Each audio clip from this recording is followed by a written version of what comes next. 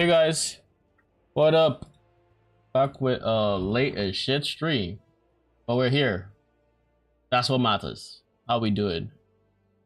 We're gonna be doing some PoBing today. That was the plan. That has always been the plan, but the stream got delayed massively because Genius. Actually, no, I wouldn't blame myself for this, but TLDR.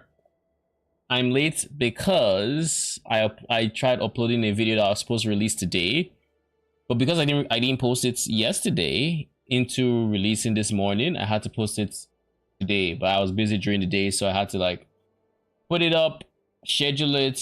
But in the process of uploading, I started uploading by like 5 something, which is an hour before my stream, thinking, golly, this is gonna end before my stream, or we're gonna be fine. Nope, my connection was honestly.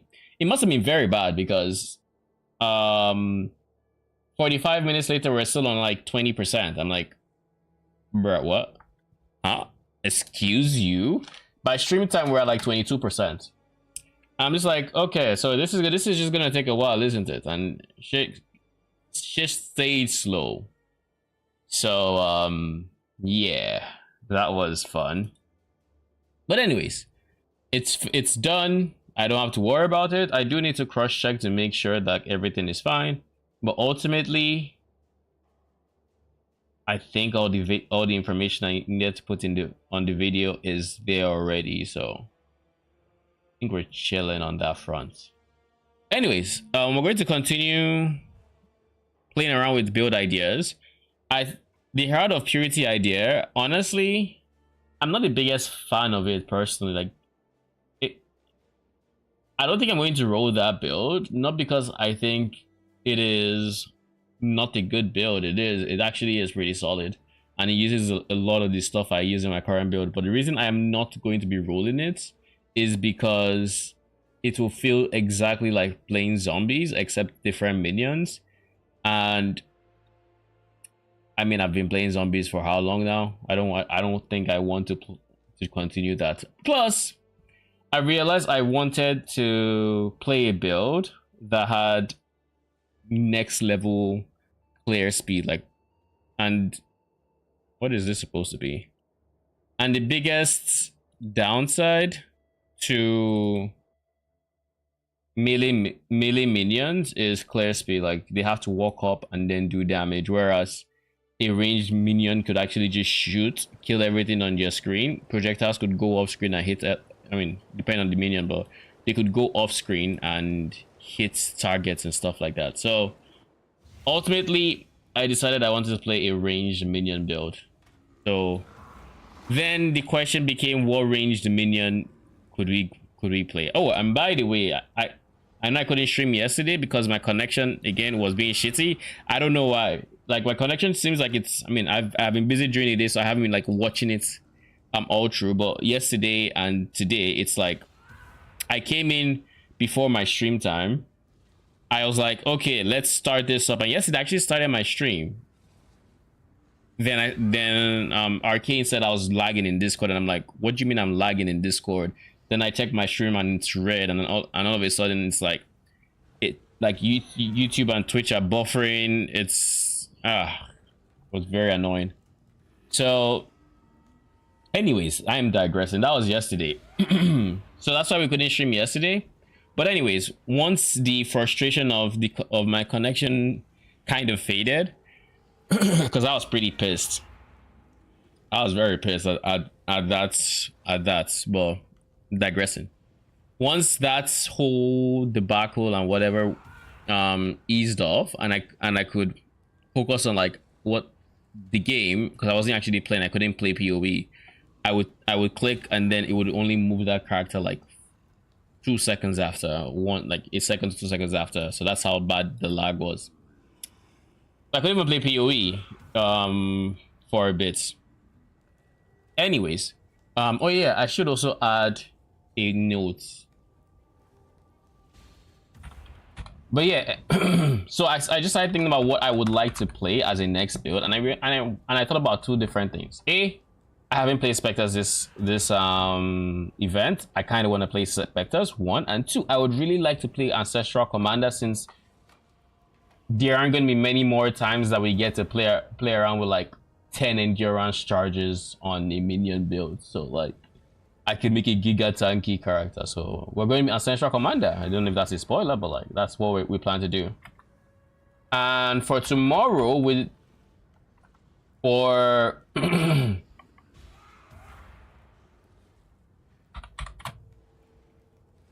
I'm about to post a message, bro.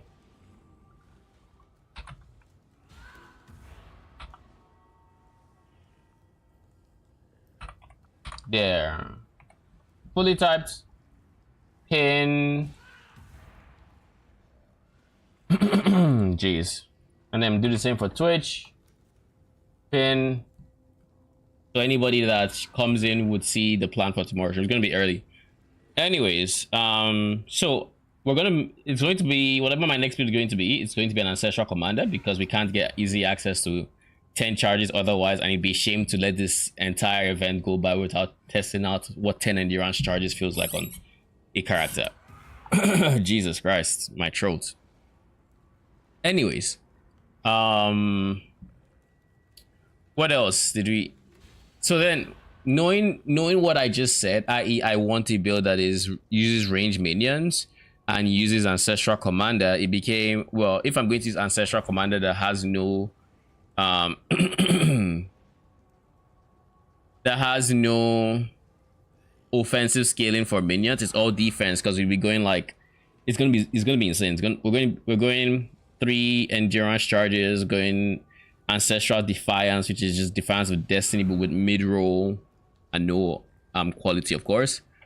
So we're doing these two. We're going for action speed immunity, and we're going for phase to fire. So basically, effectively, we have like 10. We're going to have 10 endurance charges. Jeez, we're gonna have 10 endurance charges. We're going to be using. Jeez, let me get water real quick.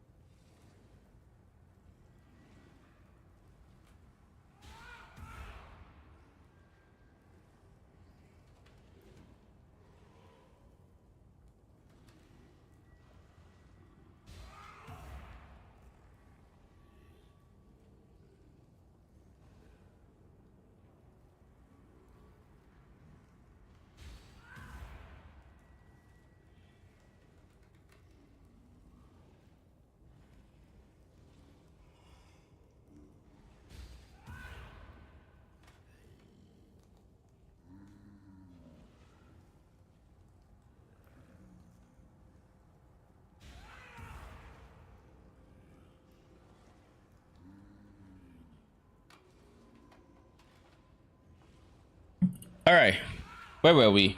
So we're going to have 10 endurance charges. We're going to have Defiance with Destiny. We're going to have this Forbidden Flesh and Flame in the end game, at least. It's expensive. It's like, last I checked, it was like 70 divine. So like, we're not going to be taking this for a while. But eventually, the plan is to have this. With having this, we're going to have, from those 10 endurance charges, 50% early damage reduction and PDR, which is an insane amount of EDR, because keep in mind, we have capped res. We're going to be using Mage Blood, and we're going to take our res to like, I don't know, 90%, not 90%, 85%, or however much we're going to take it to.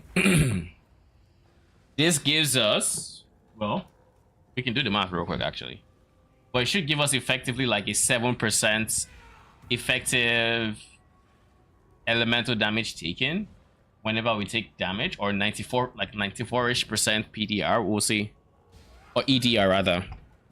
So let's run some quick numbers.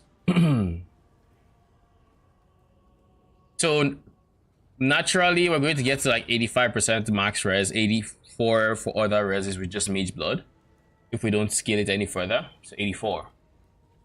That means we're going to be taking 16% of the damage. Now, out of this 16%, that's going to meet our 50% EDR. So it's going to be reduced by further 50% to give us effectively 8% damage taken, or effectively 8%, or I think it's minus 100, 92% elemental, like effective early res, which is insane for, and that's for non-fire. For fire, this becomes 93. So having this much elemental damage reduction, and of course physical damage reduction, we have 50% PDR, so that already cuts the physical damage you take in half. But don't forget, we're converting half of, where is it, we're going to be converting half of nearby enemies physical damage to fire, right? So this means let's say a mob does 100 phase damage, and keep in mind,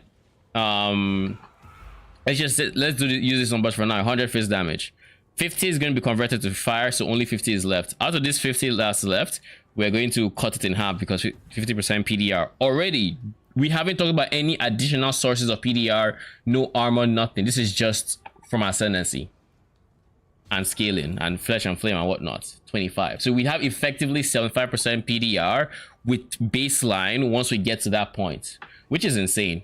And then and this is with 50% PDR. Let's say, I don't know, I run determination, I get 8% PDR from the Watcher's Eye. I use Guardian Turtle as extra 5%. I don't need to, I can just use Guardian Turtle for both of them. So that's 13%, right? Just 13%. I can get, what other sources of PDR are there that are pretty straightforward? What else is that a very straightforward source of PDR? We don't have access to golems because this is a Spectre build, which means Raid Lord. So we can't scale that effect. Yeah, okay. This is another one, Pantheon. We go, let's say we go Lunaris. Realistically, this build is probably going to go I'm honestly thinking of going something other than the PDR one because we are so stacked against PDR. Rather defend against chaos damage, because chaos damage would be our weakest damage taken. But we'll see. So yeah, 50%. Just off of this alone, 13. So that brings our PDR up to 63, and that means our res is going to be times 1 minus 0.63, 18.5 or 82%, 82.5%. Yeah, 2.5% PDR. We haven't talked about Pantheon potentially reducing physical damage further. We haven't talked about anything, just baseline. That is a stupid amount of defense. So again, out of everything we're going to have, our weakest element is chaos damage. For that, I haven't quite figured it out, but I am playing around with some ideas. There is a universe where I decide that, oh, maybe I should Forbidden Flesh and Flame this guy so that we have some armor applying. Maybe I run Fort Valve without eating to my damage, so likely not. Oh yeah, 8% PDR comes on the chest piece, because remember, we're probably going to be using this guy's chest piece, which has 8% PDR. So that's an extra 8%. So already we're looking at 70% PDR, right?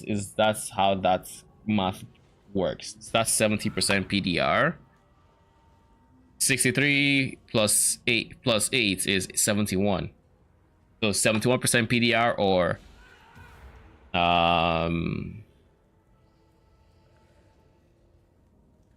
50 times 29.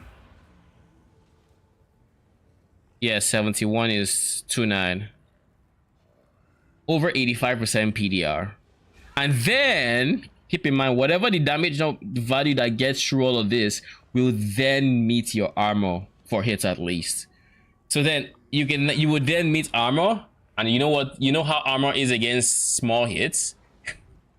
So against this, whatever the small hit that ends up coming, with how much armor we are likely to be stacking, just based off all of these sources, we are likely going to have something along the lines of 90% PDR for most hits, then if very few would still be big enough to reduce armor's effectiveness, but most of them would be 0.9.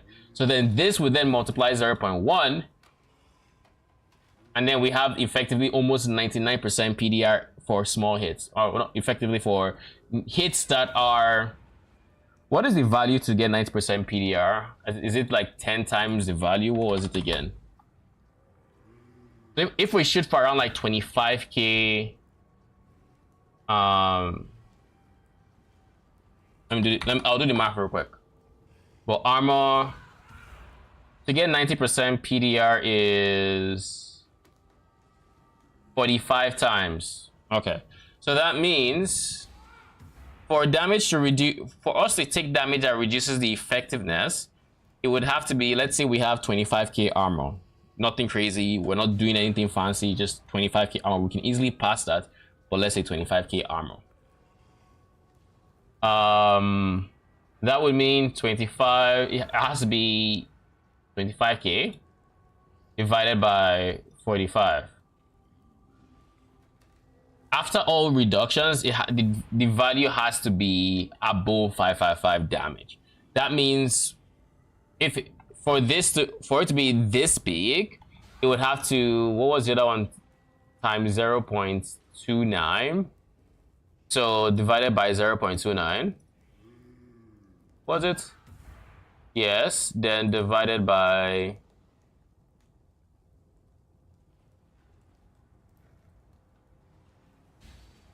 divided by 0.5, was it? What was the first division? I think it was 50%.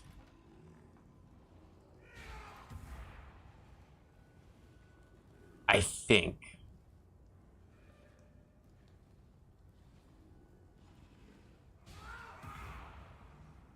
So if I'm doing the math properly, you would need a phase hit of almost 4k to reduce the effectiveness of armor to below 90%, which is where we're getting 99% damage reduction or effective damage reduction. So for hits that are below this, which is basically any hit you're going to take in most maps, unless you're how many times would you get hit with a phase hit bigger than this? And for context, let's try to show physical damage slams in the game in like endgame PoE DB. Shaper slam I think is phys damage, so let's open Shaper. Shaper. Is it the Shaper? Here's the Shaper. The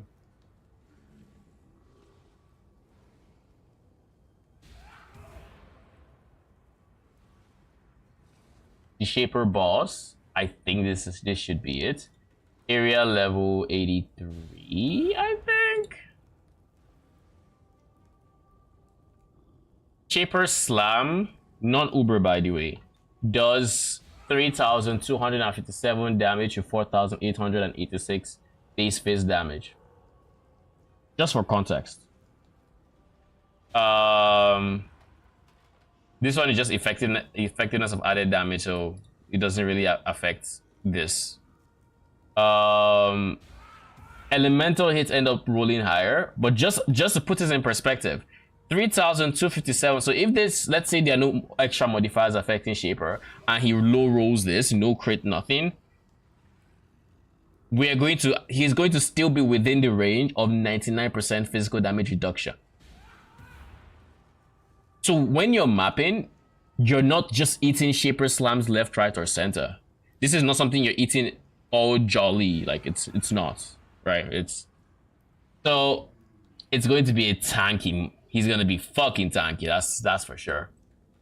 But anyways, that is the general build idea. So the question now is, how much can we scale the offenses to where it's actually like, because I want this shit to melt like T17s. Like I want it to basically have more damage than my zombies if possible, while being way tankier. Now, one thing I'm still trying to figure out what I want to do is I'm not entirely decided on if I want to, on how I want to approach recovery. Life regen is the one thing that I'm very, very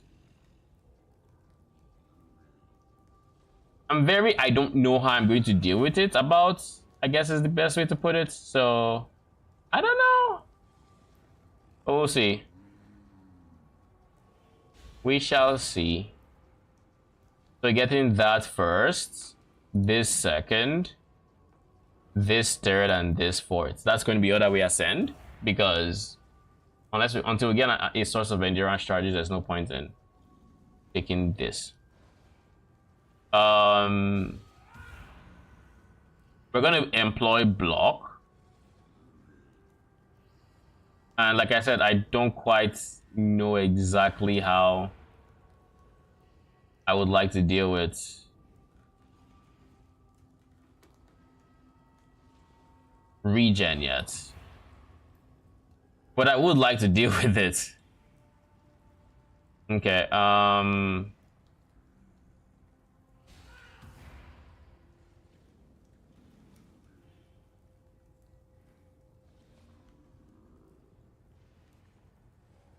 do I want to deal with early res, or do I want to deal with reduce crit? I think reduce crit is just no. Yeah, this one can go to your typical explode AG, so you should be fine. Honestly, with this guy, I can go an early endurance charge. Like I straight up can.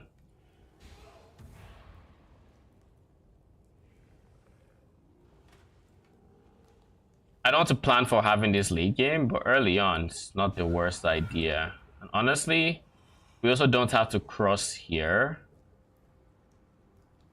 We can cross here.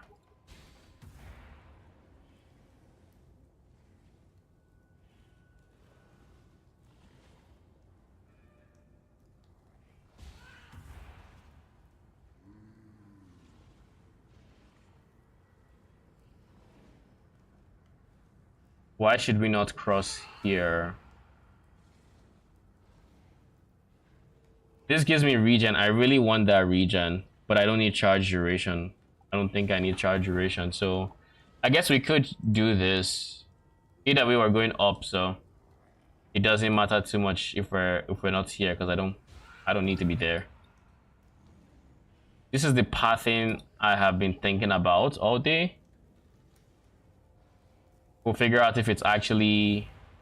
We'll probably take this one, because we'll be going for a no life chest piece, just giga armor, because we're doubling the amount of armor we're getting from there. Again, it's going to be a very, very tanky build. And then I want this regen.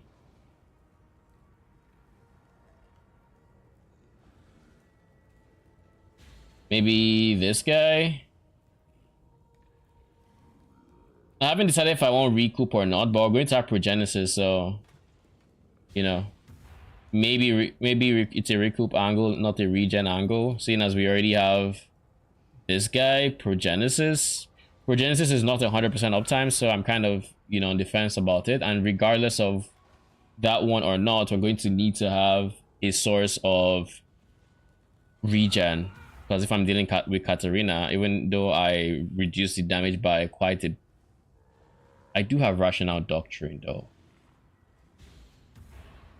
I do have that, and I am taking this.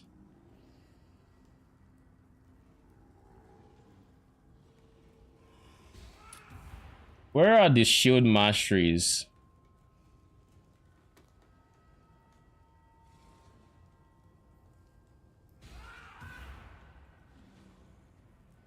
I don't need these.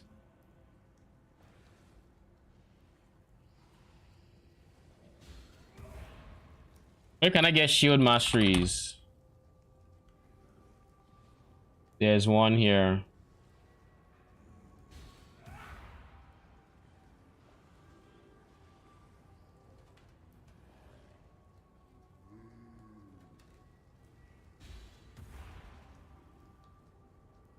The reason I'm looking for shield masteries is I'm trying not to path here, but I would really like the +1 AD per block chance. Now granted, is Squire the best recipient of that?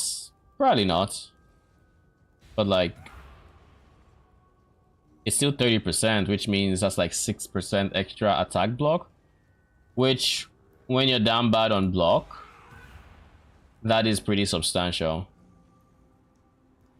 But like pathing all this way would be a large investment in point. That's why I am not, you know, sold on it.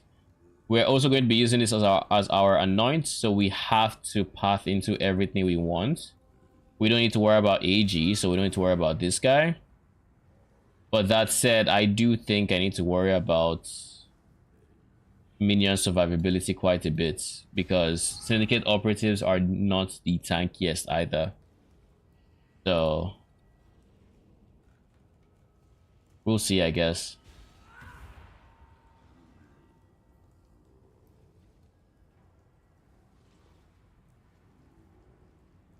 Since they should all be doing decent damage, we're going to do minion leech. And we're going to path far enough to here.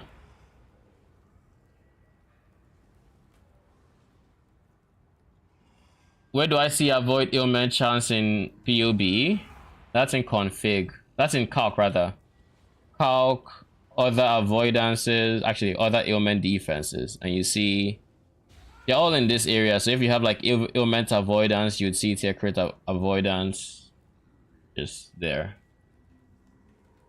That reminds me, I should hop on Discord, shouldn't I?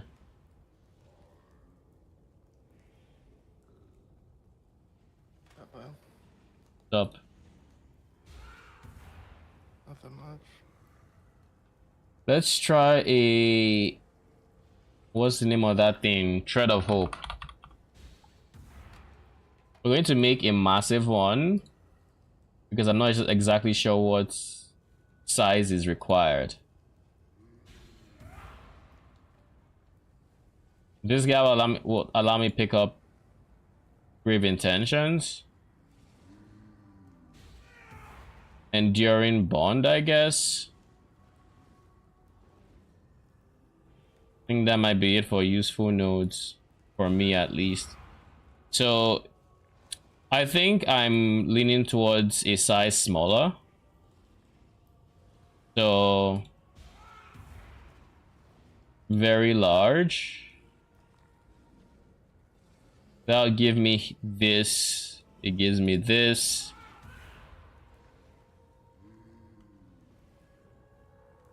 What else does it give me? I don't need... Oh shit. We can use this, I guess.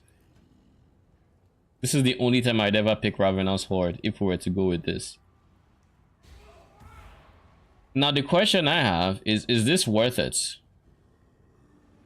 Why should I do this versus just pathing there? This saves me a ton of points, and I need all the points I can to scale minion offenses. Because the whole point of this is our ascendancy gives us all the defensive scaling we need, so we need to prioritize offenses. But here's the thing as well. Even though we need to prioritize offenses,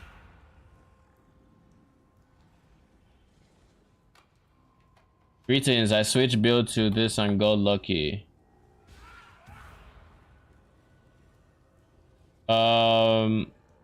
Endurance charge on melee stun +1 max endurance charge.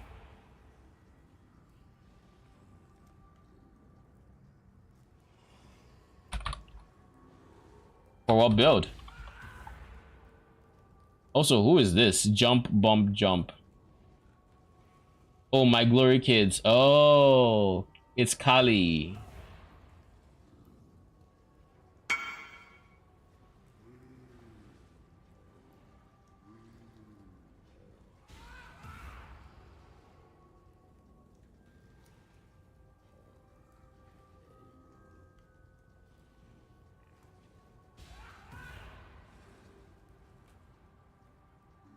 How does it feel so far?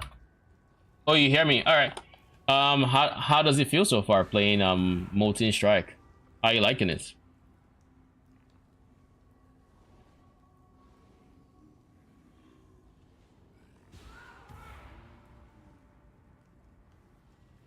one thing to note is I do require a second minion defense mastery, and right now there is no easy way to get to it. So I think honestly I will need to path there in some way, shape, or form, or pick up this dead wheel, which I would rather not. So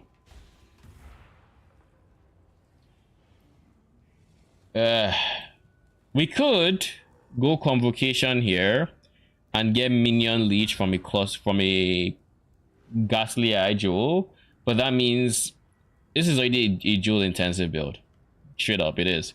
We're going to be using 2 cluster jewels. What the fuck? We're going to be using 2 cluster jewels, and one of them is going to be a 12 link or 12 passive cluster jewel.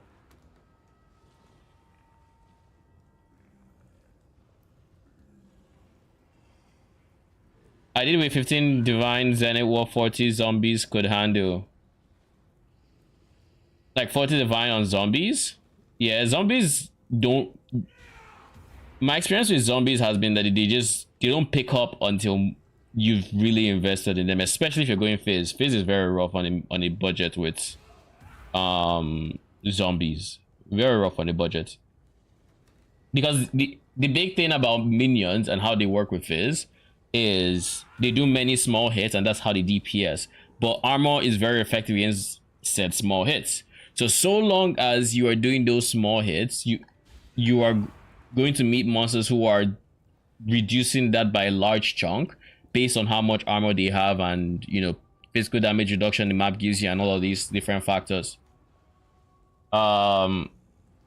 Because armor is like one of the last places damage is going to get to, so like you're going to meet their physical damage reduction from endurance charges, from map mods, from all these other sources, and then get there. Level 30 is still low level. Level 30 zombies perfectly fine. Like my zombies are level 29, actually they're level 30. But the thing is, it's not just level 30 zombies and win, right? You need to have like different sources of DPS coming to make them actually do big damage. For me, my sword is giving them a ton of damage, as an example. It's raising the average damage they're doing per hit, and as such, the armor of enemies is a lot less effective against them. I think at this point, they should be ignoring armor for the most part. Like, they should be hitting hard enough to not care about armor for most enemies, even through like PDR and whatnot. But yeah, like I have that sword that's giving me a good chunk of damage. My tree, I'm level 95, giving me a good chunk of damage. I recently got this cluster jewel for 38 divines. It's a 35% effect, max 8 T1 life, T1 minion attack speed meets T1 strength. It's basically best in slots. Only thing I would ever have to do is divine this to 10 life, and it's perfect, like literally perfect. I don't know if I'm ever going to do that. Maybe I will, maybe I won't, I don't know. Anyways, but like things like which I don't think I've actually shown you guys this cluster jewel, because I got it yesterday, and yesterday I couldn't show because of my internet. So yeah, I got this huge upgrade, by the way. So there's that. There's like how much strength I have. I have just 1,000 strength. I'm only trying to get to 1,000. I'm really not trying to go over. But how did I get it without investing too much into strength? Like, this ring has dexterity. This one doesn't have. Okay, this one has strength. You know, the investment I put in certain places like this was able to carry my strength to where I didn't have to over invest in other sources or in other places to get to the 1k, and as such I could then take those resources that would have gone into strength and put them towards minion damage, and so, you know, stuff like this. Now granted, this is my character is imperfect, because like I have to take this one, otherwise I lose anti-crit, and I don't want to lose anti-crit. So, you know, it is what it is. You take your wins. But yeah, when you're scaling physical damage on minions, you really want the enemies to be taking as much damage as possible, so that their armor isn't reducing the damage even more so than they have to, and each hit would then be doing as close to how much damage it should be doing as, you know, as it should. Whereas if you were just doing elemental, which is much easier to scale with minions, then all you have to do is reduce their early res, because, you know, suddenly you have negative early res on the enemies. They're taking even more damage than they should, because it's negative early res. Every single of the small hits your minion does, instead of it being like reduced a tiny bit that like phase would probably experience for a long time, instead it's increasing the overall damage you're taking. You know, so scaling elemental damage on minions is a whole lot. No, scaling non-phase, because chaos is also straightforward. Scaling anything that has a resistance is a lot more straightforward and easier to pump damage out, especially on a budget. So just keep that in mind. I don't know if I would say it's the fault of zombies. Like, zombies aren't the greatest. Like, I think this is known. Zombies are just not the greatest on a budget, and many minions are not the greatest on a budget.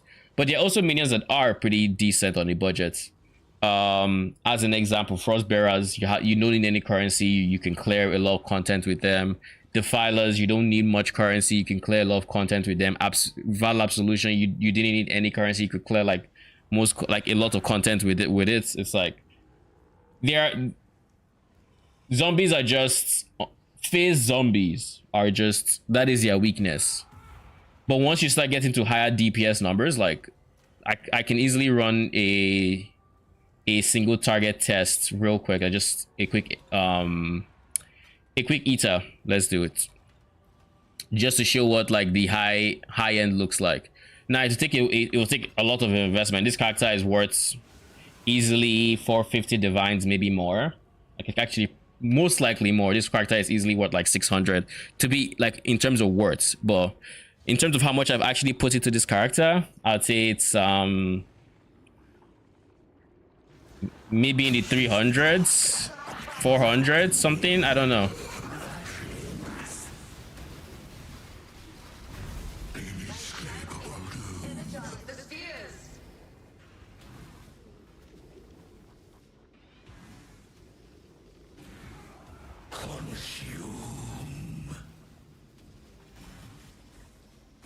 Where on earth?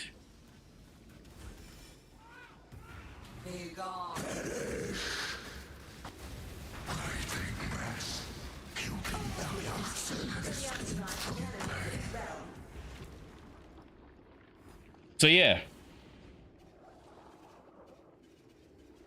Oh, I just realized that he was dead and had dropped his stuff, and I just didn't see anything. What MTX allows you to move like this? Basically any MTX that allows you to float. Now there are a couple of them that allow you to float, but the one I'm currently using on this character is the Val Serpent God body armor. Now, out of all the ones I have that allow you to float, I have the Val Serpent God allows you to float. I have the Elemancer allows you to float as well. There is a pair of footprints that also does something similar. The Wave Rider, it changes the way you move. Like, by using the Wave Rider, I now have that surfboard. So that is also a pseudo floating MTX. But yeah, there are a number. There are some I don't have, obviously. There was like the one that came, the very first one that Zizaran uses a lot. If you remember what Zizaran is probably using that one with, that came with the Atlas of Worlds core supporter pack. I didn't get that one. I really wish I got that one. The hideout in that MTX pack is insane. You have this surfboard, but it looks ugly. I mean, it depends on how you use it. Like, I wouldn't use it on this MTX because like I have no feet. It's weird surfing without feet. I could give myself feet, but then I don't want to. But yeah, it's mostly chest pieces that come with the ability to float. So if you really want a floating MTX, you should look at chest pieces. I don't know if the shop says it, but let's see. Armor, float.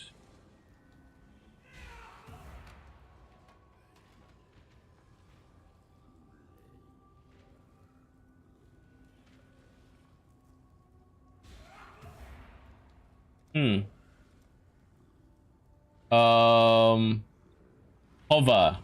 Maybe. No. I think you just kind of have to see the MTX floating. I don't think they actually write it. And I don't think I can see something I already have. But you can check for, I believe Elimansa is in a, is Elimansa in a past supporter pack, or is it this year? I don't know.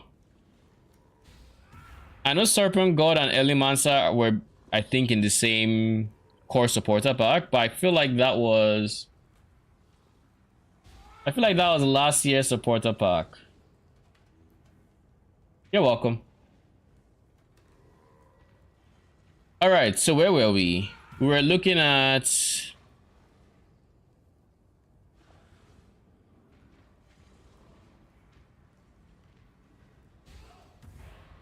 PoE 2. What's the name of the PoE 2 one? And do I have it? Which of them?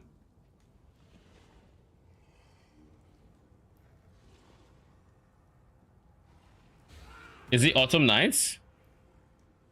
Was actually this one I think was a reward for this for Phrecia.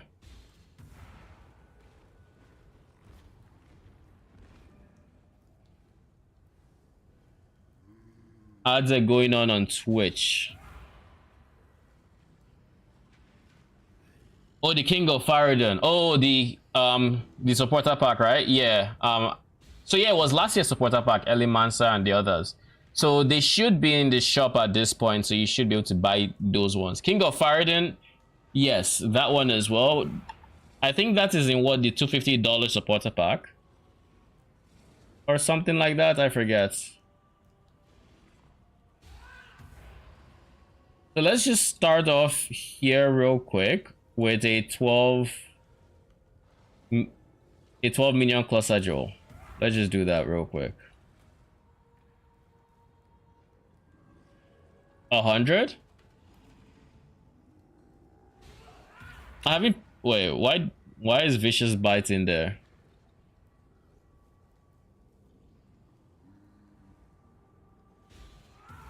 All right.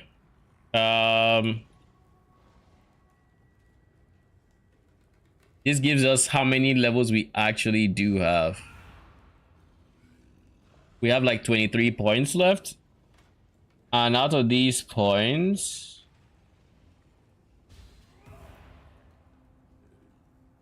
it has life, right? Yeah, it has life. We have enough life on the tree, that's for sure. We still need to pick this up because it's mandatory. If I want,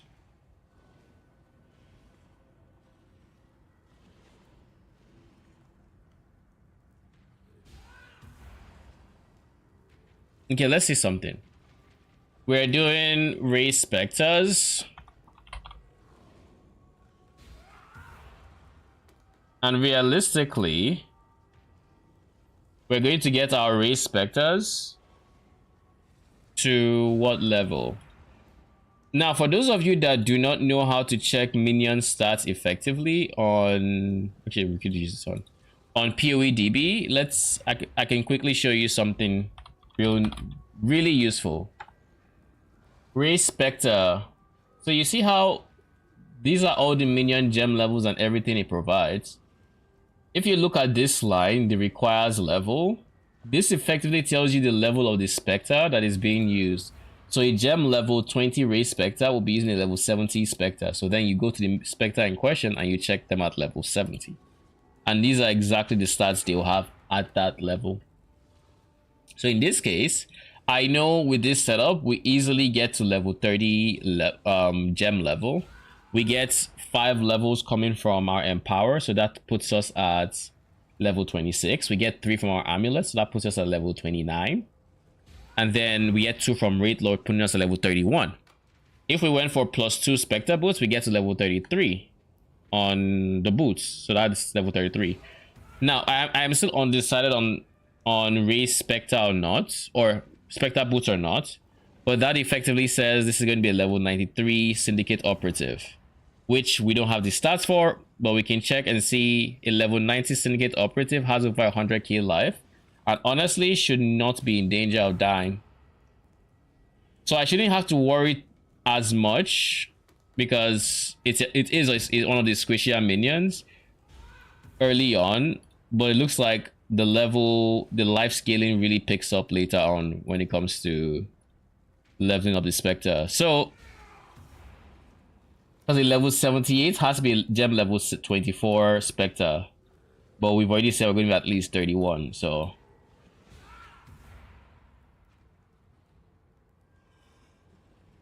yeah, okay. So defensively, it's actually pretty solid. More solid than I expected it to be.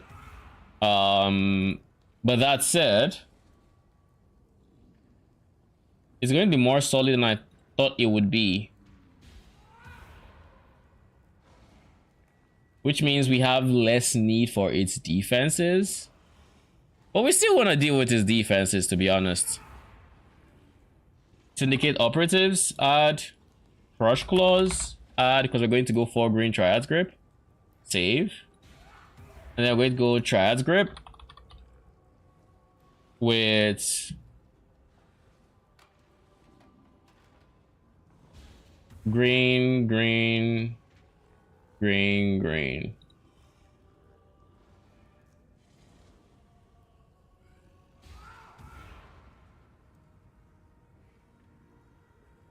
And power 4. I don't know what we're gonna do here, but I think our most likely option here is lesser multiple projectiles 2120 for wave clear. Honestly, even for this is a single target upgrade as well, so yeah. All right, let's make the dagger of choice, because for this character we are actually going to have to recombine a new dagger. It's not quite going to be the same dagger my zombie had, sadly, so we're going to need to recombine something new. But this one is going to have basically, it's going to be the Val LS dagger with socketed early damage it attacks instead of melee phase, and instead of multi-shacks we have faster attacks.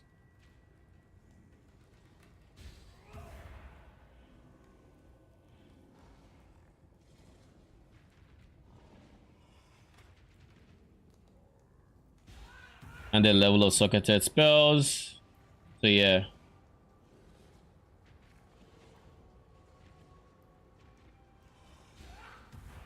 I don't know if I should use that trigger. I think I should use your daggers. Now, something very important to note when it comes to Syndicate Operatives. What is this? Just finished the chest. Dexterity, suppress, EV. What are you crafting on the last suffix? And then I Eldritch Chaosed in 3 Chaos Eldritch. Did you recombine this? Surely not. No. I danced. And you hit suppress? A lot of dance. No. I danced prefixes. I danced 2 prefixes. And then how do you dance prefixes? The last one. Dance is defensive. Dance fossils.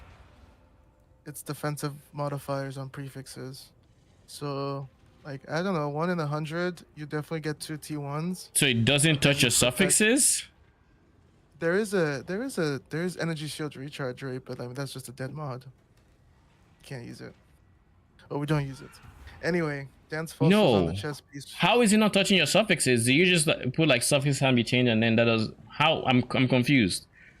Shouldn't resonators just fractured base, dance fossils? It'll reforge everything. It's a reforge. Exactly. So suppress. I haven't gone to suffixes yet. Ignore the suffixes. We're just working on the prefixes. Okay. Dance fossils till 2 T1 mods, or 1 T1, 1 T2. I got 2 T1s. And then I protect, prefix, reforge, defense. 5 tries later. It took 5 times I reforged defense on this base like this. it gave me energy shield recharge rate as a suffix. So I had Yeah. to protect Scour. Okay. Because protect annulling was also trolling because it was removing the protect. Mm-hmm. So protect reforge defense. At some point I got T2 and then I settled. And then I Eldritch currency into suppress. I only needed 13%. I was willing in my calculations, but we hit 22, so we stuck with it. So you Eldritch Chaos or Exalt I Annul? Eldritch Exalt annulled. If I had 2 mods, I had like 7 chaoses. If I had 2 mods, I would chaos. And then I had 2 mods I chaosed and one of them changed to suppress and I had to Eldritch annul and win the 50-50. Because there was another suffix as well. There was like int or something. And then it took out the int and now we're done. Increased attributes and that's a GG. Congrats. Sad that T2 is gonna haunt me, but it is what it is. How much did you spend on the item? Dense fossils are 1 divine for 37. I've definitely used maybe 400, so I don't know.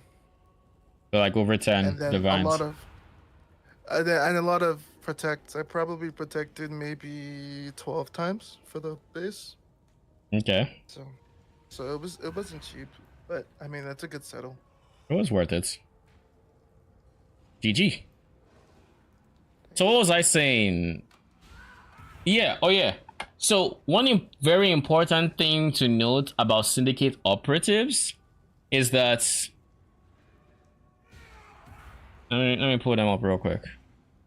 One very important thing is to know they only use 1 attack on range. Well, they use 2. They can use their melee, but you don't want them to use their melee, so you want them to have some distance. Anyways, they mostly use this attack, and this attack triggers 3 daggers, right? These 3 daggers or these 3 attacks can overlap and hit the same enemy. So by giving them lesser multiple projectiles here, you're giving each of these attacks more projectiles to then hit that same enemy. So by having this as a source of extra, like basically independent damage sources, that effectively means this is a damage multiplier, not reducing the damage. Ironically, we could even use GMP all the same, but like I'm using LMP for the way more tame downside. You should still easily get 3 hits overlaps on the same enemies. And the bigger they are, the harder the easier it is to get those overlaps. Now keep in mind, if there are going to be 3 projectiles coming from this dagger 1.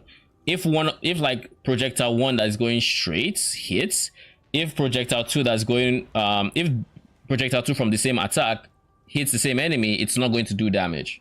But if projectile 1 hits and projectile 2 of this hits, they will both do damage. So just keep in mind, all you need is 1 projectile from each attack hitting the same target, and you have like maximum DPS. Also, their attacks cannot return. Important to note. So effectively, once we use LMP, we are basically guaranteed to have almost 3, if not 3 overlaps, even on smaller enemies. So we can effectively multiply their numbers by 3. Now we're going for 9 minions, so that means this is going to be 27 to effectively calculate your DPS. Just keep that in mind. Syndicate Operatives have 32k at this point. Then open up our. Let's start doing a bunch of things. Let's start putting in the pieces. Rate Lord with a +2.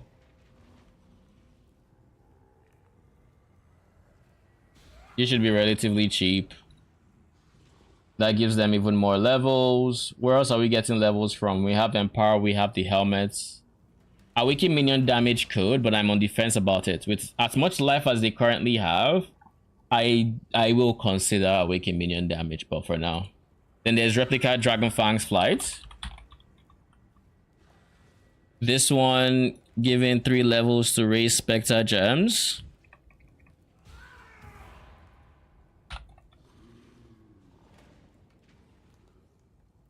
With an anointed vigor.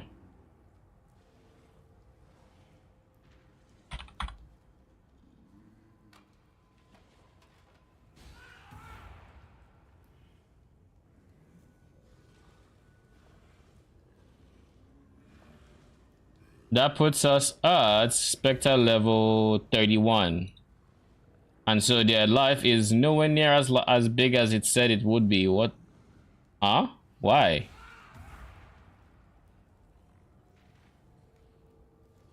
Base 32k. Wait a second. Why is that base 32k?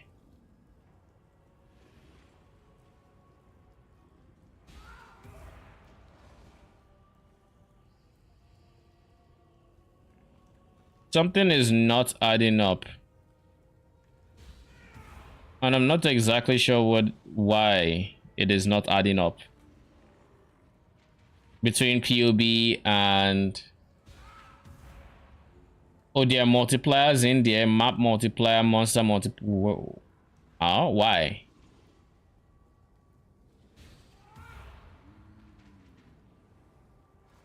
Oh, is this because... No, even the Spectre is the same. Yeah, even the Spectre is the same.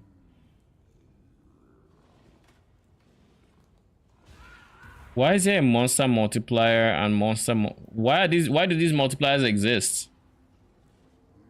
23k, 250 base. All right. In any case, this is the life we have. Let's go with this. Which means we do want to supplement them with some extra defenses. 100%. Now we want to give them leech, and there's two ways we can do it. We can either go for the mastery, which is 1% leech, which is of course very, very nice to have. Or alternatively, we could give them a Ghastly Eye Joe that has that leech. Now, because we are using Wraith Lord, we actually do have a number of Ghastly Eye Joe slots that I forgot about that we can use for said leech. So that means it is not a bad idea to still use the Thread of Hope to just yoink these two nodes for extra PDR and anti-bleed for your minions, because PDR is really nice on them. Either that or we go for Chaos Res, but again, this guy can have like Chaos Res. If we're going for 12 passive clusters, we can have minion Chaos Res here. It's not that big of a deal, right? But I am still thinking about something, and I will see how, if it's worth it, or how worth it is. This is what I wanted to adjust. And basically I want to make boots.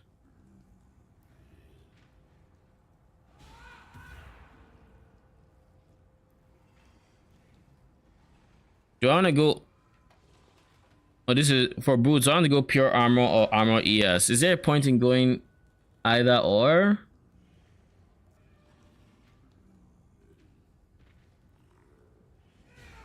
Our mana regen is probably going to be very shite.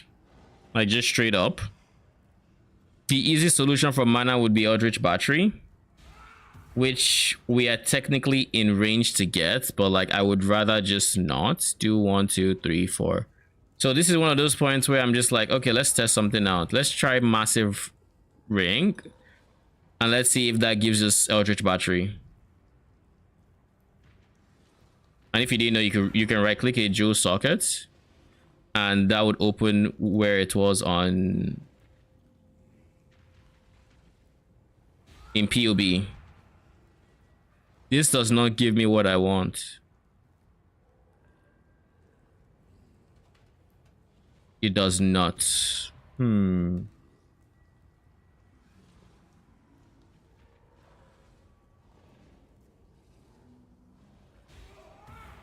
Okay then. In that case,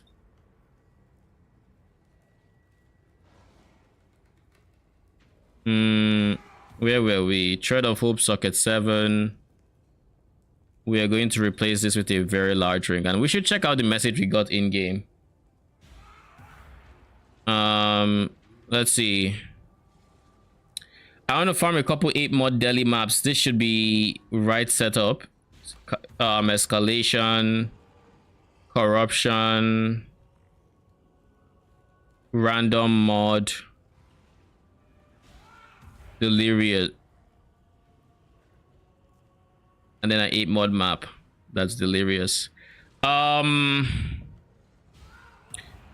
here's the thing. If you can handle risk, go for it.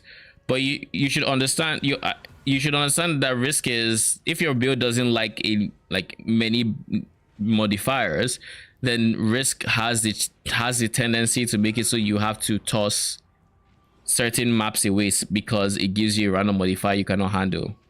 Now, if your build doesn't care about any modifiers whatsoever, then by all means, risk is very good.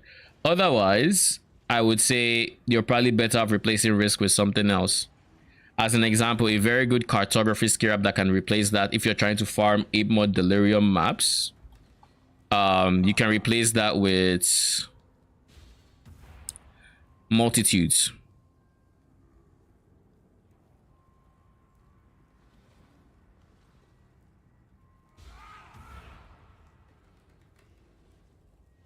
So you can replace that with like as many multitudes as you are supposed to have risks, and whenever you kill these monsters, they have a very, very likely chance of dropping maps. So if your build cannot handle risk, then multitudes is a fine replacement for map farming. And if it can, was running Nemesis for Harvest. Yeah, for Nemesis for Harvest is good. I'm running Nemesis as well. How did you like Harvest on a budget, by the way? We said Tread of Hope, very large ring. Have we put it back? No, we have not. So this is 1, 2, 3. 3 points.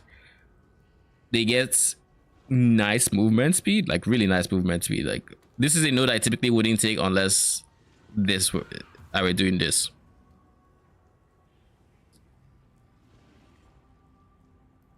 Now for the boots, I have not decided which one I want, but I think I would just for now go. For now, let's do armor ES. For now. Paladin boots. Maybe I should change my mind, maybe I don't. Warlord and Elder. For the Warlord, we want plus to max endurance charges. We don't need the elevated, we just want max endurance charges. For the Elder, we want +2 Spectre levels. Now, if we're to add this, it doesn't give that much in the way of increased DPS like I expected, but survivability, what does that look like? 52k versus 46k. I think I send +2 regardless. To be honest, like I think that is the smart thing to do, because even if it doesn't give that much damage, we are going to be going for plus max endurance charge on boots anyways, so we can't go Eldritch implicits. Now if we could go Eldritch implicits, there were a few that would have been really nice to have. For example, regen per endurance charge would have been giga, but I'd rather have that extra bit of mitigation, I think, and really stack endurance charges.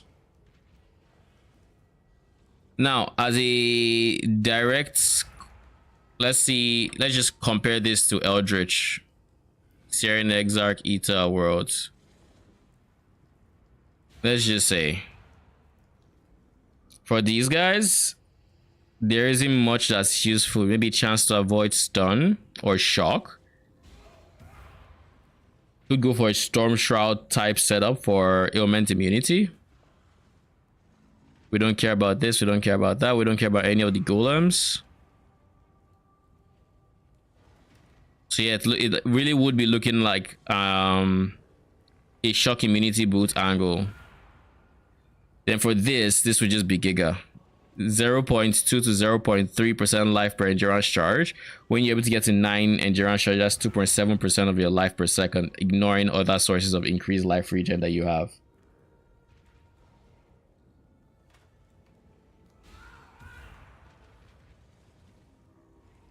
I have to say, you told me your setup and I bought it on a budget with Scarabs for 1D 100C and made in 3 days. Is that 60 divines?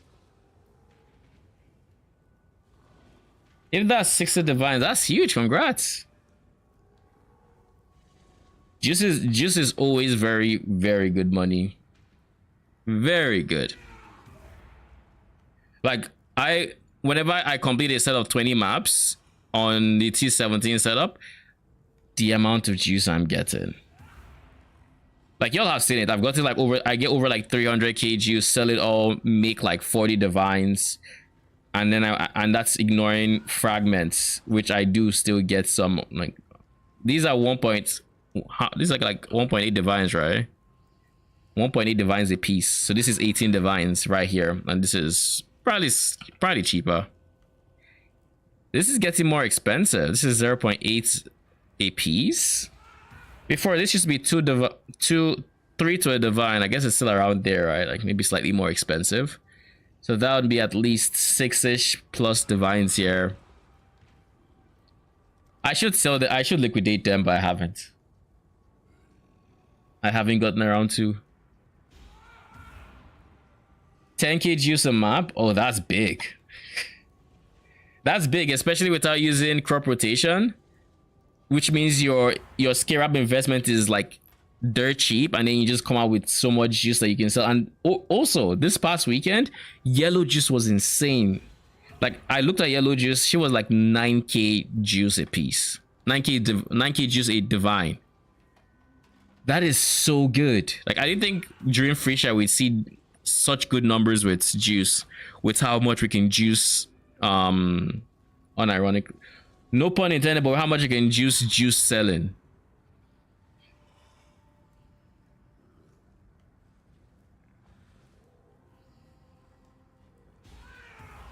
Do I say F it and just not go +2 Spectre boots? Surely that's never the answer, right? When we're currently stacking endurance charges. Here's the counter argument to not going for +1 max endurance charge boots. This is the only counter argument I can come up with right now.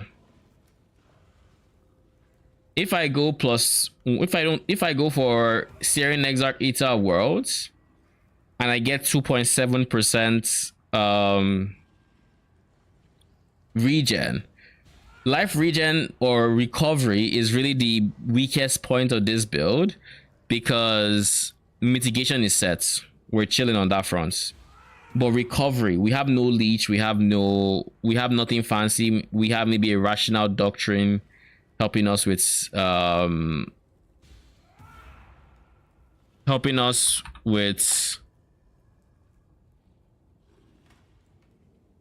regen, true conk ground. What the hell is that? What the hell did I click? Okay, doesn't look like anything is opening.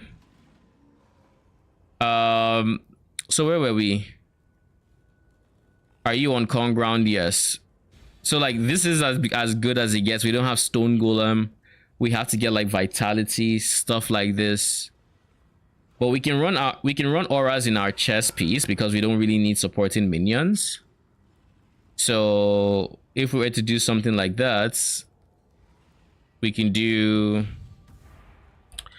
enlighten. Just straight up enlighten to start off with. We have these guys. So oh god. You know, I just remembered.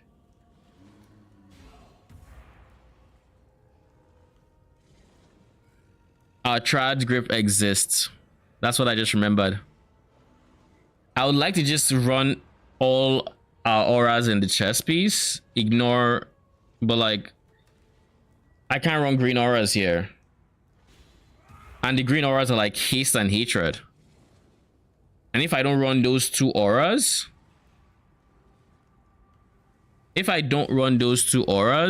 then, or if I don't run them in the chess piece, then I'm literally just gimping my reservation, because then what am I putting with enlighten? Tempest shield? Dude, What? just took me 20 orb of conflicts to finish my implicits on my glove.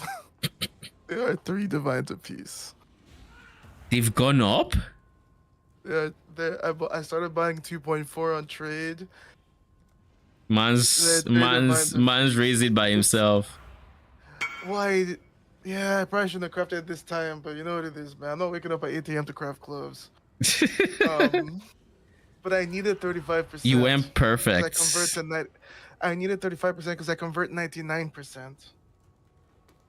With Because it 35. saves me from going fizz to lightning supports. Now I can go awakened Ellie for more damage. Sheesh. So GG. let's just say I wouldn't have wished that on my worst enemy, man. I was Why at not go for when I perfect? started cutting. I was at 515. Mans has spent almost 100 divines and he Literally, still just crafts it. it's on really big pieces, but the jewelry is gonna be the next money sink. Lol. Why not go for perfect crafted? Oh, you mean the implicit, the Exarch? No. I need 99% because I go for the bleed mastery they brought in settlers. It's really broken. It's right side at the complete bottom, right on top of point blank.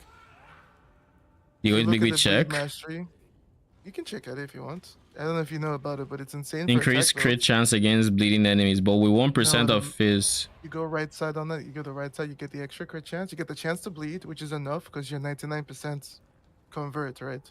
So you're definitely going to at least do some bleeding, and that gives you increased crit chance. And then the mastery gives you 80% increased chance on bleeding enemies. They added it in settlers, and they basically just said if you're an attack build, play this. An attack There's fizz. no reason not Base to take fizz. the mastery, right? The mastery. Yeah, Yeah, you have to be base fizz, or otherwise you'll be looking for a source of flat fizz. Yeah. So that gives you 80% increased crit chance on bleeding enemies. That shit could just cap your crits. Even though, like Mage Blood setup, like I actually need that to still cap. That's big. Insane. That it is. We're free. Congrats. Okay, so we have Leech sorted out. So this is going to be Convocation Recovery. What else is needed? Enduring Composure is needed, that's for sure. So Enduring Composure goes in there.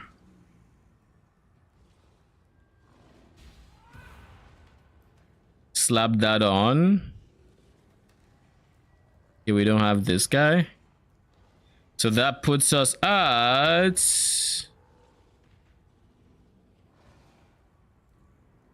I think right now we are at 6 endurance charges max.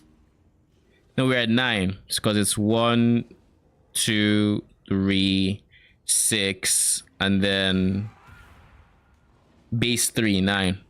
I was like, where does the last 3 come again?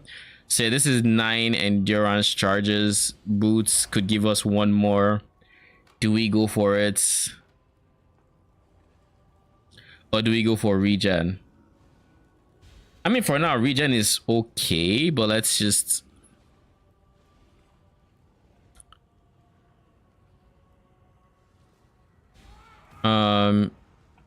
Eldritch Boots. And then we just make it Searing Exarch, Eater of Worlds, add the implicits. I don't care about damage per endurance, but what I do care about might be, I guess, Spirit Offering, increase effect. Maybe tier 3 so that I can go for a tier 4 regen per endurance. Or tier 5 rather. And then if I were to go this, what does my life regen go to? It goes up by like 100. Now this is with 9 endurance charges, so it's going to be 2.7 instead of 30%. But then the question is, where can I get another endurance charge from? Do I settle for 9 endurance charges? With 9 endurance charges, we have how much? 45% reductions with Forbidden Flesh and Flame. Speaking of, we should add that. Forbidden Flame, Unrelenting, I believe. Barbarian flesh. All right, so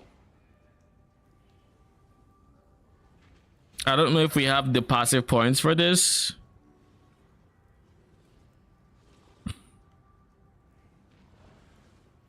But this puts us at level 95. So these will leave us at level 98. Now, I don't think we need to worry about small cluster jewels all that much. But let me just think about what the possibilities are here. I don't need Blessed Rebirth. I don't need... Do I need any medium cluster jewel? I don't think so. But let me just cross check to make sure I don't need any of them. Nothing comes to mind that I need anyways. Create minion life. I don't need I won't say I don't need renewal, but like renewal is okay to have. It's okay if I don't have it. I can't use life from death in this build.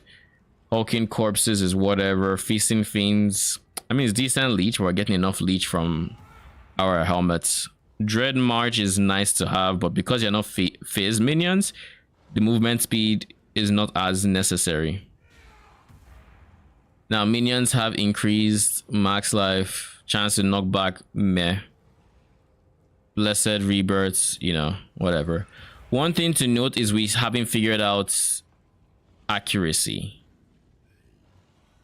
Oh, by the way, I spent some time thinking about what we said with remember when we were having that conversation about if you fracture the crafted mod? Yeah. Like a meta mod? No, if you fracture can have up to. That's what I said. You can't craft on that item anymore because it still counts as a crafted mod. You can only. I know. As I was saying, if you. I was saying. I was saying if you fracture can have up to, there is no downside. I was talking about can have up to. Yeah, but I'm saying you can't. Can have up to 3 crafted modifiers is the modifier. I mean, I guess, but that's a dead. You know what I mean? That's kinda... I get. I guess I misunderstood. Makes sense. Yeah. Like, I know about the crafted modifier bits. Honestly, we don't need this. Like, as much as the movement speed is nice, we don't need it. We need accuracy. At this level of investment into Spectre levels, what does the accuracy look like? There is no shot it's 80%. How is it 80%? Oh wait. Yeah, how's it 80%? At level 30 something? That's all? Okay. In that case, how do we get accuracy? We can get accuracy on jewels, but I need my suffix. I need my second suffix to go like literally directly into I need that to go into minion chaos res. We need all like heavy minion chaos res sources alongside our leech, right? Now we only need like maybe two ghastly eye jewels of leech, and then we're fine, you know. I think let's craft one real quick. Craft abyss jewel, ghastly eye, minion leech. Yeah, so if we can get 2 macro leeches with just a form of minion chaos res.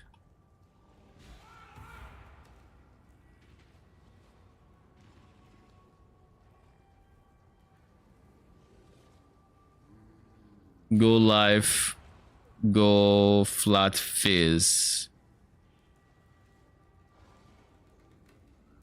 Ideally something good when it comes to flat fizz, but like you take what you can get at the end of the day. So with 2 of these, I feel like that should be more than enough leech, and then we can maybe replace some of them with accuracy. But even that, like that being said, we still need I can't. If I use impossible escape for here,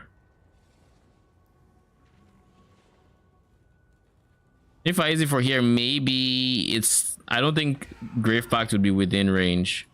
But if we just need accuracy, then there is this I could do. And that shoots our accuracy, which means we need precision. So our 4 green Triad's grip is honestly, it honestly makes a lot of sense, but gloves, precision, hatred.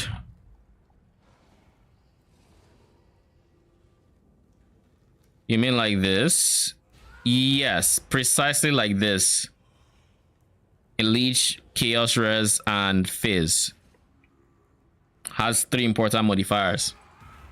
I was considering haste, but haste is not necessary. If we need the 50% reservation, we can leave out haste. But like with this, accuracy is done. We don't need to worry about... We don't even need accuracy on jewels then. That's kind of nice. So where are we getting accuracy from? We're getting from here, mastery. Probably increase the effect of offering as well, but there, mastery, and precision. Now, when they are not in range of precision, which they should,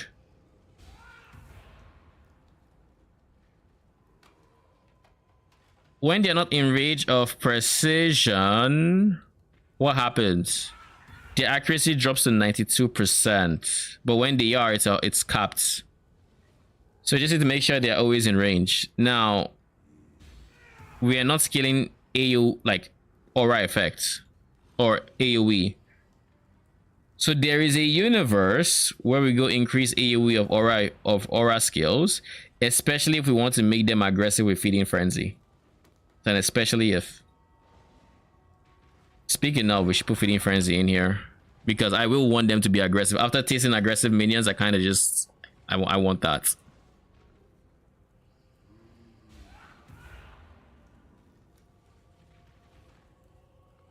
What did you say? Tell me what's worth and it's yours. Oh, I don't think I need it. Wait, okay, no, this is the Leech, Chaos Res, Lightning, and Fizz. Here's the thing, it doesn't have life, and I love life on my jewels. So I'm actually going to check trade to see how much it would be for this with life. It's probably gonna be pretty expensive, to be honest.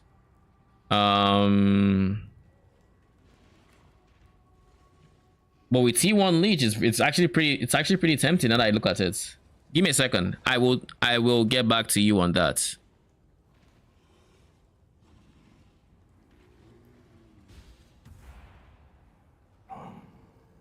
If I miss life on just 1 jewel, it's not the end of the world. Lightning is a dead mod, but like it is what it is, right?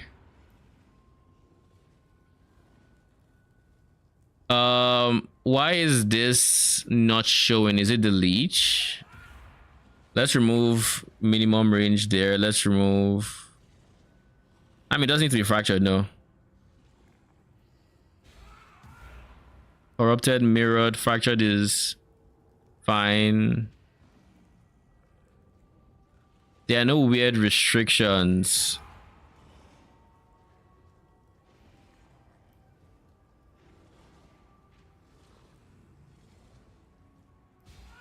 Without Chaos Res, it's there. I think it might be the Leech roll that is being problematic.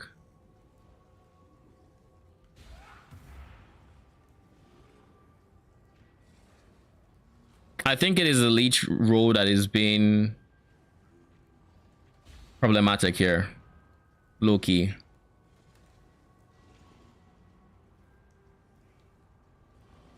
So let's remove this for now. My guy. Let's remove that. And let's see. There's 2. There's one for 100C. This one has minion regen, which is unideal. And this one hasn't actually used it. This is, I guess, supply in the league is a bit low because these are modifier rolls that I would honestly expect, because max life and then leech. Max life and leech should be easy to get if you were to try to craft it. The problem is trying to get max life, leech, and then fizz. If you spammed, let's see, craft of exile, let's see, is this something I just end up crafting myself if I wanted it? Not cluster jewels, wrong one. Jewels, abyss jewels, ghastly eye jewels. And we were to go life,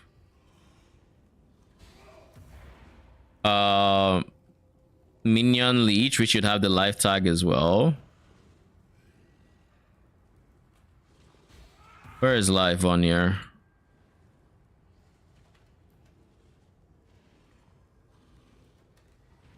Minions leech.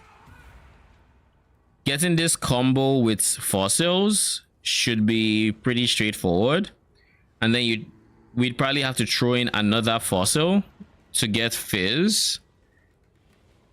But we'll see. Reforged life as well should be pretty decent to craft this. Probably not as good as fossils. I think it's a fossil angle, to be honest. 10 tries to get it with just pristine, which is, what's pristine? More life, block defenses.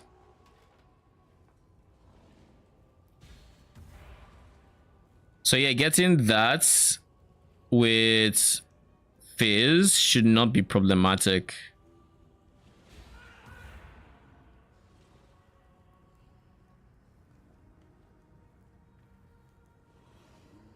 But yeah, it looks like your jewel is worth, what was it, fizz roll again?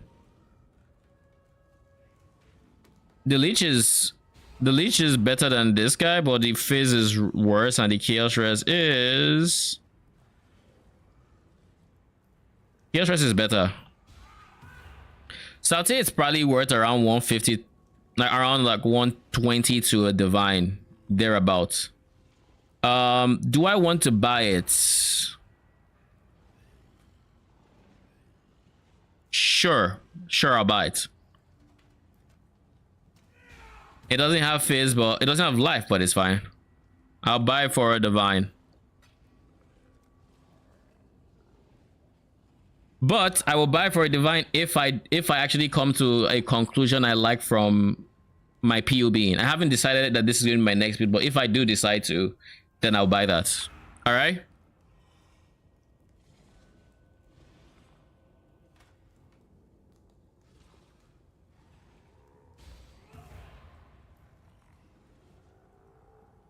We have so much life on the tree. This is going to be the healthiest build I've built this league.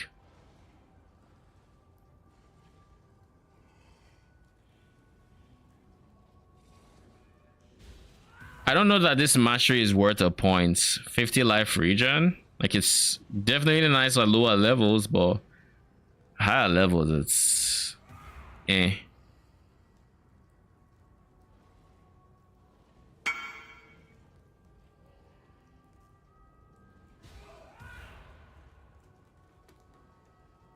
It's saved. Glad I can maybe help. Well, thank you. Appreciate you.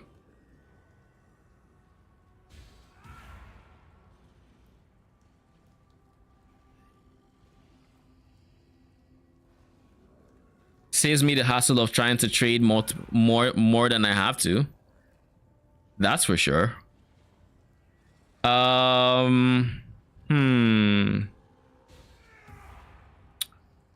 Maybe I leave that alone for now.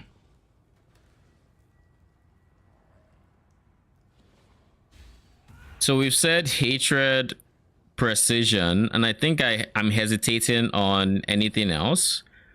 For now,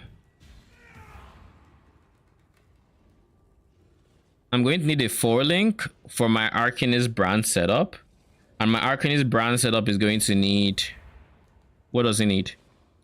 It needs Desecrate, Offering, Curse, And that's about it. I don't need it to do any hits or anything like that.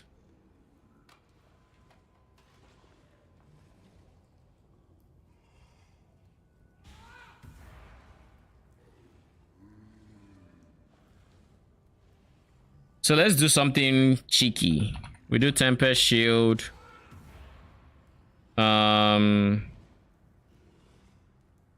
Enlighten, maybe 3, not necessarily 4.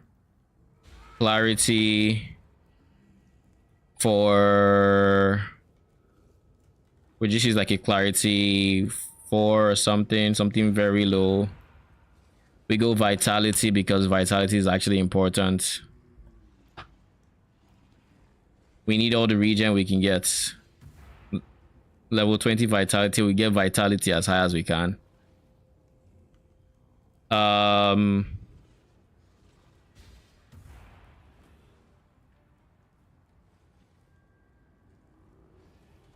Is there a universe I can fit in haste? I don't think I can. 18% mana.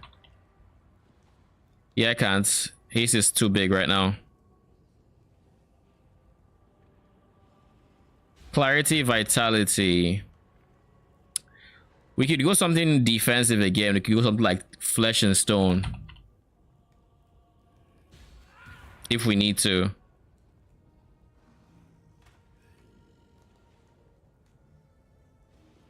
Just Vow Haste.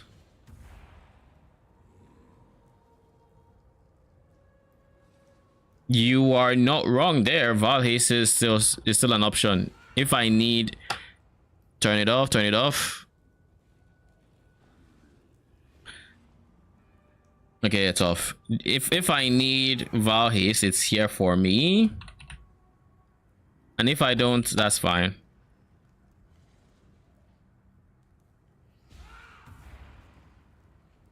Mana regen being 31 per second. If I were to use like my boots, this one is Arcanist brand.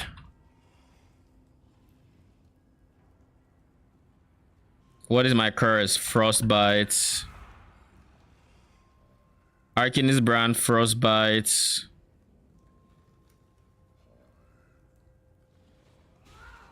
What else am I looking for? Arcanist brand, Frostbite, Desecrates. And then Offering. At this investment in attack speed, Spirit Offering is probably just better than Flesh Offering.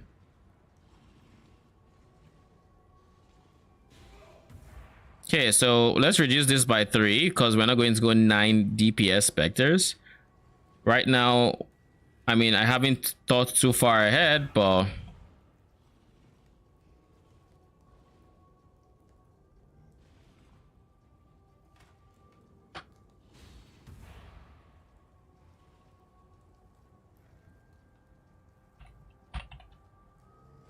But at a minimum, we want to have... Yeah, we have Clutch Claw already, so we'll do that. To debuff enemies, to make them take more cold damage. Alright, am I missing anything? We don't have a defensive yet. The defensive has to go somewhere.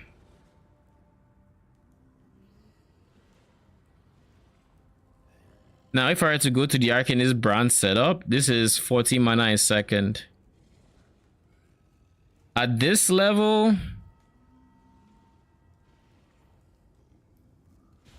level 10 clarity. How is that? That's enough to sustain Offering. Yeah, that's enough.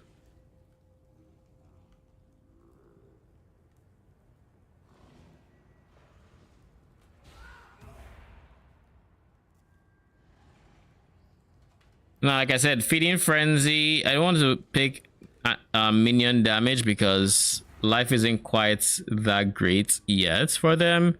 Like, it's getting to the point where they are okay, but like, it's not that great.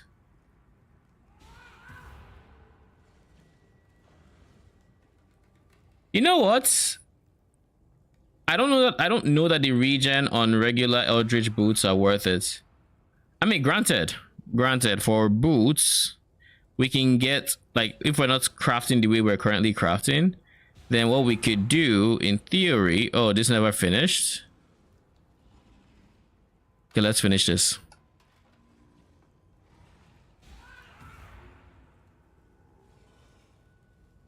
Jagged and pristine should get it in 43 tries.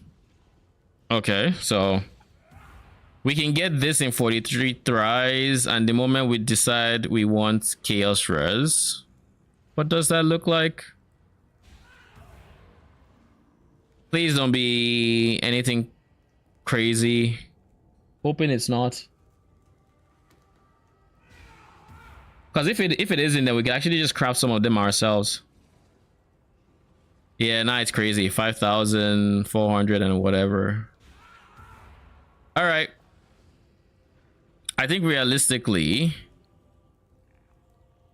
we use what we were going to use before, i.e. we're going to do it like this, jagged and pristine, until we hit res, because jagged and pristine do not block chaos. And eventually, that's an expensive way to craft it though.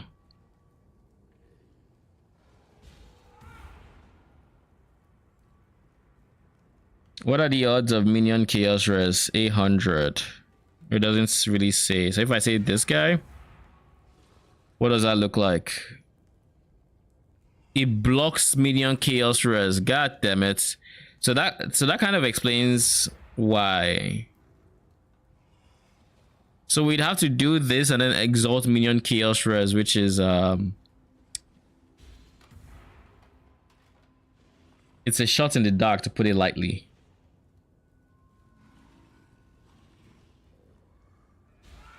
I do not like those odds. Like minion chaos res, I guess, is going to be awkward to try to get with these guys. And I guess that's why it's 6% increase dex ring with mana, dexterity, all res, early res, lightning res. But that's looking like a settle. T4 mana. Stats on that are fucking insane. Okay, listen, T4 mana, but we can't ever guarantee mana on this ring. The alternative that I would have to do is literally protect Reforge Life to guarantee a decent life roll. I would be using protect augments, protect augments life. I mean, I will be auging for this ring. There's no reason to reforge. That would be troll. But you know what I mean? I would be going for a life roll on aug life, and I'm thinking, what would I rather settle on? A better than crafted mana by like 10 or by 9? 100 life. I don't actually know what the answer is. I think I should aug life. I think aug life is the play. Sag. I hate that you're right, but it is what it is. Just suffixes can be changed. Aug life pray keeps the mana from where you are. I can lose that? Yeah. Oh yeah, because it'll take the suffix. It'll take one, put one. Shit, do you believe? How much are Sacred Blossoms? I think Sacred Life Force. It should be like 80C or something. So they're 150, Baba. They've gone up in price. Jeez. You need to get back. You need to get back in the. Get back in the farm. Yeah, can't be changed. I will. I need to farm for this next build. You know the ironic thing is I have 14 Sacred Blossoms. Wish me luck. Good luck. You might need it. I think that's a keep. G fucking G. I think that's a keep. Are you going to craft reduced mana cost? No, it doesn't do anything. Indigon doesn't care. Oh, okay. The increased mana cost. No, I wasn't saying flat mana. I was saying reduced, like percent reduced. Nah, Indigon doesn't care. Okay. That's just gonna be uncontrollable anyway. That's how the build plays. Holy. Oh, good call. Settle. GG. You know what Rosh was gonna say. You already know. Wait, what is he gonna say? Lucky? I don't know. It was really lucky. That was 3 Divines of Essences. By the way, you only get 20 per essence because it's the most popular essence. Mm-hmm. It was 20 per divine? Yes, yes, yes. When I crafted my ring, when I crafted this guy, it was 34 per divine. And I crafted that last week. People dropping like flies. This is insane. I don't even know what would be insane here. Probably flat, to be honest. Flat mana? No flat damage. I can't craft mana. I mean, I'm just gonna leave it for now. I mean, there's no point in not crafting something. Yeah, well, I'm gonna check POB later. Maybe flat code, flats. Bro, this is You're doing what? POB. What damage are you doing? Cold and lightning? Cold and lightning, yeah. So flat code, flat lightning hybrid. Yeah, I think that's the play. This is bigger than I expected in my POB. We won. Rush him. I mean, he can say whatever he wants to say. All I need you to know is, I know exactly. I mean, I went from 515D to 384. I'm literally. So it's all good. I can't believe they're so expensive. Jesus.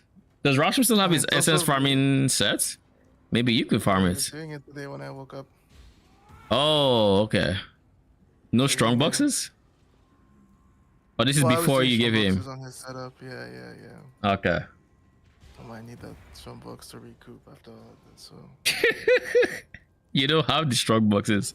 You have to go back and talk to Trial Master, greet him. Where does I'm here again. Please give me some divines. I am broke and I need to farm strong box idols. Yeah, that is insane. T1. Holy. I'm thinking, why am I passing through here? I mean, this is life. I guess that's why.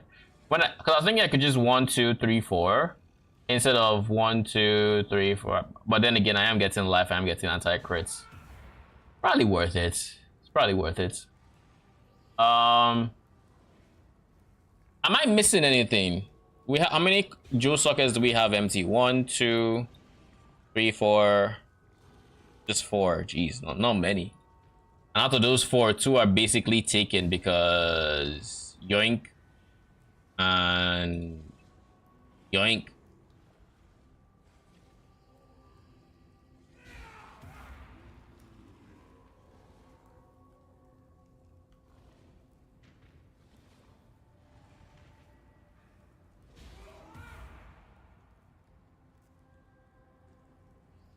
Oh, this doesn't affect my...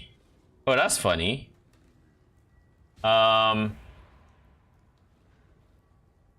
You take 50%. What? 50% of physical damage taken as fire.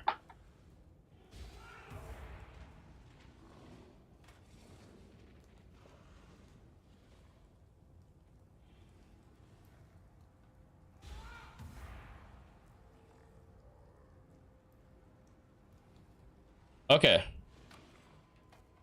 Oh, I see what's going on. It's because just to confirm that I'm not inflating any numbers. Physical damage, I still take fizz. Okay, cool. So it is working. All right. The reason it's going down is because my fire res is currently negative. So for these boots, honestly, we can't hope for too much. We'd probably go for movement speed. Go for like 30 movement speed and pray for like a decent... Like we can't even force any decent res, so we just have to go like something like this with crafted life. Something like this would be our end product, which to me just looks ugly, but like if we want that +1 max endurance charge, this is what we have to do for it. This is what we have to do. All right. Our damage is shaping up, I think. Yeah, it is. We still haven't put in a lot of the supports. I want code pen because that gives us exposure. We don't have intimidate source, do we? No, we do not.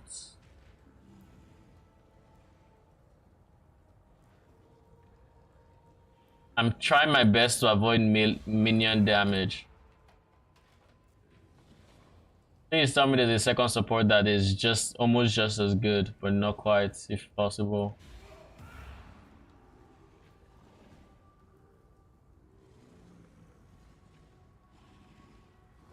$3.5 versus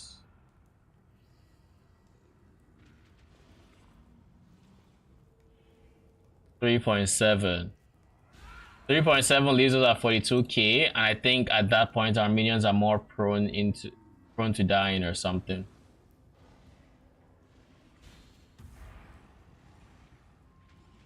I think we go vicious proj here. I think.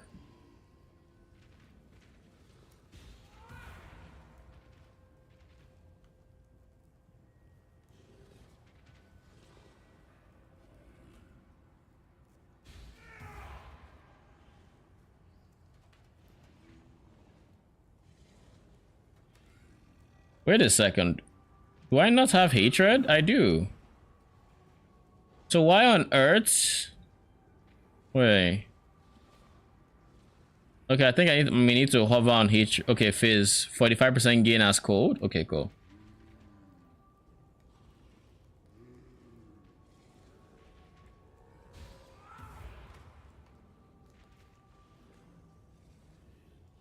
And then whenever this is up.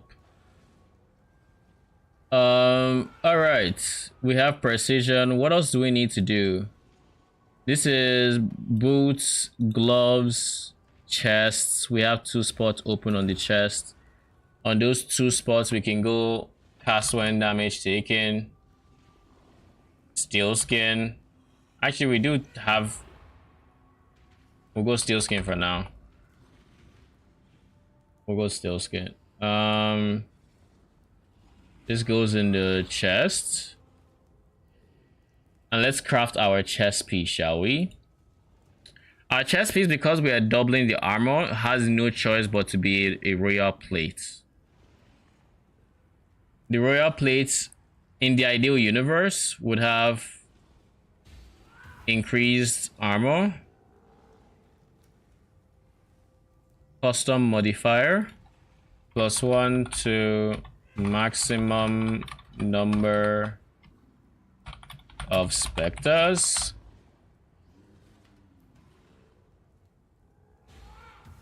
We have this fractured, and then we have a few options here. We can A, loathing craft, because free mana reservation, why not? Or we can B, loathing craft until T1 PDR.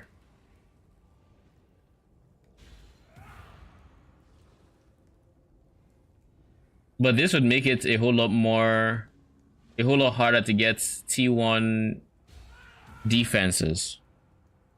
And in the ideal universe, we are going to be going for T1 armor and T1, well, flat armor and increased armor, like this. I watch an anime with Cat. I'll be back. Alright, enjoy. This will give us 20k armor.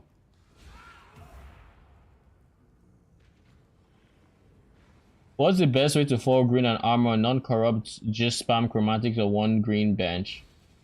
What are the requirements? And to help you answer that question for future reference,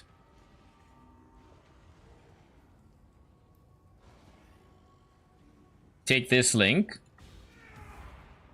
That is the Phrecia calculator.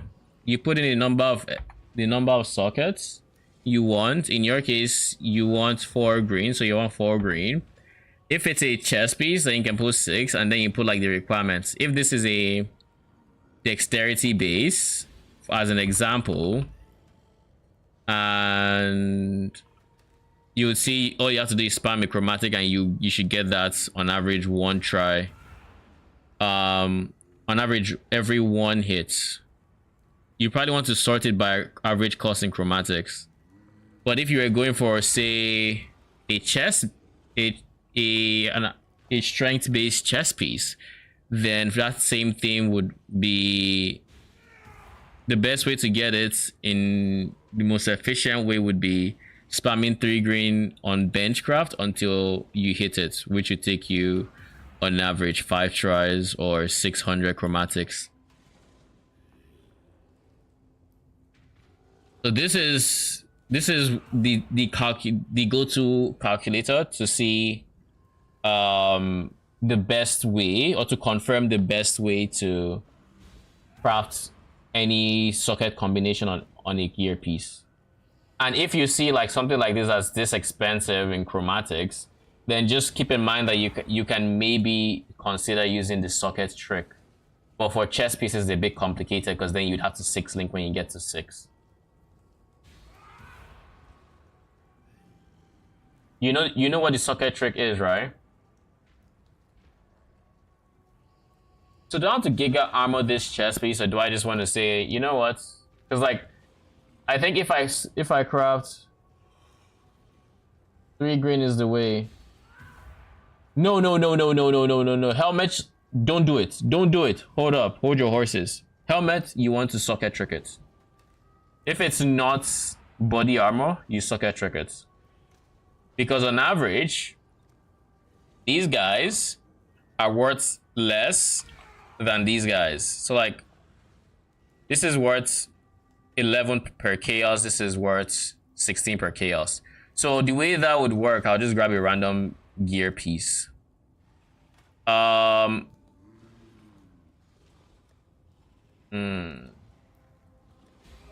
have anything random? Let's say this is a chess piece. We're going to use this. Imagine this was a helmet. This has 197 dexterity. It is very, very dex oriented. If I wanted red sockets, what I would do here, let's say I wanted 4 green sockets. This is how you do the socket trick, by the way. You would reduce this to 2 sockets. You would benchcraft 2 red. To make it so you only spend 25 chromes to get your very first 2 sets. And then you're going to, if you need any green, if you need any color that matches the base type, you save that for last, typically. So what you would then do is you go 3 sockets, it's green, you're looking for red, so you go back to 2. And then you go back to 3, it's green, you're looking for red, and then you keep doing this until the 3rd socket gives you red. Now, each try is only 4 jeweler orbs versus spending 120 something chromatics on 1 click. So this, on average, should be cheaper than, especially on pieces like helmets, boots, shields, whatever. So this is what you want to do. And then for the 4th socket, like I said, if this is green and you're looking for green, you save the green for last because it's most likely going to give you green. So you only have to use this once or twice if you get unlucky. So if you want 3 off colors, you are going to go for those 3 off colors in the first 3 spots, and then the last one should be the color that matches the base. And if there is no color that matches the base, then you just have to eat the cost and pay 13 jewelers per try. Basically, that's how you do it. That's how I got 3 blue sockets on my highly strength favored gloves. If I take out these blues, you'd see it doesn't actually require int. It just requires 68 dex, or 125 strength rather. Same with this guy, 3 blues, socket trick. That is the typical way you would go for off colors.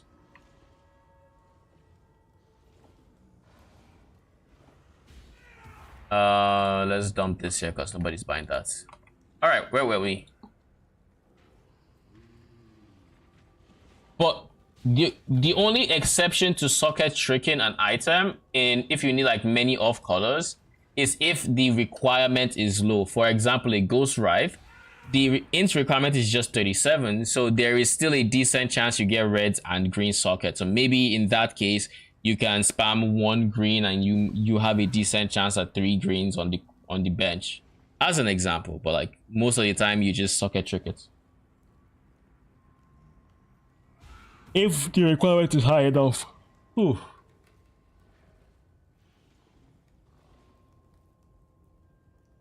All right.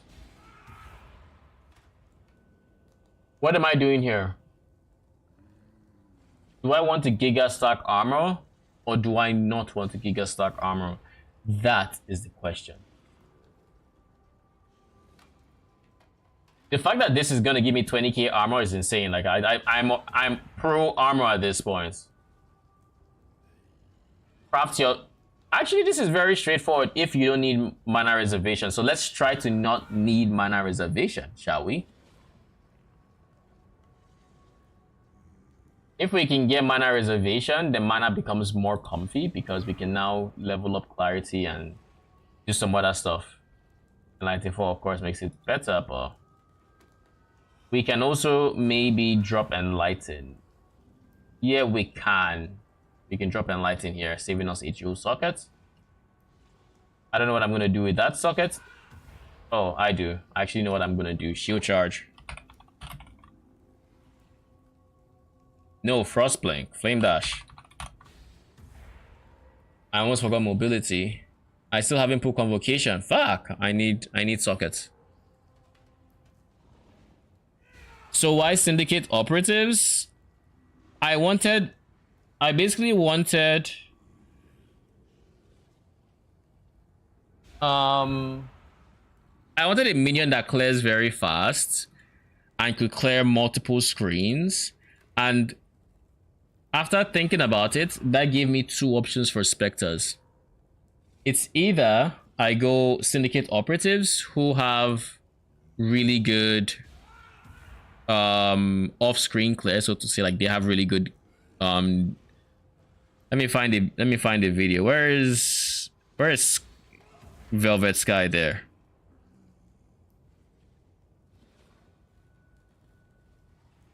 So either I go these guys who, I mean, they have innate pierce, so we don't need pierce. They have some level of shotgunning. They have decent, I guess, damage. They're kind of squishy, but like they also have very high approach speed, so their projectiles actually extend off screen. So like if you watch, it's very hard to see. Let's make sure this is as high as it can go.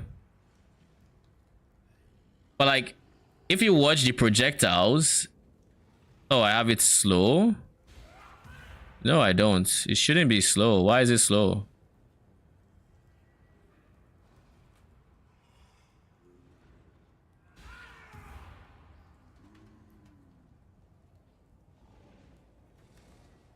This is so weird. Yeah, let's take it down. Anyways, their projectiles easily clear off screen, and as such, if I can get them the amount of damage that would like, you know, clear all content, then for mappers they should be incredibly fast. They should be much faster than zombies, as an example. So that's kind of the idea behind Syndicate Operatives. And I also almost forgot. Actually, no. I was thinking about going Soul Eater. And there's a universe I go Soul Eater, but the problem with Soul Eater is I'd have to drop this, which would, you know, harm this. I could maybe put it here. But I also need ailment immunity, and I haven't figured out where I'm getting that from yet. Ailment immunity. I am not going purity of elements. I'll think about it. I suspect it's a Storm Shroud angle. In which case, we'd be doing... let me think real quick. Let's just go Unending Hunger first.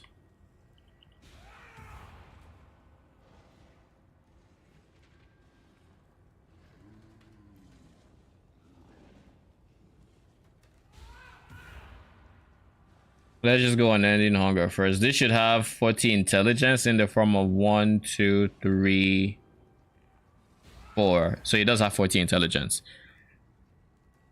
So Unending Hunger here. I don't know if Solita is the best DPS source for them, but it should be extra attack cast speed. It doesn't give them more damage, I don't think. What else does it give? Oh, I know I just finished my Operatives build, but I went poison with Servants. I'm on leveling Ancestral Commander for Spectres, but don't know if I'm going Frost Bearers or Defilers. What I will say, Ancestral Commander is tanky AF, but I don't know if I would go Frost Bearers on them, honestly. I think you would be better served with Defilers. Here's my reasoning. With Defilers, you're going Doriani, which is a very big DPS boost. It's -1 minion, but like that's fine. You give them -200% lightning res, it's fine. So you have that. Then the downside of Doriani, meaning your lightning res doesn't apply to lightning damage anymore. It's a lot more forgiving, getting less than 100% lightning conversion to other elements. Like if you have a 90% or an 80% as an example, then what happens is once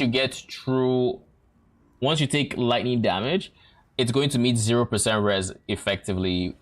Whatever you have left will meet no res. So you should take that damage, but you do have like 9 endurance charges if you go for all your endurance charges on the tree.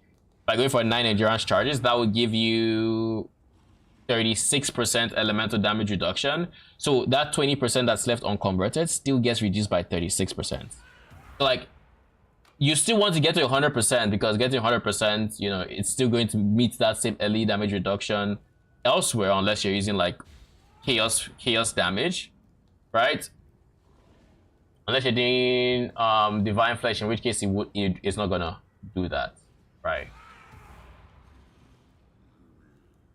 But the flip side, if you do go divine flesh, you have a forbidden flesh and flame that can still make you tanky in the form of this guy, Unbreakable.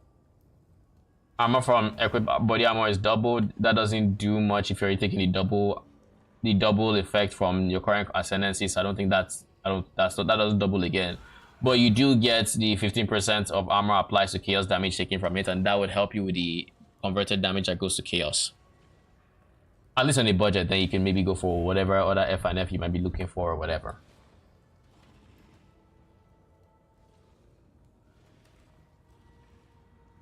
So how am I getting chance to avoid shock? Is it a mage blood angle? I think it is, to be honest. It's the only way I can see myself becoming ailment immune. Genuinely, I think it's the only way. Storm Shroud. We're gonna go for a flask that does that as well. We have 2 options when it comes to... Oh my goodness, I didn't finish the chest piece. What is wrong with me, man? Royal plates, I have to type this again, so that's annoying, but that's about it. +1 to maximum number of specters. Add to build, thank you very much. So I said Eta Worlds, Searing Exarch, and PDR 8%. I was thinking if to craft this suffixes first or prefixes first, and honestly it might be a prefix first angle so we can get as much like double T1 armor, and then PDR afterwards with, I don't know, some random resistance after this, because after this you can just augment. Prefixes can be changed, augment a second res. Hope you don't hit the PDR. If you do, go back to Reforging Fizz, PDR, and then keep going. Or you can benchcraft. So you can exalt slam even. this is not a negative, no negative, non-negative, none of these are negatives, then benchcraft the last res.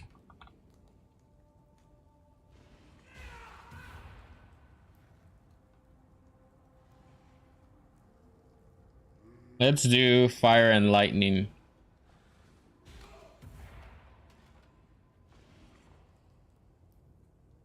And then for this guy, we could go for a temper shield buff effect, but I don't think I care about spell block that much. Recoup is always nice. How much recoup can we get here? Get like 15-ish, 19%. Okay. If we're recoup based, that'd be really good. We are, but I think we're going for aura effects here. I think that's a smart thing to do. Go for like a 3-ish here, so we can go for face taken as fire and go for a 12%.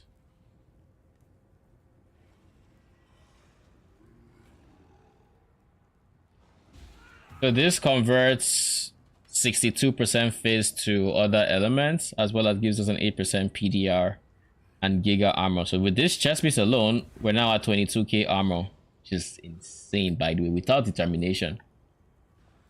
At the moment, I'm leveling in an ancestral commander for specters, but I don't. Oh, I've already read that. So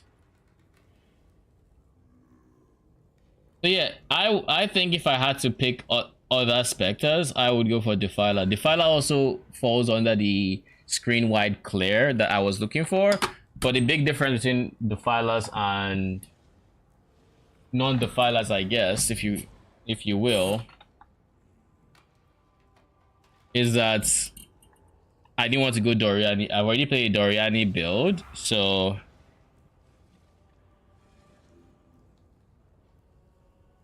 my reason for Frostbearers was just bossing, to be honest. Was thinking of making a flicker for mapping.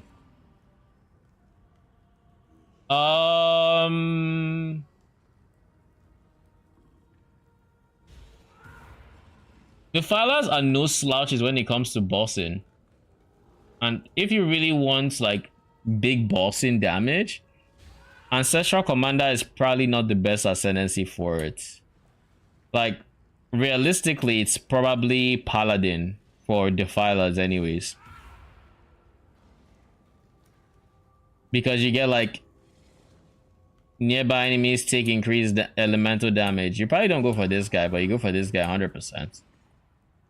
You don't care as much about these relics, but you can get an aura for free. You can get magic flask effects. So 1, 2, 3, and they're probably anointed champion for life regen. And then if you really wanted more DPS, go bring the battle, but then you have to taunt and you have to hit enemies and.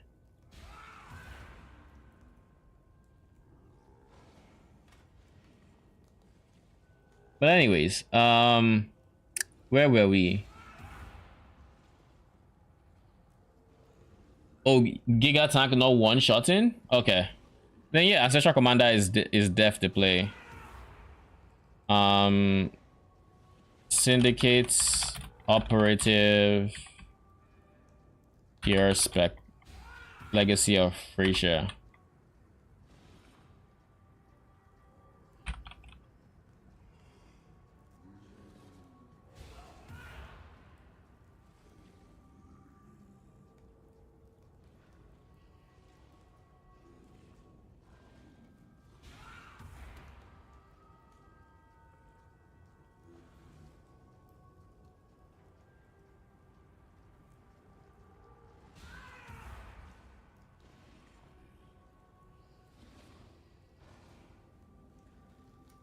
What if I just took Indomitable Resolve? The hidden notable. Deal 10% less damage is negligible. Like I don't care about that. But then take 25% less damage? What's the alternative? If I take this F and F, we go from 50% PDR. Let me see which one is actually less damage. We go to reducing is 40% PDR. Okay, 40% PDR is 0.6 damage taken times 0.2575, which is 25% less damage. This is the equivalent of 55% less damage, or PDR, 55%. Whereas the other variant with the extra PDR and EDR is 50% PDR, 50% EDR. And remember, we also have the simple fact that this also helps against chaos damage. So honestly, it might just be Giga. Realistically, let me see. Indomitable Resolve.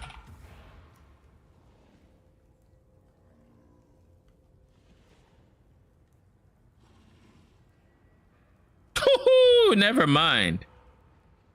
I mean, I guess let's see what the other one is, because this is considerably more expensive than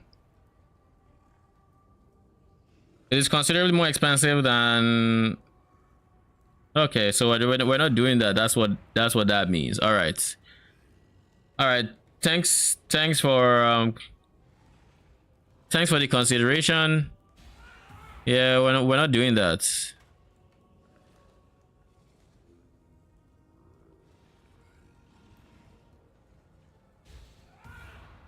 Exactly, it doesn't affect minions, but like that price affects me. Because with Unrelenting, we're looking at like a 70-ish divine price. I can say, yeah, I want to do 70 divines. That is over a mirror in Forbidden Flesh and Flame price. Like, I'm not doing that. I'm not making a mirror just to take 25% less damage. Like, it is not happening. Like, in comparison, I mean, it's 25% less chaos damage, so that's huge. But like, god damn, that is disgustingly expensive. Jesus. My eyes have not recovered from what I just saw. They have not recovered. What the fuck? I guess there's nobody online right now with Unrelenting. As a run-up for Unrelenting, if Unrelenting is still outside our price range, we still have access to like Unflinching is a decent one for us. Untiring is decent. I mean, Untiring is kind of counter synergistic with this node here that makes it so we're converting enemies fizz to fire.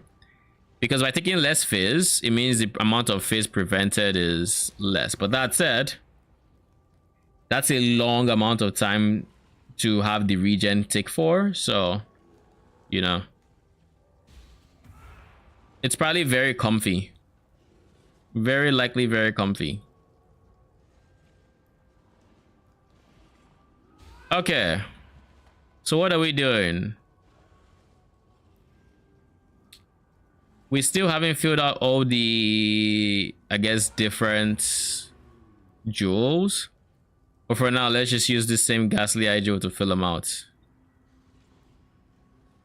At the very least, that puts us at 36% chaos res, which not great. But I mean, it's better than nothing.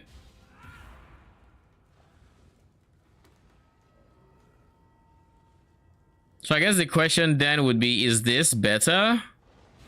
Making them immune to bleeding and whatnot, and more resistant to phase damage, or do I just go for the Grave Intention wheel with a larger Thread of Hope? Now, Massive is also more expensive, so keep, if I remember correctly, so keep that in mind.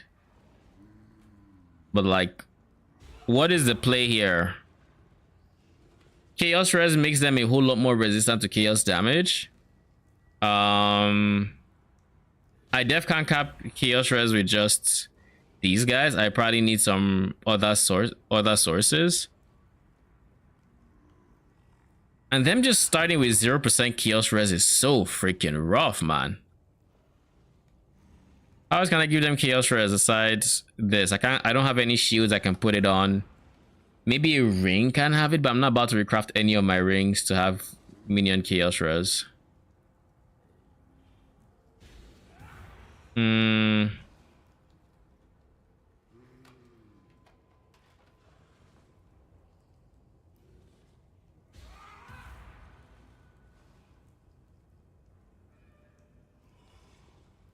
Also, support spectre wise, I'm not even sure what I'm doing.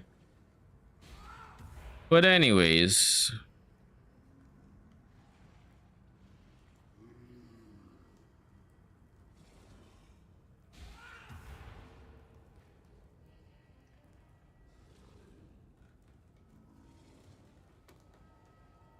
It's kind of weird that this is the DPS I'm seeing.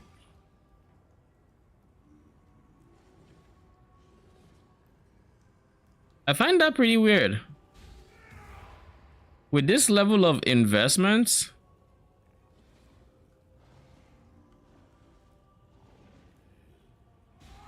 Respecters are level 84. Okay. Oh yeah, that's true. It shows on the gem. Never mind. For Respecter specifically, I guess that Respecter is the exception to that rule, where it shows the level right here. So it's the required level up until level 20, I think. Then it starts deviating. Yeah. From level 21, it stops getting 2 levels per, and it starts getting 1 level per. So that explains the discrepancy we saw earlier when we looked at stats. I forgot, Respecter is the exception to that rule, not, you know. POB doesn't count the shotgunning correct, but I am accounting for the shotgunning in counts. Right now, the average damage is still ridiculously low, and I'm not exactly sure why. We have our 4 green triad grips, so everything should be chaos damage.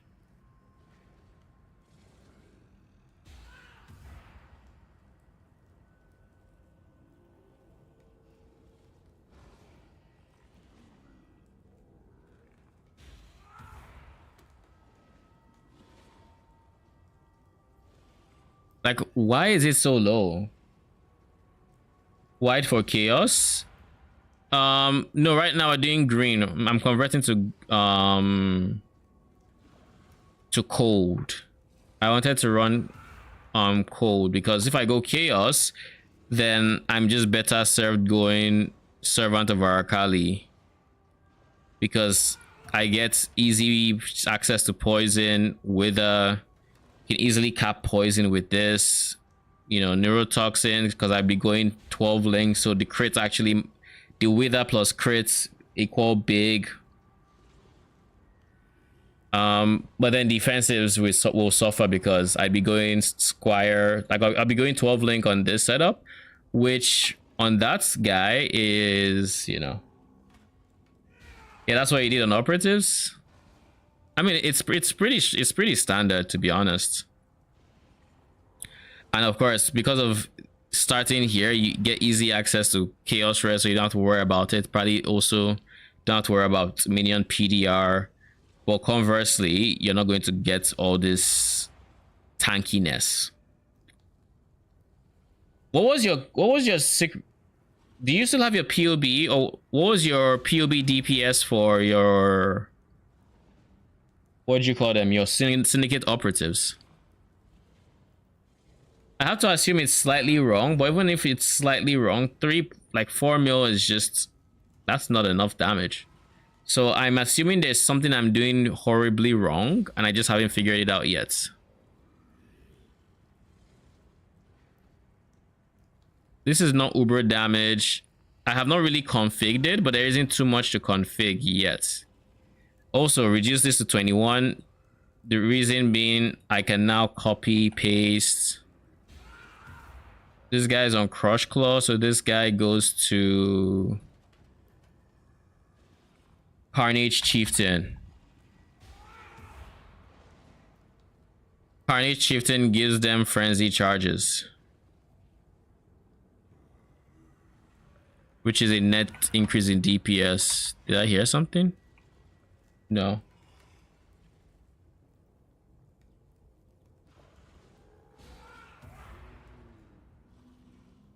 Was just building as I leveled, but I did clear everything except T17 and Ubers. That's like, that is honestly what I might end up doing with this character. But like, the fact that I'm not seeing damage on PoB is kind of weird. Maybe it's actually not, and this is just to be expected with how much I expect into, you know, defenses. But like, in terms of minions deal increased damage, I have two 12 passive clusters. Maybe the difference is I should be going for... Maybe the difference is I should be going for... What do you call them again?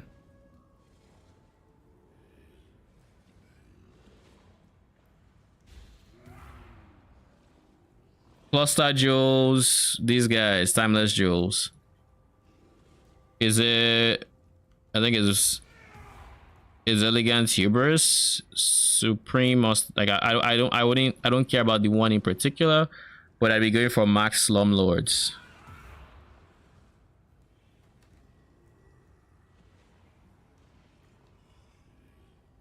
Then I go for a minimum node weight, a primary node weight of 10.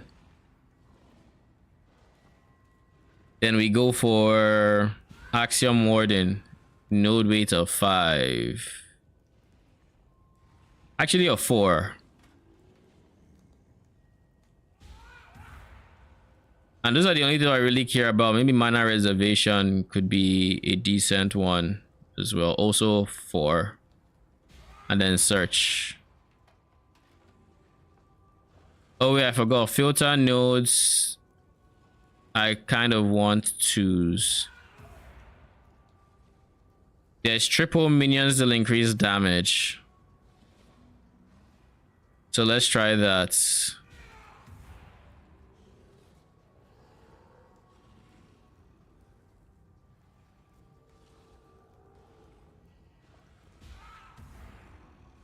No, this one actually needs it because I need the mana reservation from there. So where are the 2 points it is away from here?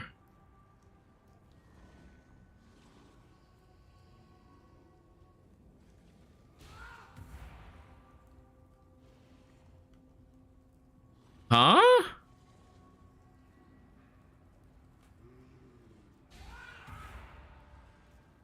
I'm not even seeing slumlords.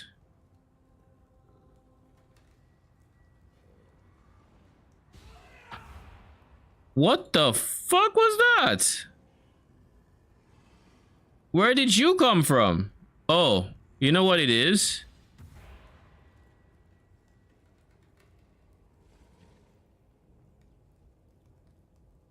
I know what it is. Use the sites. I mean, I could, but I'm already used to PoB and I don't mind it. I just chose the wrong keystone. I went for Marauder instead of MI. So this is what I should have done, actually. So you... Elegant Hubris. That was on me. Alright, so now we have minions deal increased damage. Deal increased damage. Deal increased damage. And then we can still get this guy. DPS is up to 6 mil. Minion defenses are down.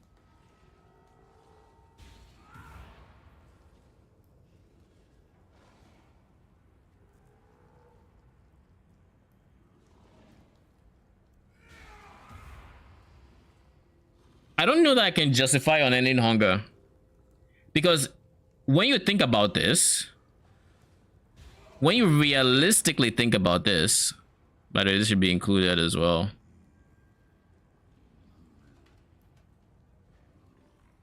Oh. 1, 1. Crush Claw is still going to do a decent amount of damage. The last guy should not be Operatives, it should be Carnage Chieftain. But anyways, what was I saying? Well, firstly, how much is this Cluster Jewel? Or this Timeless Jewel, rather.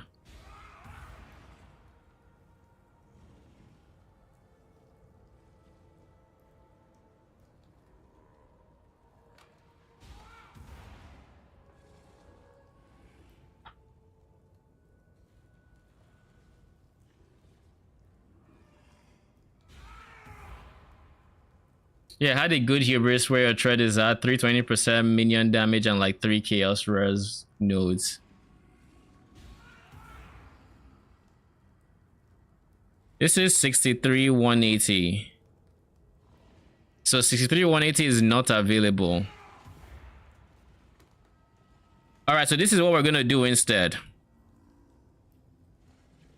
Impossible Escape.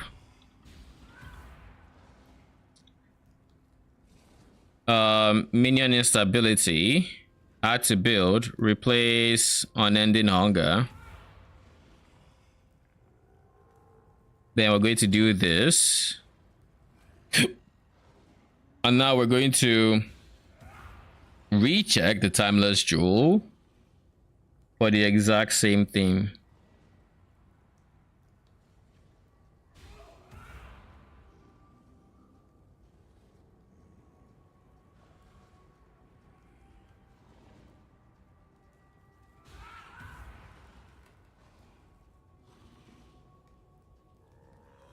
Okay, how about we do this? We just take all of these.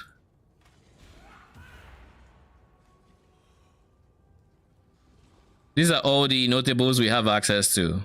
Now let's search.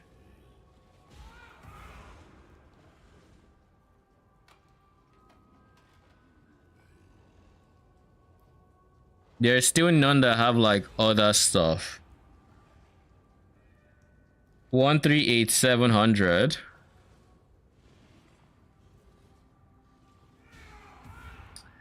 Wait, let's manually type it and see.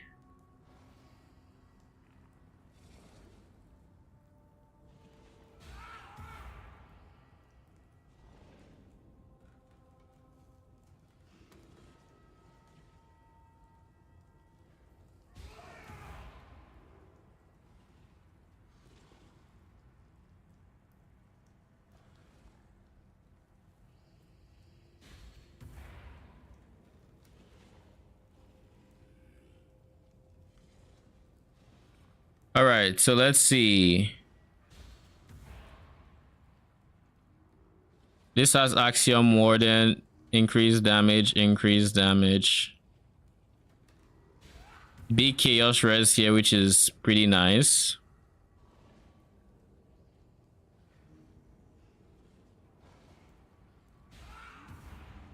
And then we can still pick up Indomitable Army because why not?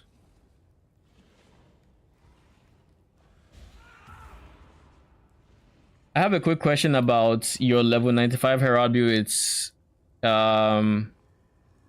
and Eldritch Battery. How do you recover mana / ES? Or is it sure you don't need to because I don't see Leech at all. Level 95 Herald build. Herald of Agony? What do you mean EY? I don't know what EY is. It would be EB is Eldritch Battery. I know that. Eternal Youths. It doesn't use Eternal Youths. It uses a Timeless Jewel there, not Eternal Youths. It uses, let me see, I can save this real quick, save my thought process and go to Heart of Agony.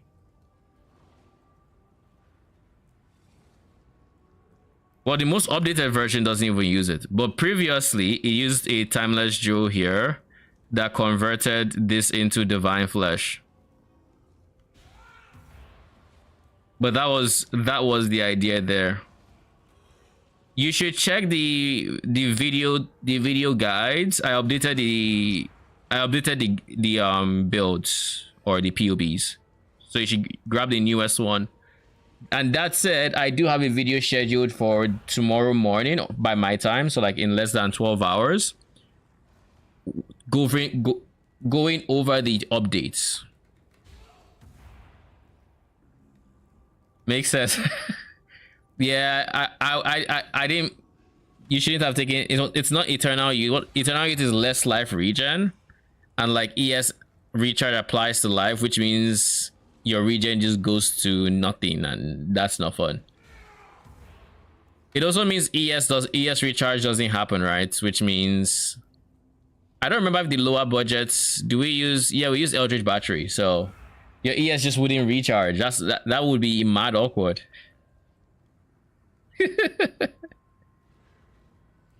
So yeah, it's not. I'm going to follow the default build. All right. You're welcome. But just keep in mind there's an updated version in that uses Arcanist brand to support your Svalin, because Arcanist brand.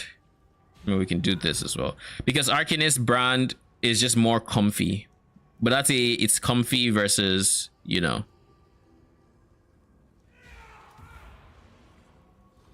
Let's see, where is Slumlords? Slumlord here, Slumlord here. So if I wanted to partake in these extra Slumlords, I'd have to come down here, pick this 1 point, but then I still have to come up here. So this, with this timeless jewel, wouldn't be great for me. But I can see why you took it, because since you're coming from Shadow, you probably came up from here. You were already here, so you probably just took 1, 2, 3, and then you just proceeded to this guy because why not? Did you pick up the Axiom Warden though? Let's pick this, and this. Uncheck this, these, none. And let's search Timeless Jewels again.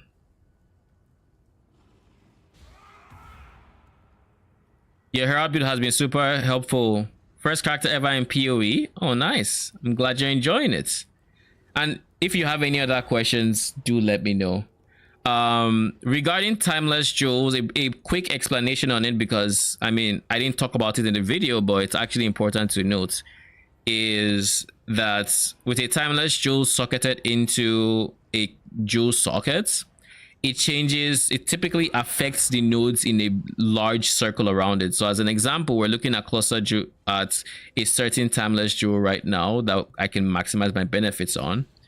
If I were to throw it on, you see what these nodes typically give, like mana, increased damage with wands, max mana, stuff like that, right? If I put in that Timeless Jewel, everything in this circle changes based on what the Timeless Jewel is. And in the case of that POB, it was changing things to like a Val version, and it always changes the keystone as well. So in that one, I put a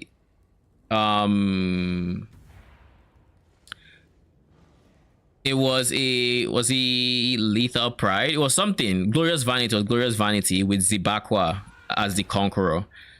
The Conqueror changes the keystone that's there, and being Zibakwa meant we had Divine Flesh. And Divine Flesh is what Divine Flesh gives. It's 50% of elemental damage is taken as chaos damage instead. And you have plus 5% to maximum chaos res. That's what it does. And then damage bypasses ES. Yeah. There are ways to find good cost like Timeless Jewels, but like they are not beginner friendly portions of PoE. Like they are very not beginner friendly. That has always been my biggest complaint about Timeless Jewel, and why personally I didn't want to see Timeless Jewels in PoE 2 personally, because I mean it's just not beginner friendly. It just isn't. It's hard to explain. It's very convoluted. Not too many people can get the same one. It's as a build creator, it's very powerful, and I like that the options exist to change those nodes. But like, since I like making beginner friendly guides, it's always a balance where it's like, do I include this because this is, you know, whatever, can I include it, things like that. But yeah, it's not, it's, I wish they would do something to help along those lines personally.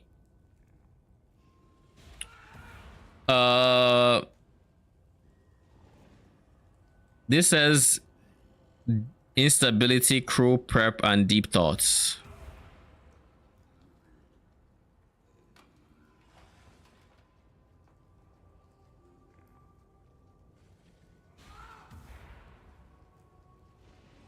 Is that what all of them are?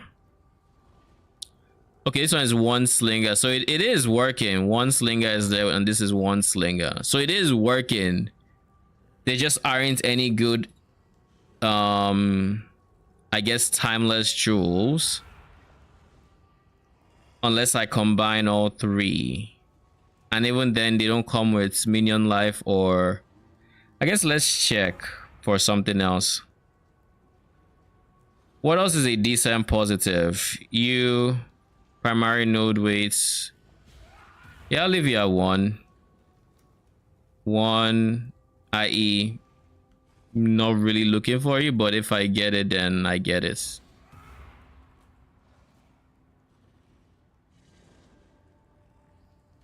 Do I really care about scaling armor that much? Not really.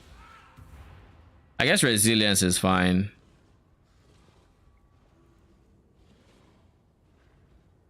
Yeah, if I can replace my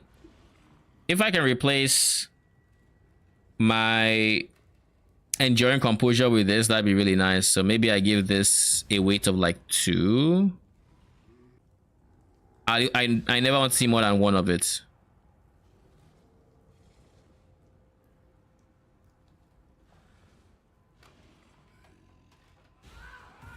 We were at increased Gemlin training.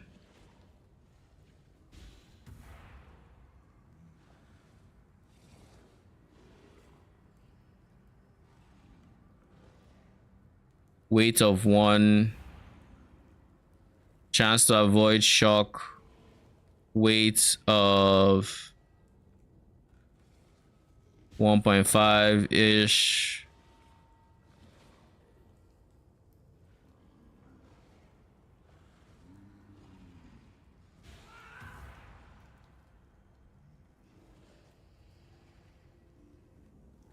And then chaos res is weight of 2.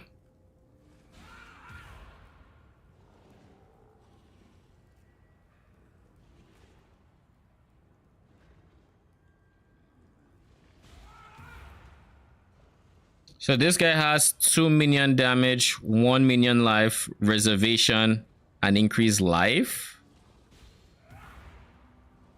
Oh, that's pretty good. 2 chaos res is excessive. 2 increased life is...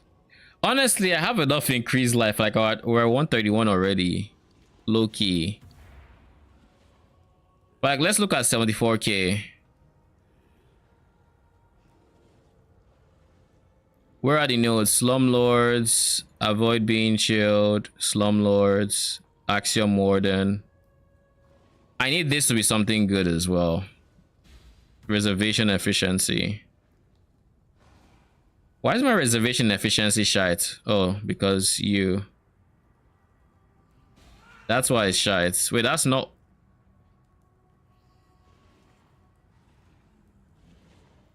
That's not all. Why else is this shite right now?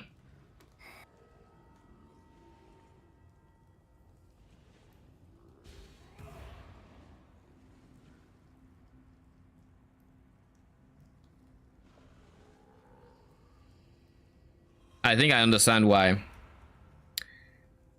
The reason it's shite even with 12% mana reservation efficiency and 12% yes, so 24%, is because we're using 3 flat reservation auras, and like 2 of them are level 20 and 1 is level 10. So this is 233 mana. This is 186 mana. And the thing about flat reservation is the counter to flat reservation is, I mean, reservation efficiency is nice, but the biggest counter is just flat mana. By having more mana, you have more spendable mana. So we go from 600 to 1k without the thing. So not going warlord, I don't think I am.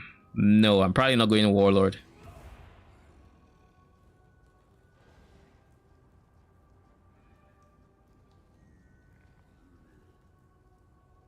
What if I still went Thread of Hope? I guess the thing is that we're back to square one where we have damage we need, right? That I think is the biggest problem right now.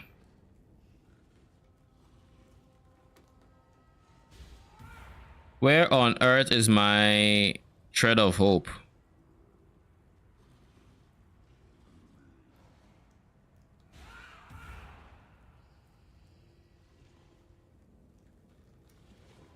Wait, where's my Thread of Hope? Is that like at the top? Oh shit, it is.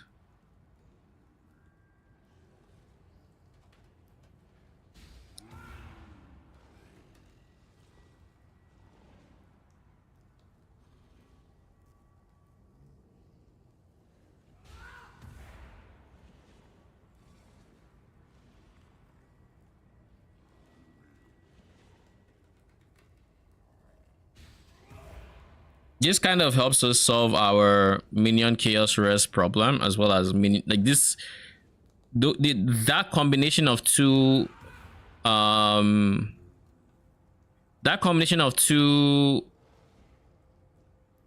massive ring and what do you call this?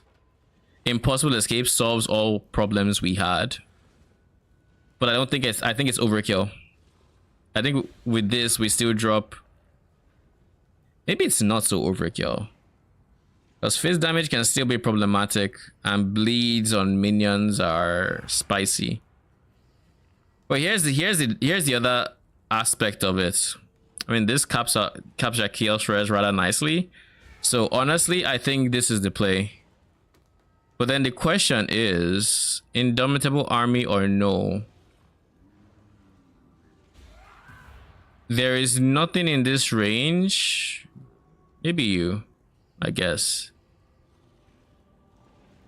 You would be nice if I was not going a Rate Lord setup, but it's Rate Lord, so if wishes were fishes, or however they say it. And this would only be worth it if I was taking more than one node. Since there's only one node, there's no point in this. I guess instead, the play is just going Unending Hunger and hoping they have some souls to work with. By going on Unending Hunger here, how are you getting your endurance charges? Definitely not Warlord. He's too inconsistent. Enduring Composure. We're going to take a hit, and then for the next 4 seconds, we're going to regen endurance charges, and we're going to just keep taking hits. And we can permanently eat hits through. I mean, we block, but the idea is we're going to be giga tanky, and by being giga tanky, we can eat as many hits as we need to get to 10 endurance charges, and by being on 10 endurance charges, we can eat even more, and you know, so on and so forth. Yeah, so it does say 10 max. All right.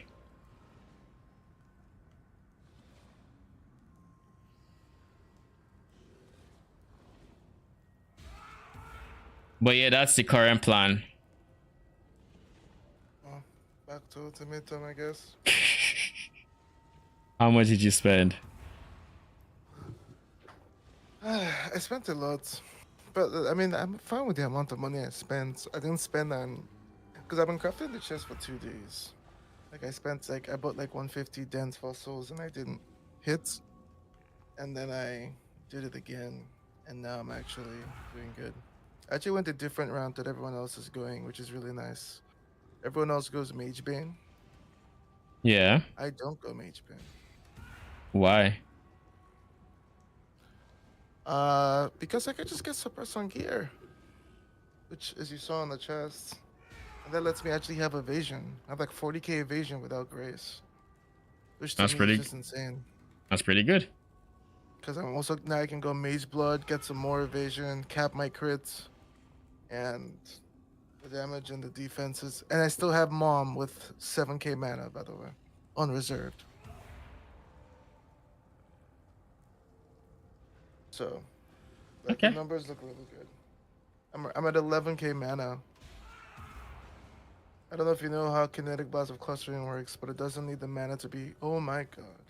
And it's like, I think I saw it briefly. It's like Fizz. It's like Gives. Brothers Gifts. Ultimatum gives. Lol. Oh, let's see. I'm pulling out now just so this thing guaranteed dupes. That's huge. 10 divines. Jeez. That's GG. That's so huge. We're out.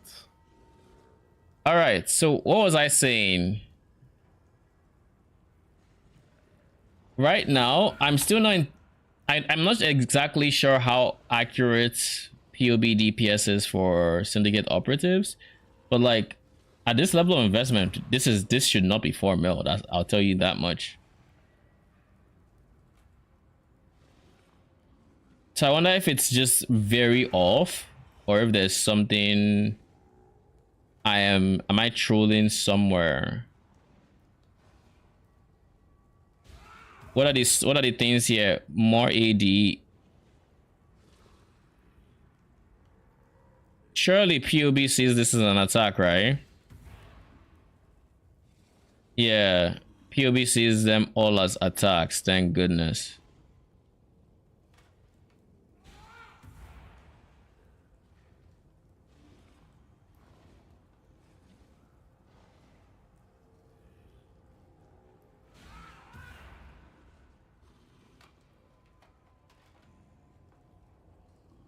Yeah, according to POB, this is the one that gets affected by approach count. Yeah, no more spell echo. I can imagine how not Syndicate Operatives actually were in their heyday. Because from what these like research I did yesterday about how strong Syndicate Operatives were, the way they used to work, which was through a bug, apparently, was whenever they use their attack, they trigger 3 dagger throws. So they throw 3 daggers. These daggers can overlap even currently. The bug was that when you used to use GMP for them, the extra projectiles on those daggers would also overlap. So each dagger would then give you 4 daggers, no, maybe not 4 daggers worth of DPS, but like as many daggers as it can overlap on this enemy as DPS. And that is how people were, you know, scaling to the moon with Syndicate Operatives, basically.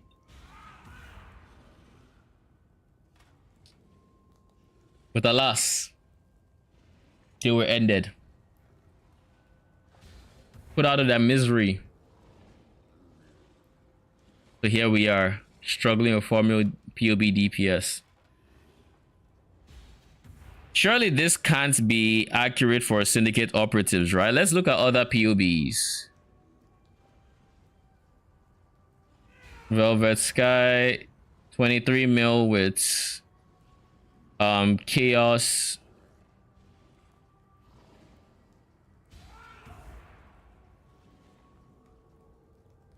Necromancer, so we have the 10% more damage here, but like the difference in me and this is not more damage. If I were to go Chaos Conversion, then Servant of Arcali just makes more sense, because I don't get unnatural strength, do I? What does this give me again? It gives me wither and poison. It gives me crits. I'd still go for white triad's grip, but then I'd have like, you know, aspect of the spider and reduce damage by enemies affected by it. And then I just scale that. Now, how do we scale Syndicate Operatives right now? Increase damage. I mean, they hit a lot, so poison is easy to scale on them.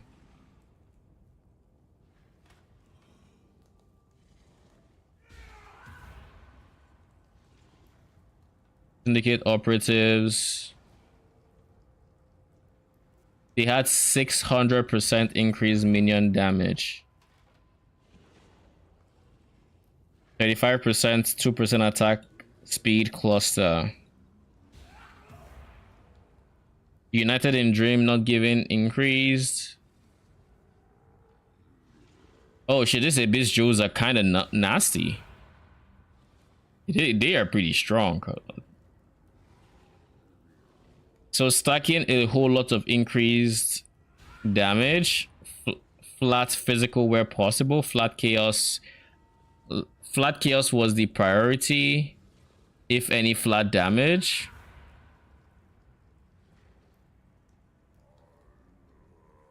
Defensively, they were 52k life. Did they have minion? They had minion damage.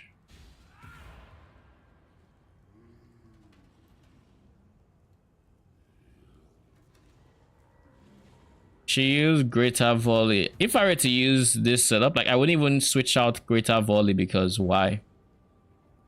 Also, if I were to go Servant of Arkali, I would actually make some changes to my dagger. Let's duplicate this guy. Let me show. This is what my Servant of Arkali 12 link weapon would look like. One-handed rune dagger. Now, of course, I'm only going to do one set. 112 link, and I don't really care about. This should have Shaper Elder.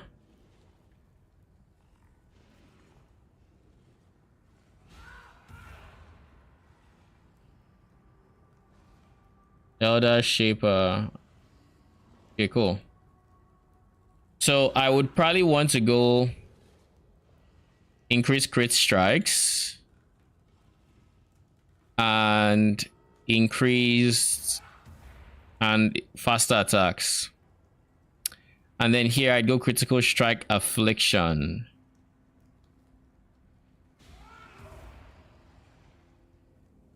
Crit damage.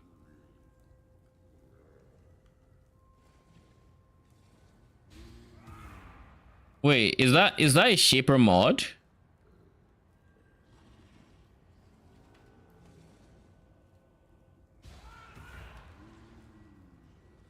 Chance of poison is gone, but that's fine.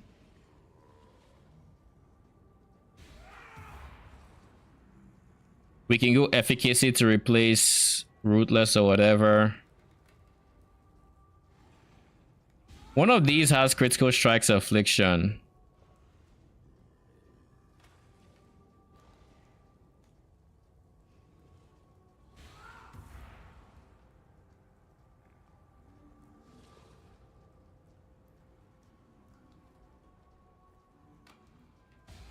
I'm so confused. This is a rune dagger. Remove that. I don't care about fossils right now.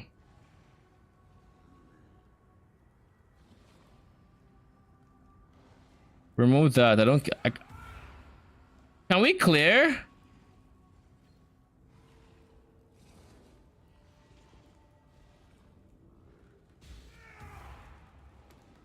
Shit is confusing me. Jeez. All right, give me a quick second.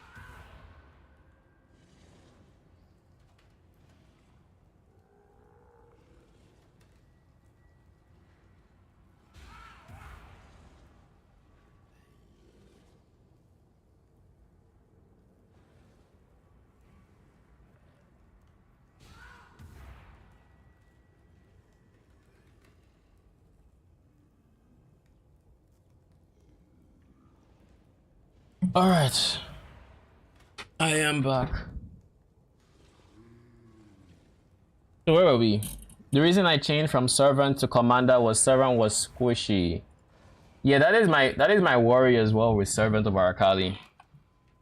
I suspect it'll be squishy because I mean by comparison, nothing can compete with 10 endurance charges. Let's just be honest right there. But everything in this ascendancy gives damage, and that while damage is always nice to have, I struggle to think about how I get defenses with Squire, 12 Link, Wraith Lord, no support minion. So like AG is off limits. He can't help you take less damage. Golem is off limits. No PDR coming from Chaos there. It's like, oh, those restrictions already are kind of just, you know, unfortunate. So it's like I struggle to see how we get enough, especially physical damage mitigation. Maybe at best you go like 5 endurance charges, but like even that's a stretch because we can maybe get this guy, but then you'd have to anoint this one if you even wanted it. And then that if you anointed this guy, that means you're not anointing whatever else you might want to anoint. Now granted, this character is anointing this one, but for this character, this is literally 5% PDR, 5% EDR. So it's worth the anoint. On this guy, maybe it is because of how lacking he is in PDR, but like I don't see how you make up for it. You have to maybe go, instead of +1 specters, you'd have to drop damage there and instead go Cloak of Flame to convert like 40% to fire. That could be the start of like being tanky on that character.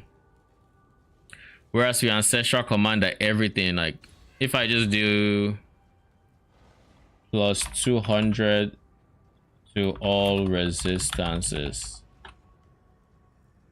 these are what my max hits look like the moment I cap my res. This is without Mage Blood. I throw in a Mage Blood, all of these numbers skyrocket. So yeah,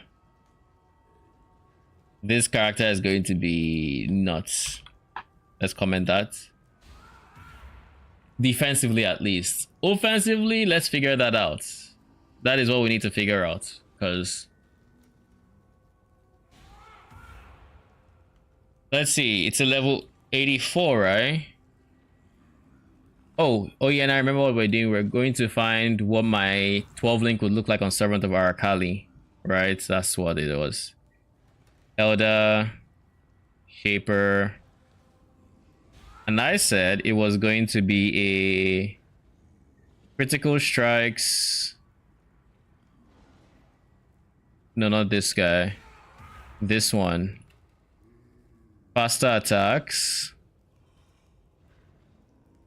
We can either go chance to poison or critical strikes affliction, but I'd rather go critical strikes affliction. So with that said, maybe we drop faster attacks or for chance to poison. Realistically, it's one or the other. Either way, this is what the suffixes would look like.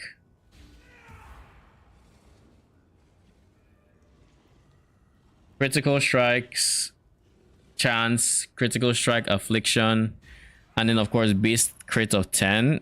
Crit strike affliction, in case you don't know what that does, is it's a pseudo crit scaling for dot multi. The POB, is that Pinnacle boss or Uber boss? It should be Pinnacle, not Ubers. Yeah, it's Pinnacle. So that's why it's confusing me that it's as low as it is, because currently it has a 12 link. This 12 link has crit, elemental damage with attacks, faster attacks, and more AD alongside +2. It's a level 33 gem.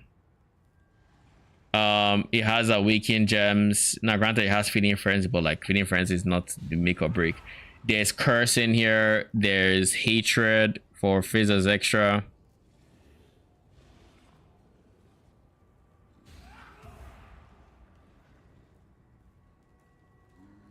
It makes me think what I'm missing is actually in here.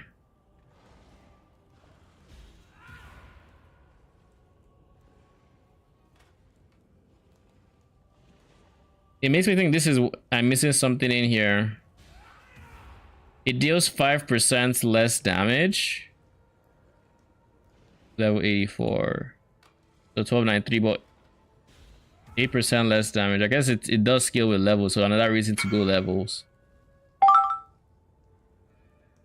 Sure. Invite. Did you also fucking love Limitless? Limitless? Yeah.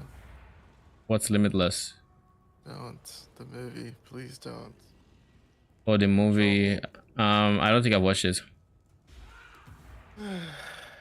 Stop your stream. Man said stop your stream. That's insane. Why? It's just... It's insane. But it's good. It's good. We'll check it out later. It's fine. Okay. Sounds like a plan.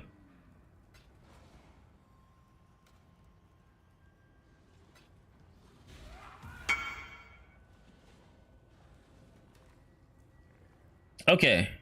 So here's something about poison and why Syndicate operatives are insane with poison that I'm looking at now. This less damage, that should affect the projectile but not the poison. Or does it affect both? Because my understanding of less damage, and granted this is not that much like less damage, it's just 8%. 8% is whatever. It is effectiveness of added damage, which means this will be slightly less. Added damage you give them through cluster jewels or abyss jewels would also be slightly less. I see Skylar, is it what's her name? Velvet Sky rather, use increased minion damage as a big damage scaler here. Also added a bunch of flat chaos damage through ghastly eye jewels, through chance of poison, through, you know, covenant, stuff like that. A lot of added chaos damage, including envy. Now in the way of more damage, we should see a less, is there a less modifier here?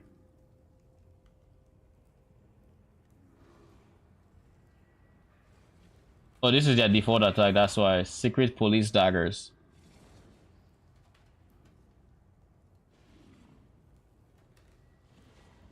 Yeah, so there's a 10% less there that's being taken into account.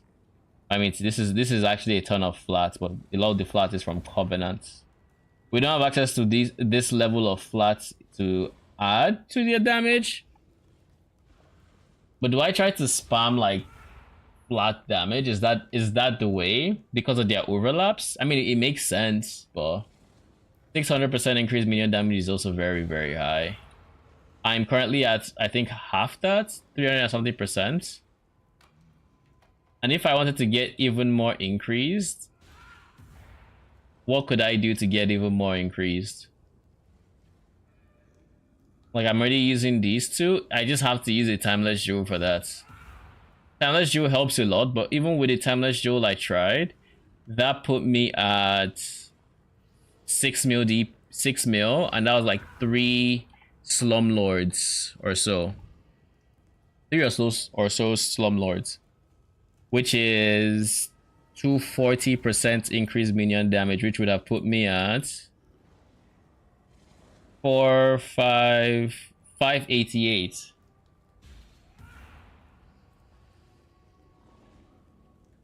%100% plus minion damage rings, that'll give you a lot.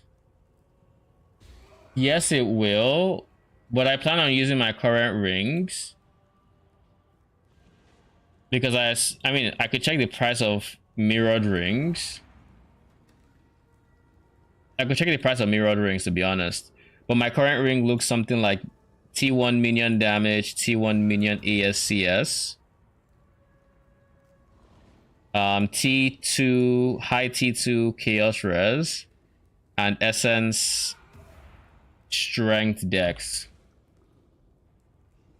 I guess I should prioritize the dexterity one because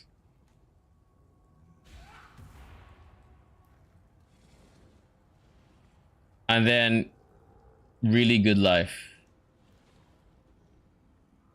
Like if I this is like T1 life, I think.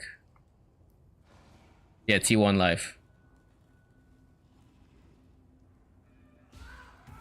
So for what it's worth, like that increases my DPS quite a bit, but at the same time, it doesn't.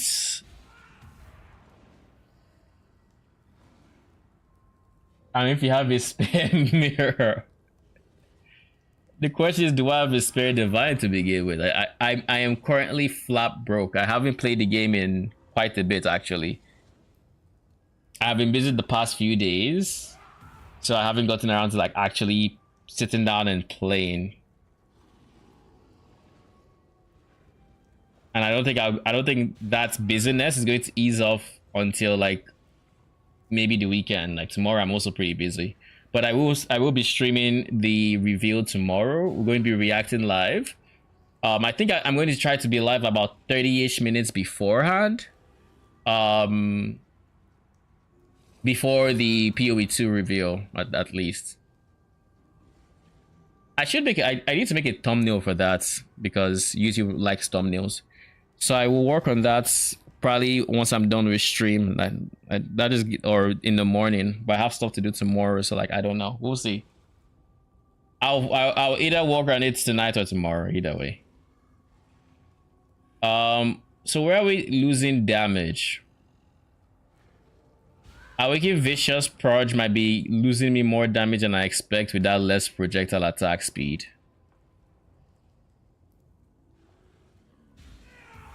Awaken minion damage.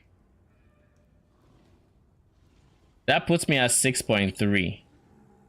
Again, better, but not quite where I want to be at yet.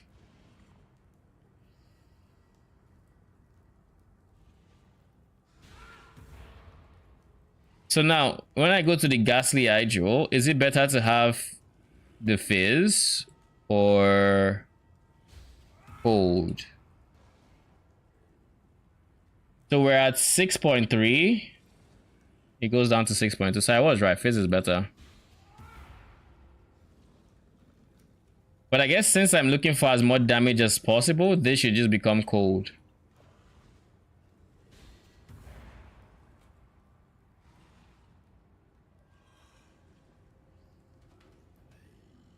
That gives me a decent amount of flat damage to work with.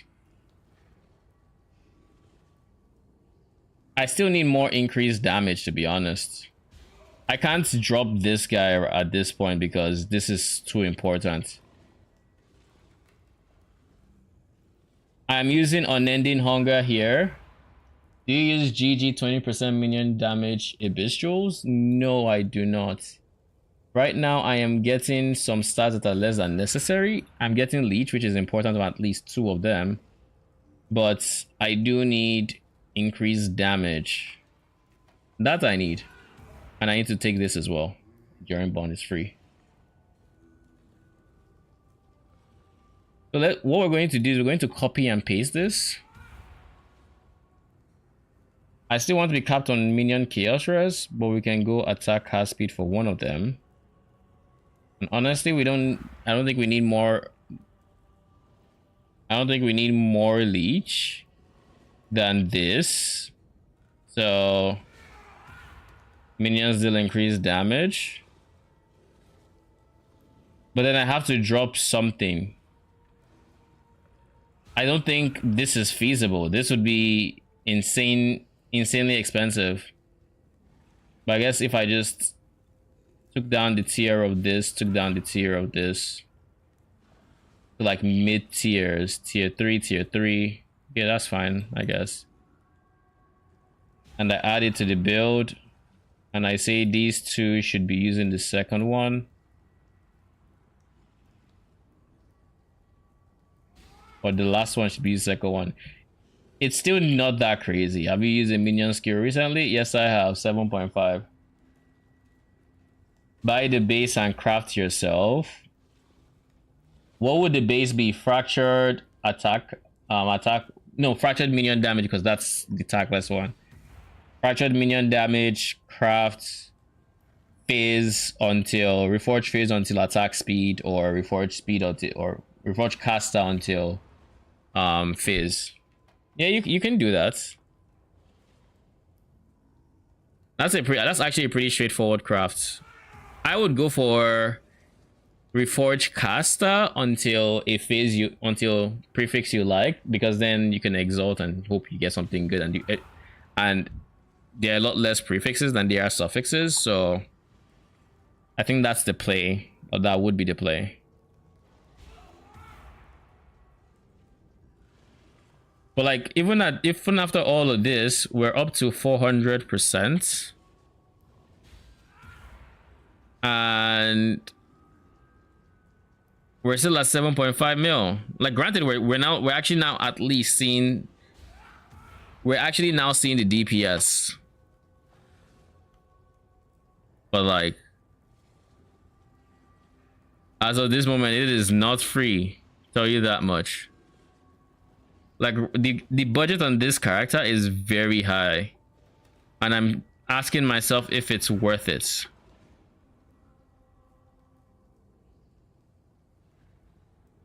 If I go Envy All's Uprising, I can go for Chaos.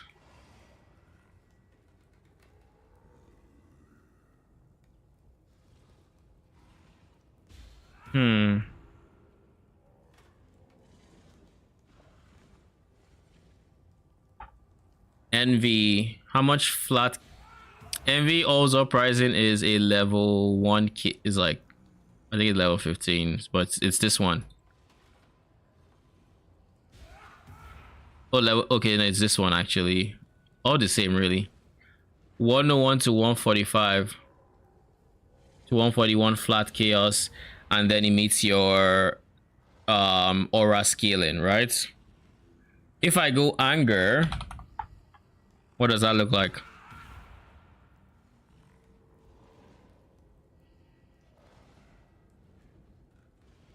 (117 to 167). So like, in terms of flat damage, fire is just as good as, I guess, fire is just as good as chaos. But with fire, I don't need to use wither. But wither is a big damage multiplier for chaos damage, whereas with Ellie, you kind of have to go for exposure and curse. We can't go double curses. We cannot apply elemental weakness. If you are going chaos, you might as well go servant, exactly. Because like, servant will always be better with chaos minions than ancestral commander. Offensively, at least. Defensively is a different case, but offensively, yes. I don't want to give up the minion chaos res, I'll be very honest. Capping them on chaos res. By the way, how did you find their survivability? Did you end up having to resummon them, or were they just fine with levels?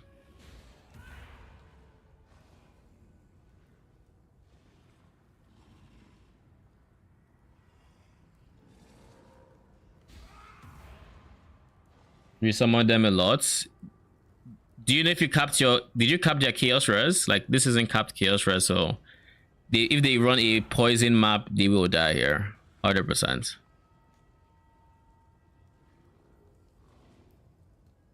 All right, let me compare my POB's calc numbers with hers.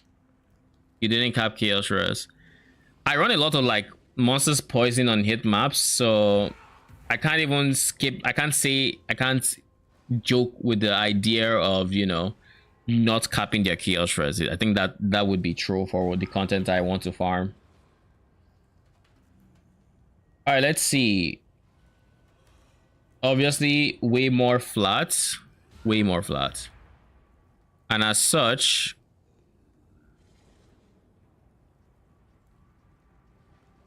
this number is a lot higher.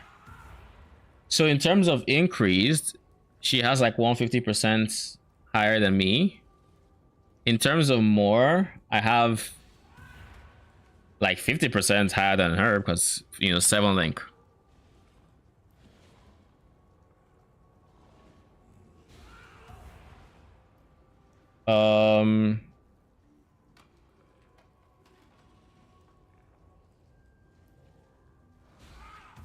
Did I go awaken early damage with attacks?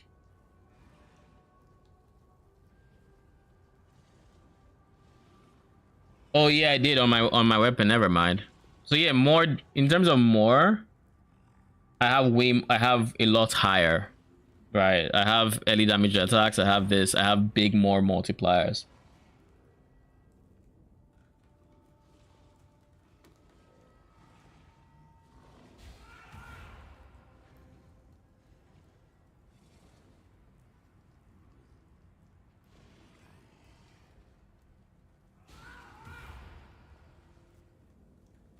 I guess my question would then be,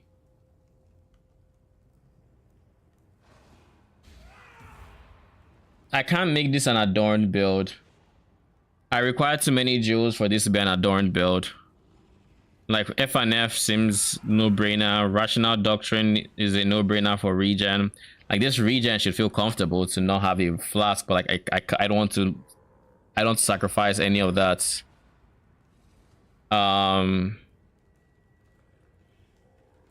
I should also work on capping res because we haven't even dealt with res yet. Res is going to be a nightmare. Yeah, we should work on res soon. But anyways, that's besides the point. We will work on res with flasks and all of that. That is a worry for the future me. But like for now, present me is concerned about this guy.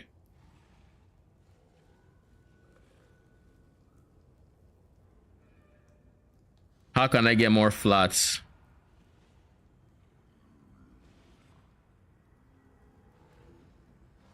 Where can flats come from? I would honestly like to see just how much flat fizz we have. 469 to 702 with some added fizz. So 531 to 789. And then hatred is giving 50%. So let's just say for the purpose of this, 250 to what, 350? 380 something. 300s. 250 to like the 300s. Or like 360 something actually. 370 something.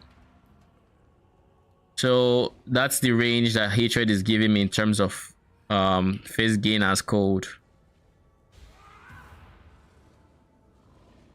Which is very strong. This I would say is giving a lot more than hatred, than envy would, or anger. Which is the whole point of going hatred, right?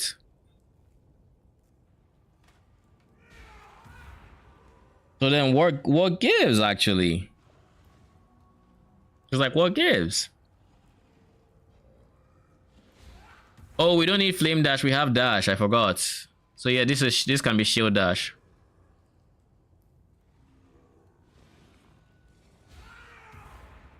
Shield charge. We have dash coming from here.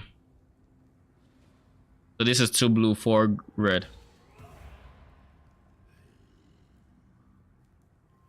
Paladin and elemental nodes. I have thought about Paladin and he will save some, like I wouldn't need rational doctrine with this guy. I mean, I don't know that I would use these auras, but I can use this, I can use this. I can use free auras, like he would actually benefit, like they would actually benefit. Actually no, they can't because these are minions and you can't use minions with Wraith Lord. So it'd be 1, 2, 3. I don't really want 4, but I guess 4.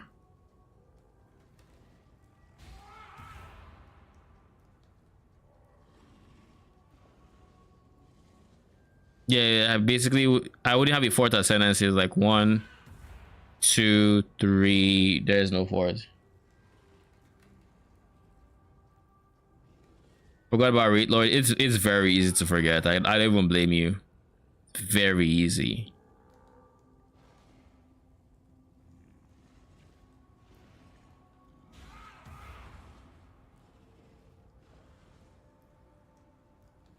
What on earth can we do? What can we do to boost this damage number up? Because like at this point, this POB is already very expensive. But like seeing 7.5, if it's not accurate, then that is less than ideal.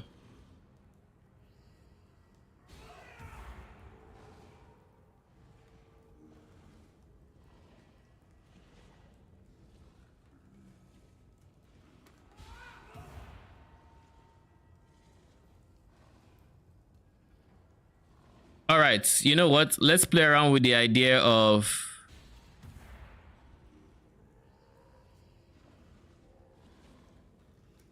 what were those timeless jewels again?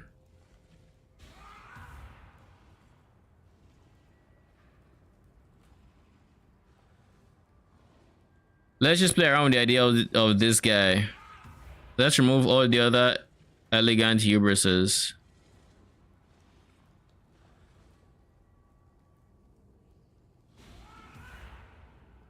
Let's say minion damage. Now we're not going to go this setup, but I want to see what the damage looks like with triple slumlords.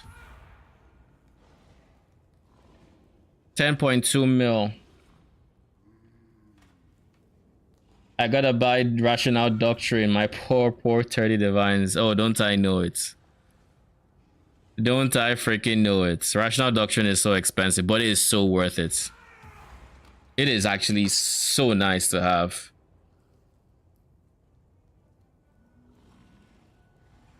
Okay. Even now we're still looking at 10.2 mil DPS, and that is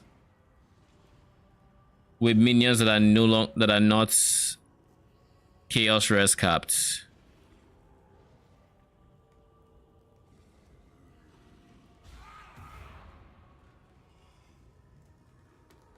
Okay.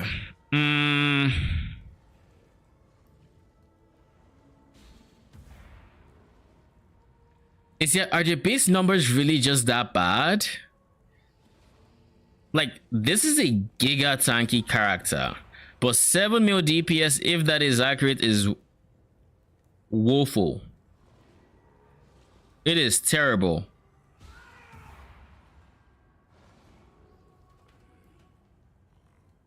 Six attacks per second.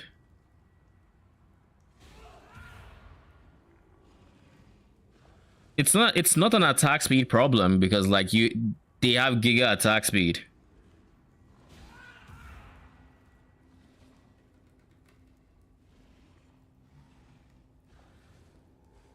I think the problem with operatives, they attack so fast, but do they do a lot of damage? Yeah, that is a question. And I think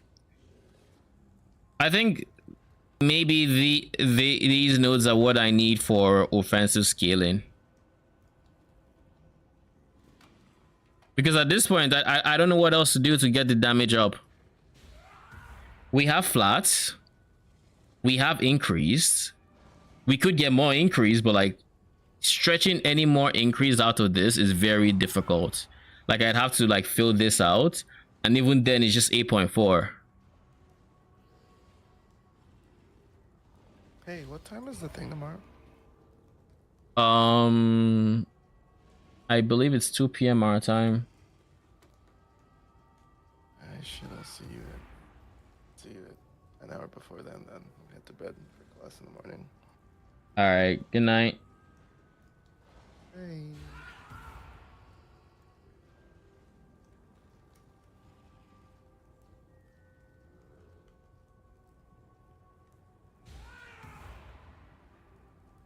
I gotta get used to mage, but I keep using my flask. What do you mean you keep using your flask? You mean like life flask? Long before mage blood, I've stopped using my flask. I can't stand piano. do you not enchant your regular flasks like this? Use when charges reach full. Do you not use this? Because like I wouldn't even this league. I noticed like I'm done with piano. Like I just wasn't piano, and I would always forget, and like it just didn't interest me. So I basically didn't use flasks until I got my enchants, and then they were doing like activating by themselves. Gain 3 charges is so insane. Yes, it is. It means like you actually have some uptime on certain single target fights depending on like what you get. Like here I got gain 3 charges for rarity, which gave me pretty decent uptime on rarity.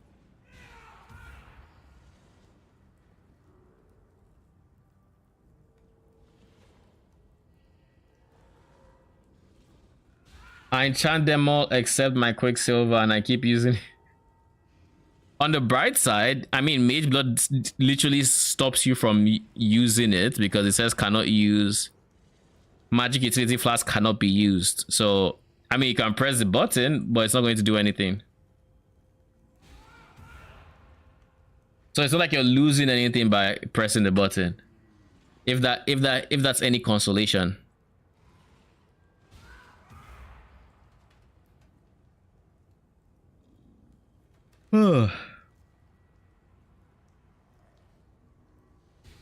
Oh, you have it on spacebar? Honestly, that's kind of smart. I have it on my 3 button, but my 3 button is on my mouse. So I just piano on my mouse instead of keyboard.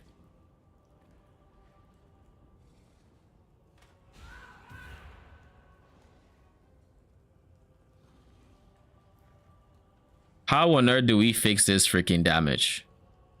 I'm stumped. If I had to say, I'm thinking the biggest problem with Syndicate Operatives is flat damage. I think flat damage would give us the best bang for our buck in terms of DPS. Like that is all I have at this point. It has to work.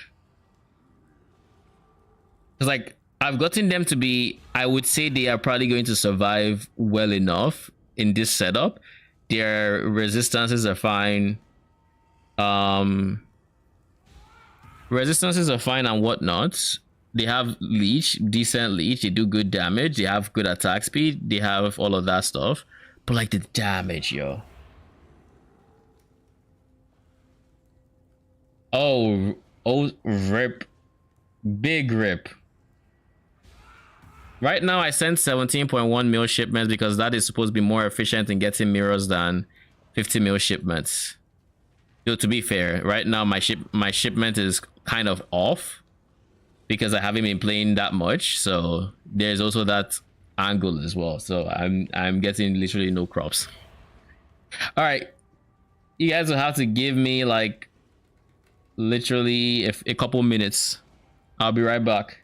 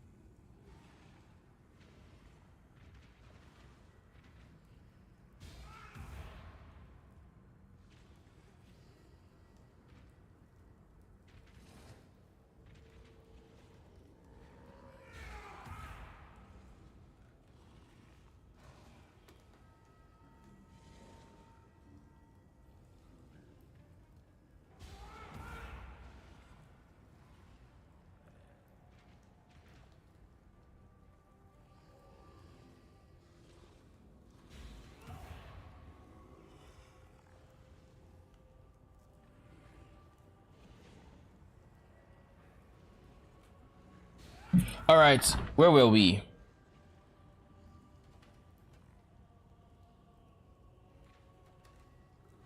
Yes, we're just complaining about DPS on Syndicate Operatives and how they are being problematic.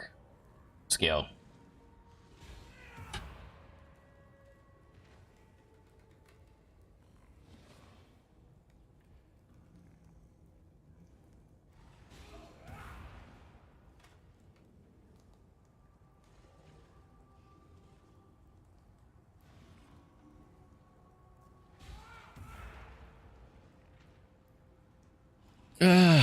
I think this might honestly be more impactful than I'm giving it credit for. Maybe. But like I have so much more damage that the less should be, in my opinion, not negligible, but like it shouldn't be as impactful, is what I want to say.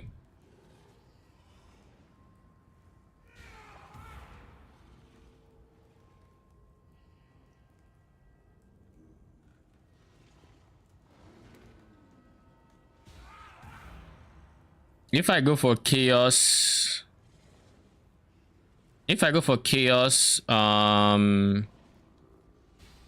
Servant of Arkali, I would probably go on hits with 100% poison chance, but I would skill the hit itself as much as possible without taking any support gems that reduce poison or nerf the hits. Like basically things that just help both sides. That's what I would do.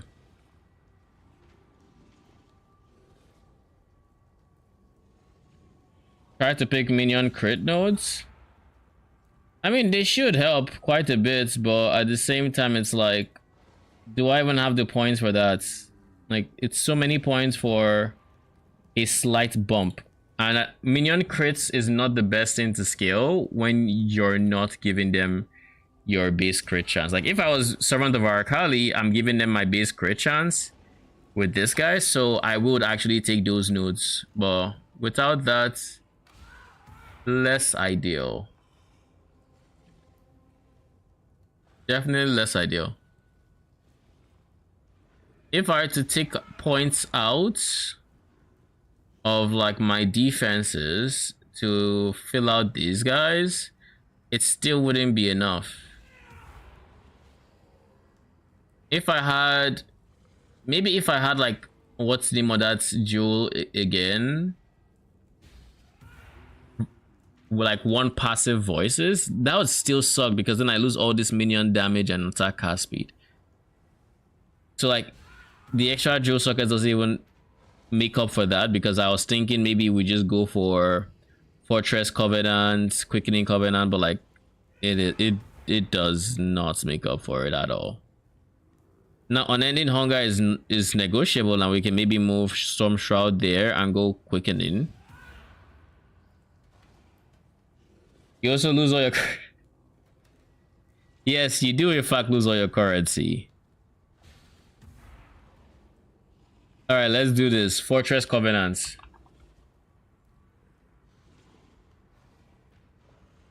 Max minion damage.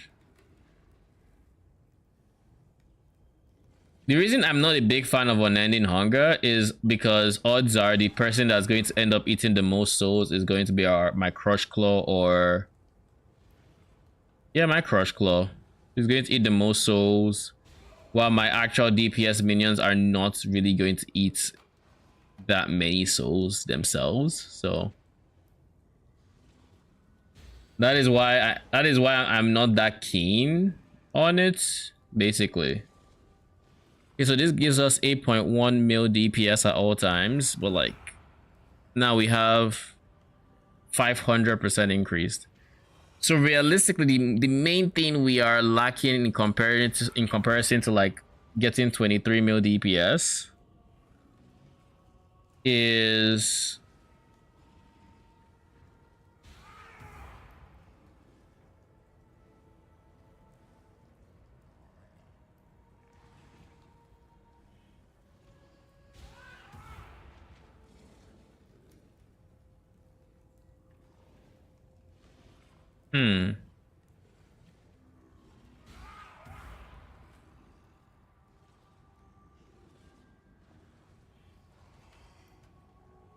a big part of me is just saying, yo, do I just go poison? Like genuinely just considering it, because like looking at this, right now, she hasn't got taken many, I guess, support gems that are anti-hit or anti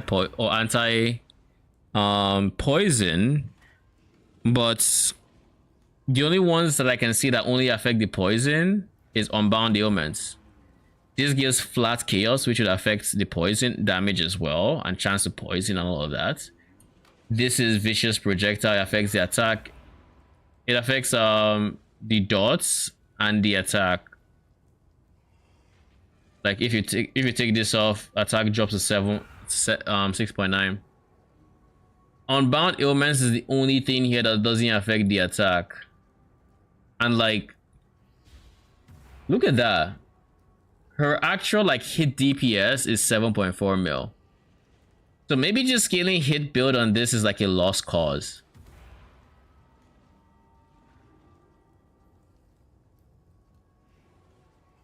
Helpful tip for myself, take spell echo out when you summon a minion. Oh, 100%.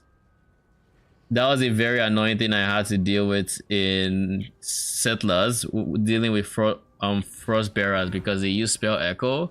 So every single time I had to resummon them, I would take out my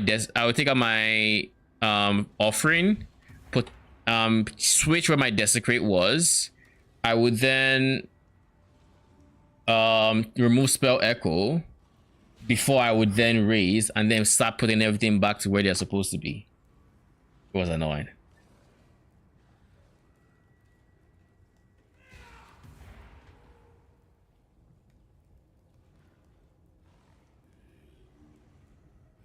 How about this? What if I tried scaling poison on Ancestral Commander? What are the biggest drawbacks to scaling poison on Ancestral Commander? A, Wither. With 10% Wither from this guy, is that enough to cap my Wither, Let's find out. We would have 21 projectiles overlapping on the same target 6 times a second. So that is 21 times 6 times 0.1. On average, we are hitting 12 to almost 13 Wither stacks a second. That is more than enough to cap Wither. 10%. This is like the first minion I'm actually looking at that actually caps out the 10% Wither easily. Overcaps it even. Okay, so Wither is capped, right? Just this and having 7 Syndicate Operatives. Then because of all that Wither, this crit multi goes insane. We go from having, let's say, 50% crit multi to having +5 per Wither, so that is 5 times 15, which is 75, I believe. Yeah, 75. So that then already takes our multi to 225% from the base 50, ignoring critical damage, like increased crit damage that takes it even further, and the fact that this also gives us really good crit chance. Then we go Tread Spinner, we go this is just no reservation, but then everything around you is now slowed and deals reduced damage and has minus res. Minus res, again, another big multi to chaos damage. But like, I feel like I would spend so much in getting my minions defenses right. Not my defenses right with Servant of Arakali. But I think it might be the play. So Ancestral Commander, what are the problems? There really aren't problems. We'd have to go Withering Touch, and then Wither is sorted. Poison, we'd have to go Chance to Poison as well, but that's 40%. And then if we get perfect Poison Cluster Jewels, we can get to 100%. Do Doriani take immunities? The problem with Doriani would be that if you go Doriani, you have to convert. If we're using Squire, that removes Dawnbreaker from the equation. This means we have to make do with A, Divine Flesh, and B, like Sublime Vision or Double Purity Watcher's Eye, which means we then have to run Double Purity Auras. Which again, not the worst thing out there. We'd have even more like Fire Res, Cold Res, and those reses would be capped.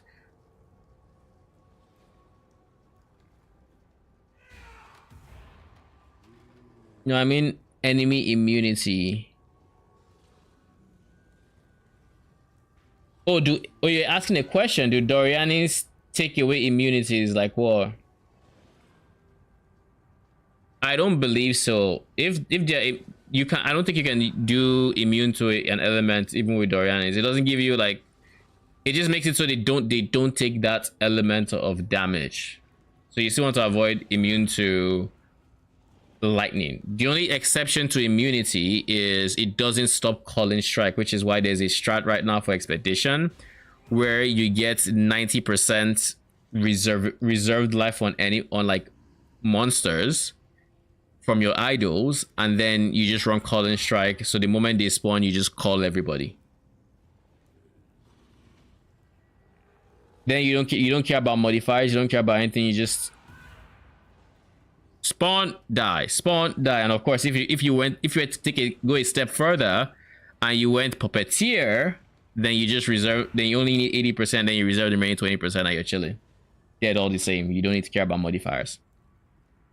That should honestly be a strategy I try on my current character. Just go in, click expedition profits, and then just giga farm like, I don't know, expedition currency. How much are they going for right now? I should check. I haven't done expeditions since league starts. Exotic coinage.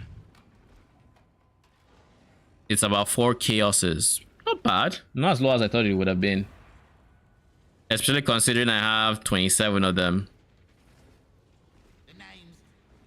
I still have like giga artifacts from early league. I can only get them to 95%, I think. You don't need to get them to 95. Like calling strike, so long as they are under like 10% of life, calling strike will call them when you hit them. Or if you use like what's that guy's name, the Forest Warrior, all the same, you know, they get called regardless of if they actually take damage from the hit or not. So long as he hits hard calling strike and he hits, he die. Maybe change Spectre type. There aren't many more Spectres that clear as well as Syndicate Operatives, I guess is the thing. There really aren't many more. Like these guys projectiles off screen with their projectile speed, even if they are immune to physical, correct, it doesn't, immunities do not matter in the face of calling strike.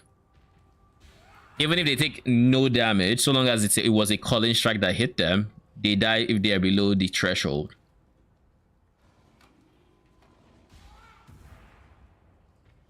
But yeah, there aren't many Spectres that clear as well as Syndicate Operatives. There really aren't many. Like Reg Defilers do, their projectiles go very far. Let's try one. There's one more minion. There's a Spectre I could try. These guys I don't even need the gloves for. Keep in mind, so like I can actually drop Triad's grip with these guys. Hyries Watch. These are the alternatives, if there were ever one.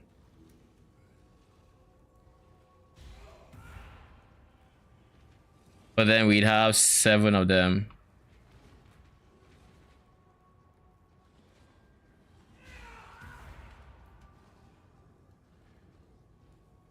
That is not much damage. And these guys, I would also need to run Pierce on them, so we'd have a swap, which of course is less than ideal.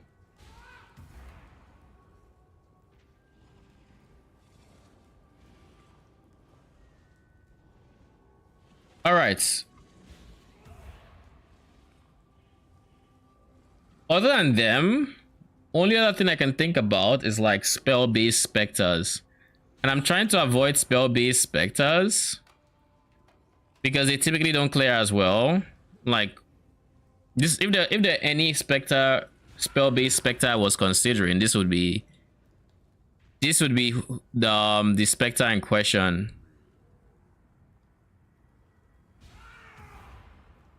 Dominated. What is your name again? Auto Enforcer. These guys. But as you will quickly notice, their projectiles don't go as far off screen. And of course, you can't use return projectile on them because then you break a very like a tactical nuke they use, which I love. This is a minion I've always wanted to build around because of that tactical nuke. Single target, chef's kiss with it. But the problem with that is it's very easy to miss as well. So like, you know, and it has a long cooldown. This is the tactical nuke I was talking about. He has return projectile on, so this is not going to do any damage.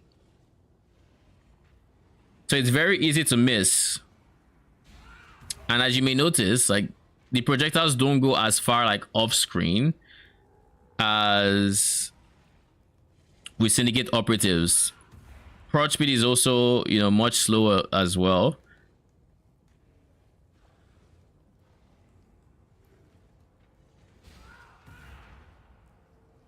Yeah, you can't use return prod on Operatives.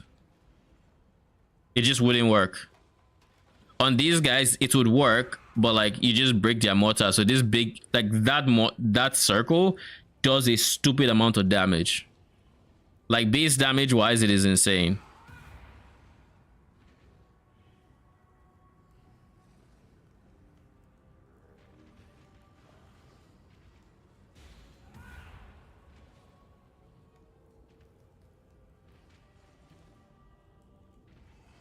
Just to confirm, they use a spell, right? Yeah, it's a spell.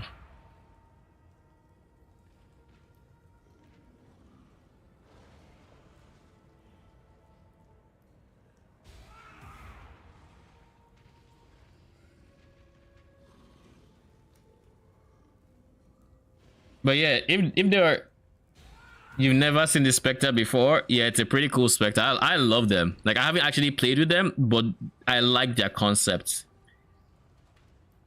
You miss old cannibals for specters, where cannibal like those are you talking about like the fire eaters from like Act 1, second zone? Those guys that spray fire, cannibal fire eaters.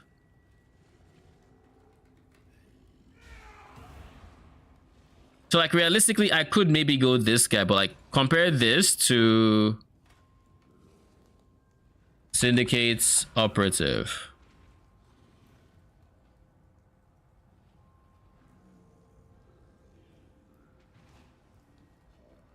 Like, it's hard to see their projectiles, but like, it goes so far and so quick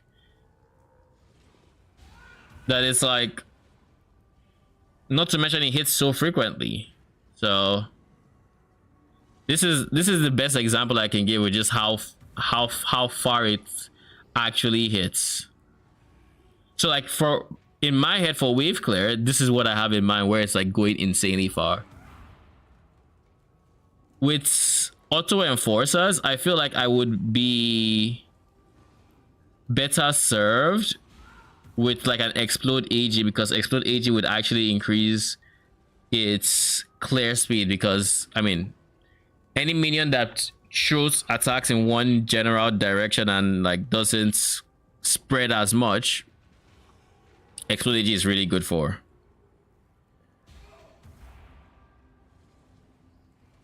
But with these guys attack cast speed, it doesn't matter. If they kill the enemy in front of them, they can easily switch and all of that. Whereas, I mean, with other minions, maybe they'll have like slow, like basically just less attack cast speed by default. Like they have slower attacks, obviously.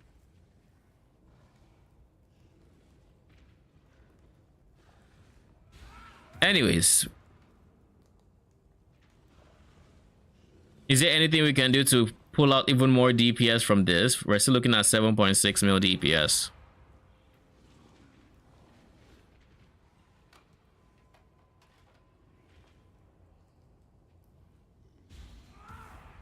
The fact that 1.7, like one and 3/4 of a 35% effect, 35.3 cluster jewel is like,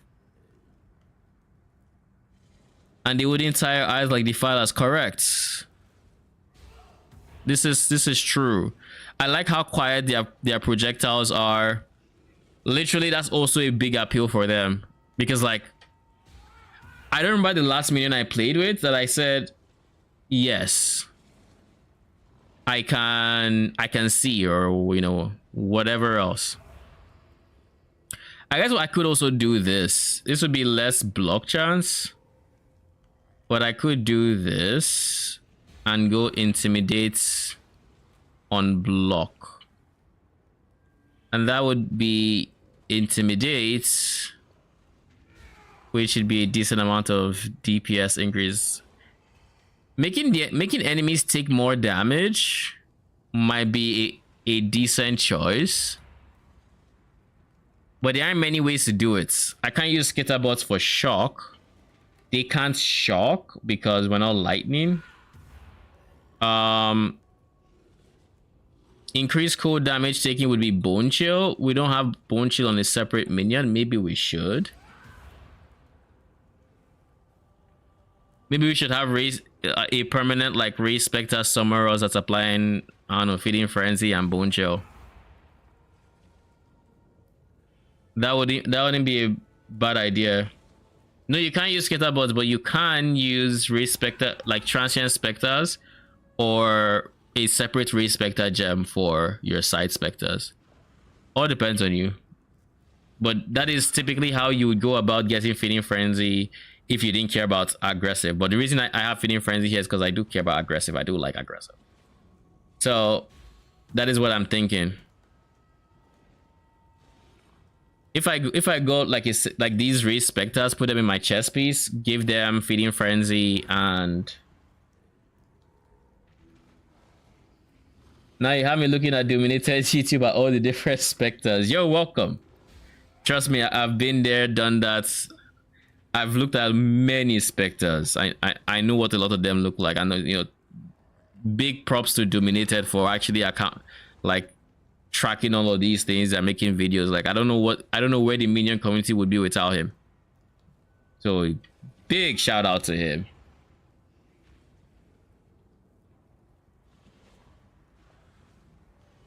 He does the Lord's work for the minion community. He really does. Okay, so advantages for chaos or elemental over chaos. Last time I played special was slave driver days. Slave drivers. You know, I wasn't playing PoE by when they were meta, but in my time, like even now, slave drivers are still very comfortable league start because you get them Act 4 and you're just rolling with them. I hate how squishy they are with like low level respected gems, but eventually it irons itself out. Advantages of code over code over chaos. We have access to exposure, we have access to pen. These two things come at a package deal, so effectively we have to deal with less resistances. But chaos has wither, which increases damage taken. Not only does it have wither, I mean, it has wither, it has curse, but it doesn't have exposure or pen. So it's a lot of increased damage taking, which doesn't care about resistances. So there is that, but pen also doesn't care about resistances. It's going to pen that amount regardless. And this is in PoE 2 where pen doesn't work below a certain resistance mark. Oh jeez. And the old flame ones,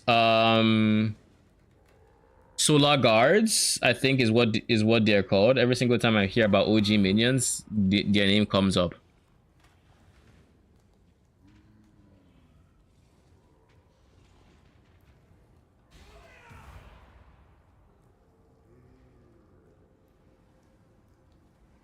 Do I want to just switch to Servant of Arakali? It would be so much more DPS. Now, with Servant of Arakali as well, I don't think there's any Forbidden Flesh and Flame I would particularly care for, except maybe the expensive one, i.e. Escape Artist, which I don't want to imagine how expensive it is. Let's do a quick price check. I'll need to burn my ass after, but let's see. Flame Flesh. Escape Artist. Escape Artist.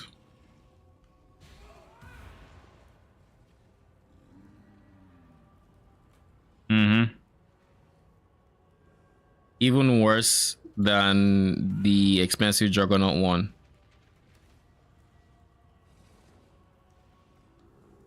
Mm-hmm.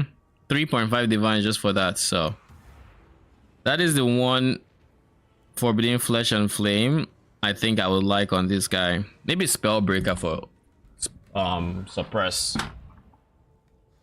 Maybe. Don't need leech. One step ahead is not bad, but Swift Killer is not necessary. Polymath. Polymath would honestly be nice, because poison counts as your kill, so you'd just be passively gaining all this mana, ES and mana, and like, so you'd have actual decent regen with poison using Polymath.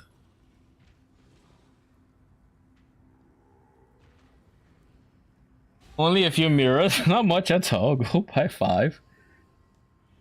Yeah, you're right, my good sir. It's just 5. It's just what? How many mirrors? That's 3.5. That's very affordable in this current economy. You just buy just 3.5 divines. That's it. No biggie. Should take you like two seconds of farming real quick. Like you can just set your King's March people, the peasants, to work for those mirrors, and then you spend that on whatever frivolous thing you like, as monarchs do be doing, you know.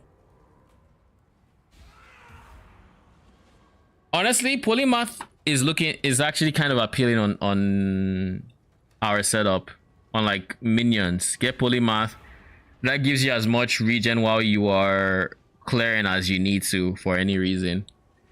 It also it automatically solves mana, non-single target, of course. Single target, you still have to worry about other stuff, but non-single targets, that helps a lot. But like, that's the only thing anywhere that matters even remotely for minions.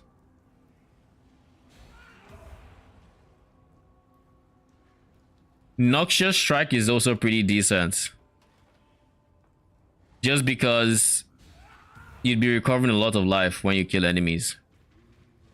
So if you really just wanted to giga stack life when you're clearing enemies, this is where you go. I could put my it off my cross. I mean, fair. You did send a 50 mil shipment today, and that did not They got hungry on their voyage. They got very hungry. They got very peckish. They're like, I like wheat. Tastes really good. Oi, Jimmy, how's the xanthemum taste? Oh, that tastes fantastic. Tastes good? Tastes good. You want to try some? Yeah. I mean, what else are we gonna do? Sell this? Nah. Eat your fill. Eat as much as you need. What he doesn't need the money. He'll be happy we bring anything. Just watch. Just watch. Just what he isn't gonna do. He isn't gonna do shit. And then they come back with half the after eating half, like, yeah, sup. And then you're like, can I just execute them all? But then you realize that you spent gold in hiring them and paying them, so now you just have to be like, whatever. And then you send them out again, and then they're like, yeah, I told you he ain't gonna do shit.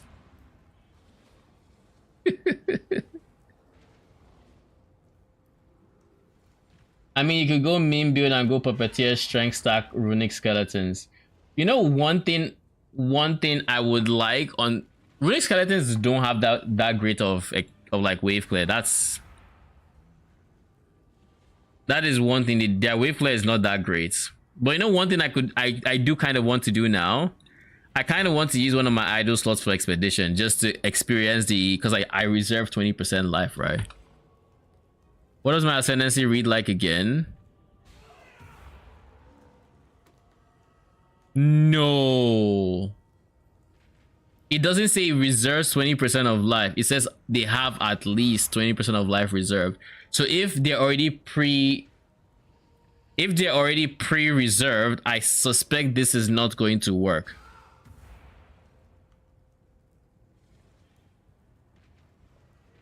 That is my suspicion on how this interaction would actually play out. Hopefully it wouldn't, but like I doubt it. Otherwise, it just says reserve 20% of enemy's life.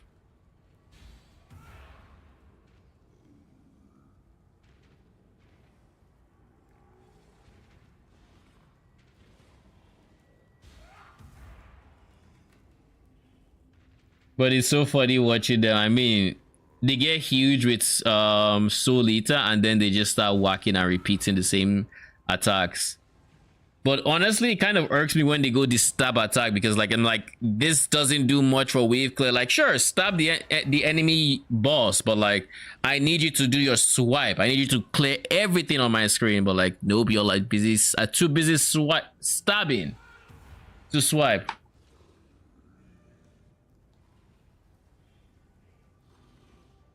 What I think happens is they spawn with like 95% missing, then 20% of the 5% left gets reserved. But they don't say, does it say current life? It just says life. I doubt it would be current life, because then that would just permanently affect them as they are losing life.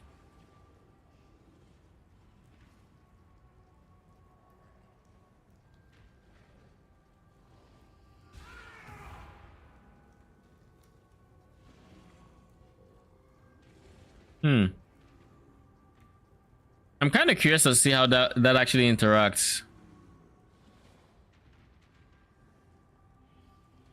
Okay, please tell me if you guys have any ideas on how to scale this damage any further, because like I'm blank. This requires too many uniques to be an adorned build. Like I'd have to drop my Forbidden Flesh, Forbidden Flame, Fortress Covenants, Rational Doctrine, which at this point I have no regen. Storm Shroud, all of it goes. Screw it all. Who needs it anyways? And then I would have, that is what, 1 2 3 4 5. I'd have 4 jewel sockets for flat damage, but then I have no regen whatsoever. But I guess as a suffix, let me see. As an Abyss Jewel suffix, I can get regen. But how much regen is this?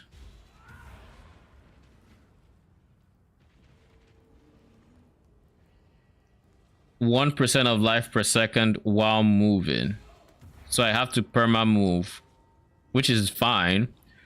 So let's just say we have a 75% adorn for all intents and purposes. So that is 1, 2, 3, 4, 5. 5.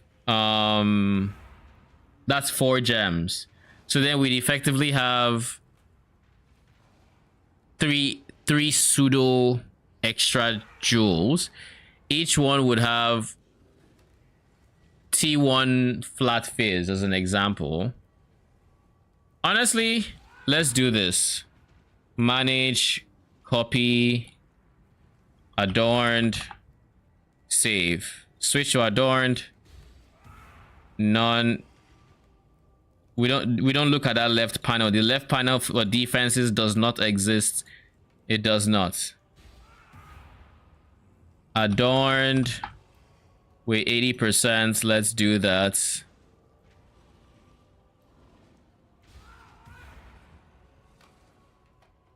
Something that's not too crazy with expenses. Close enough.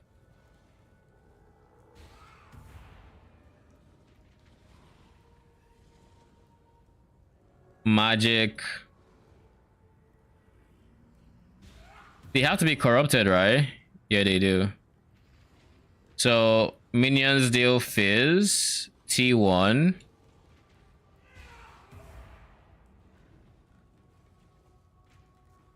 What was the biggest thing I lost?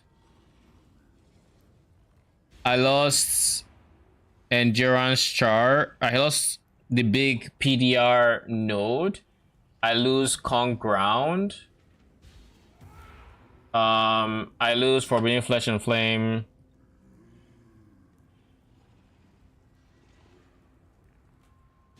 I mean, I know it's funny as hell on bosses when they just go. Yeah, I love that. Everything like so, for the first, I don't know how many bosses I did on my current zombie character. I was actually properly getting surprised every single time, and I think to myself, oh yeah, it's that. And then next time I still get surprised, I'm like, okay, we're just not learning, eh? That's what's going on, bruh. Regen.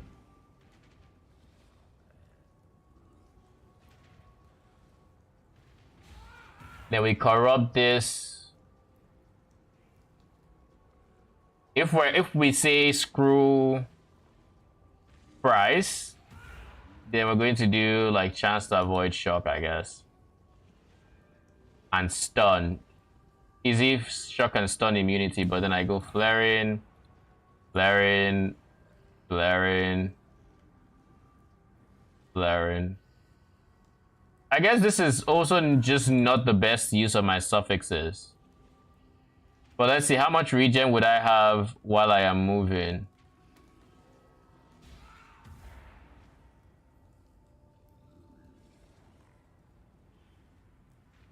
It's not asking me if I am moving. Why is it not asking me if I am moving?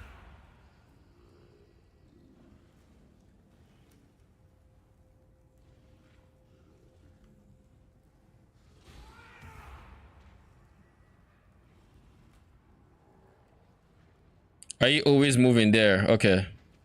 That's it. And then I get back to rational doctrine levels. Alright.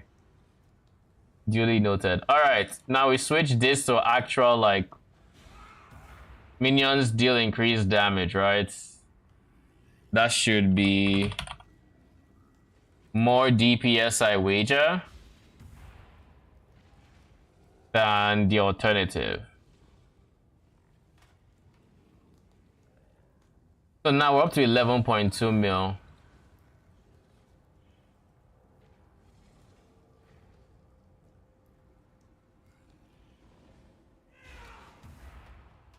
Yeah, it's worse damage.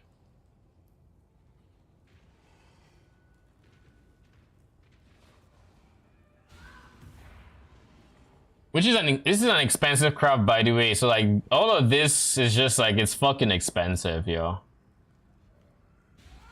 First boss I did with that, I was like, damn, I do a lot of damage. Yeah, I mean, that first time you insta-face Katarina hits different. I don't think it can. This says jewel sockets. Dual socket passive skills containing that. So it wouldn't affect Rate Lord. Yeah, it doesn't affect Great Lord, like I said. It specifies it has to be in your passive tree. So you still want to go full res there. But like all that for 11.2 mil, we still have shit for regen. Our max hits are worse.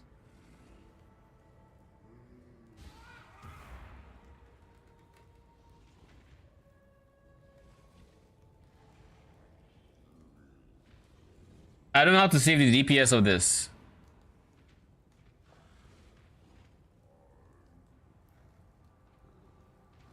Bro, what the hell?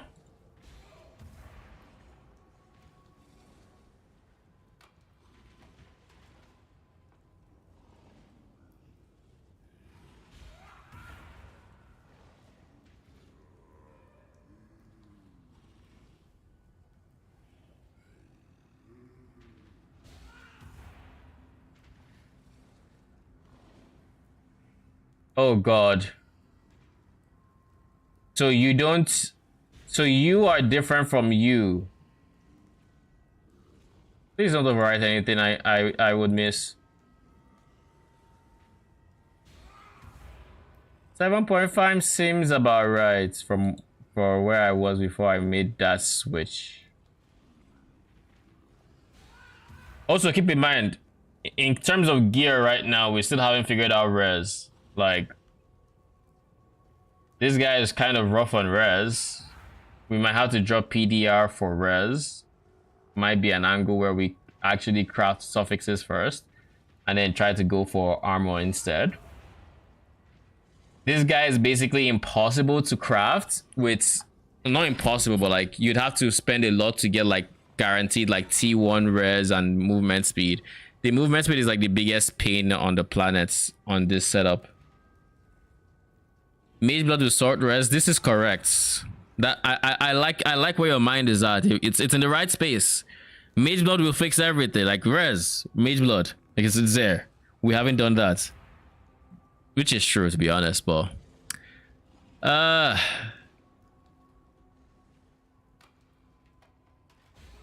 it's annoying me. Where's the damage?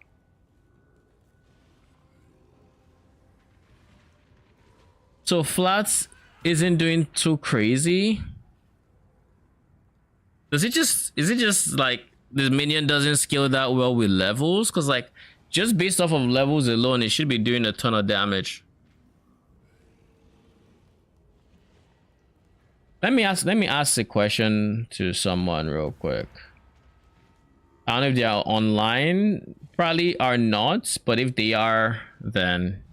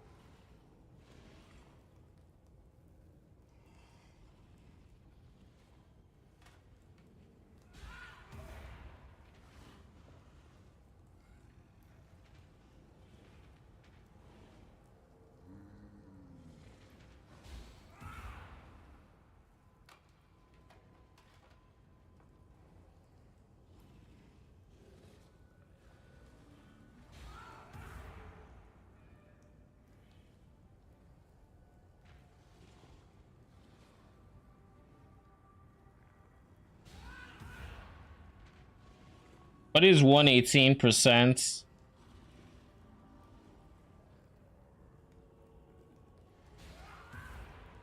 .18 times 1.34.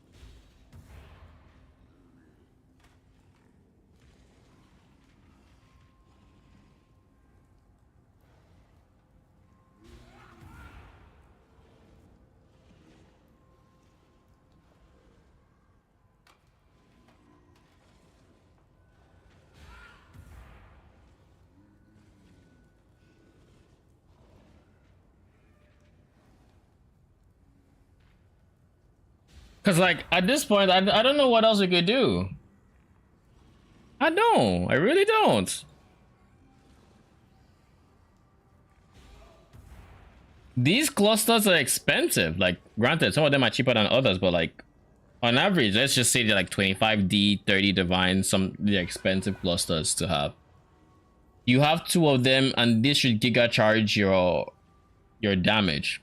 Only thing I'm missing, realistically, is this guy.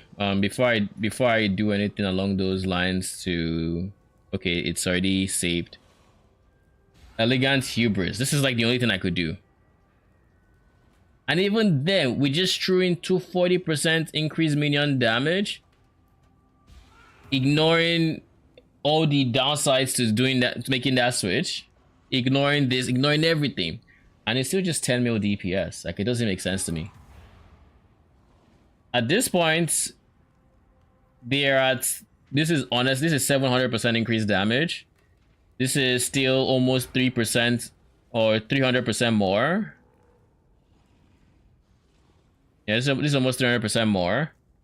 This is like, it was 2.92, right? That we calculated.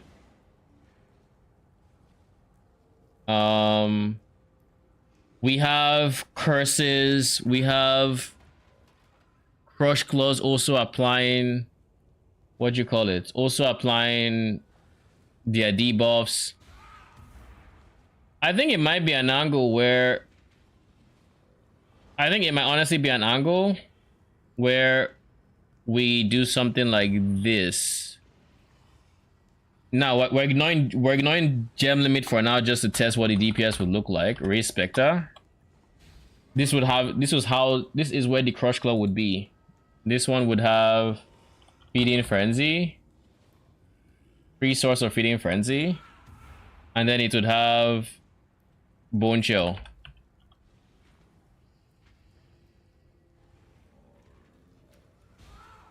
That removes the need for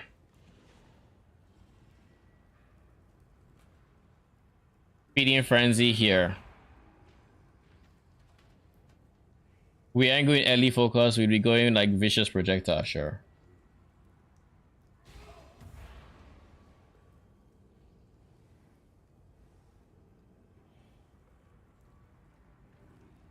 Switch back to Tread of Hope, please.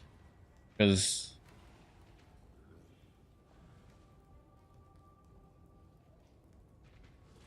so this would put us at 10.3 if they are chilled. Let me say chill of 10. With a chill of 10, we're up to 11 at least.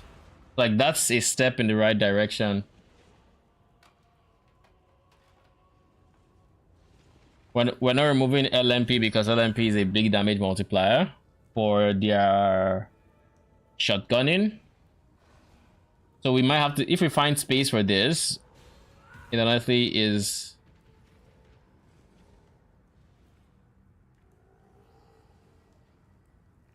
It honestly might be the move.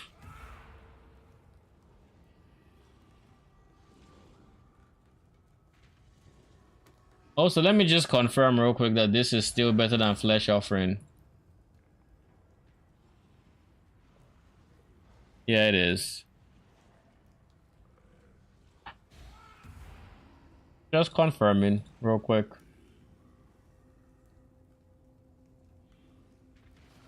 Thought Greater Volley was better. Greater Volley. Here's the problem with Greater Volley.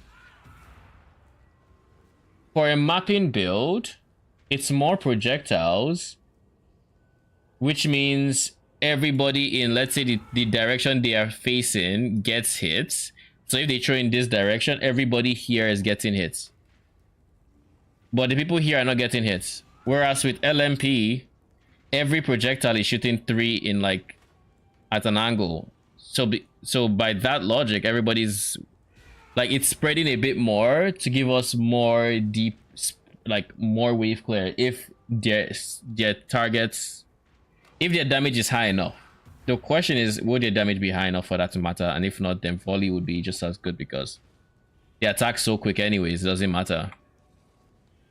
But that's why I'm going LMP.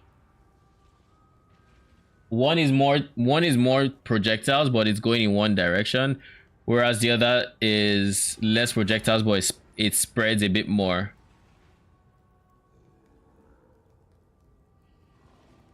All of the above give enough overlap for single target. So single target DPS, they're all pretty much the same except the less modifiers.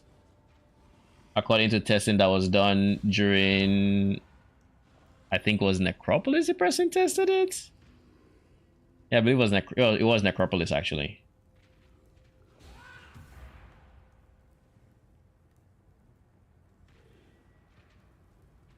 What is that red sword buff near Onslaught? This is my... It's this guy. My perfect... What is the Impale Sword's name again? Perfect Dancing Sword. He gives allies chance to impale and increase the impale effect. And we are going impale effect or impale on our zombies, so he buffs in that regard.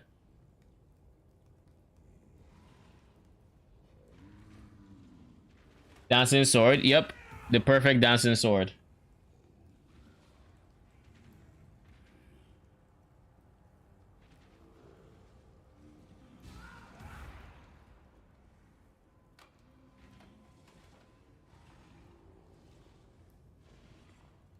Right now, this game has me thinking, where are damage nodes on this tree that I haven't taken that I should be taking?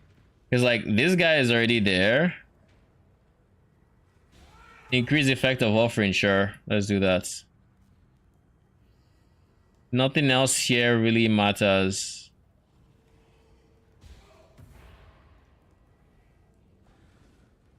This pen is that much damage? No shot. You're welcome.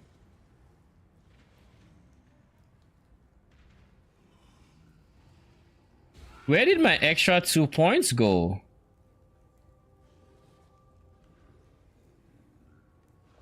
What on earth?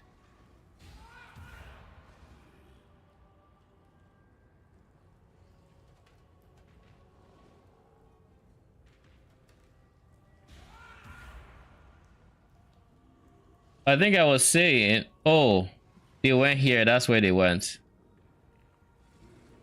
So 10. I mean, beggars can't be choosers at this point. Offering. And then if I were to create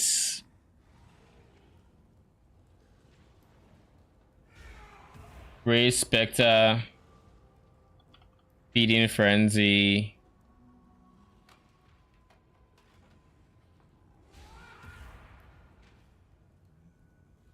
Bone Chill. Like honestly, at this point, I might as well give them a 4-link. And I'll just give them Awaken Melee Fizz so they actually apply Intimidate. Now, this is not a permanent addition or anything. I still haven't figured out the logistics of this.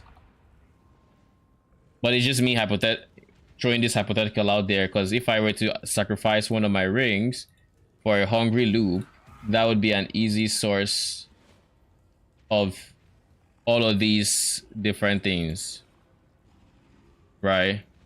So that is an option that's available to us.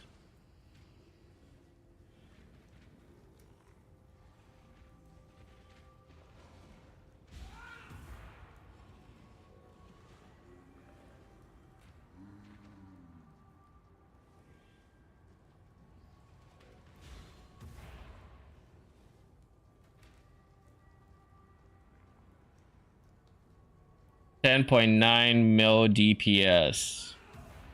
And then they'd be intimidated as well. So 11.8 mil DPS. But this is only for enemies that my Crush Claw and Carnage Chieftain have been able to whack enough to intimidate. Which, I mean, at these levels of attack speed,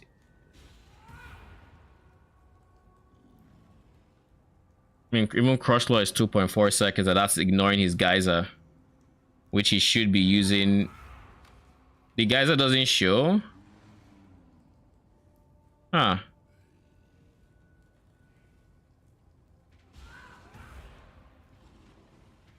Okay. It's a dash slam that creates it, but it doesn't show the actual geysers. And then the Carnage Chieftains are attacking there 1.5 times a second. So on the slower side, 100%. But yeah, single target they should be able to apply, but like it's still 11. You know what we're gonna do here?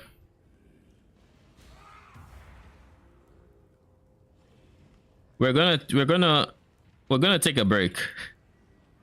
I will think about this more off stream. And if I haven't come up with anything, then we're going to POB. We're going to create a separate POB. We'll leave this POB as it is right now with 7.5 mil DPS. And then we'll create a separate POB next time. Not next stream, because next stream I'm going to be reacting to POE 2. And Friday's stream, I believe, is going to be the next time we work on this. But we'll POB this guy.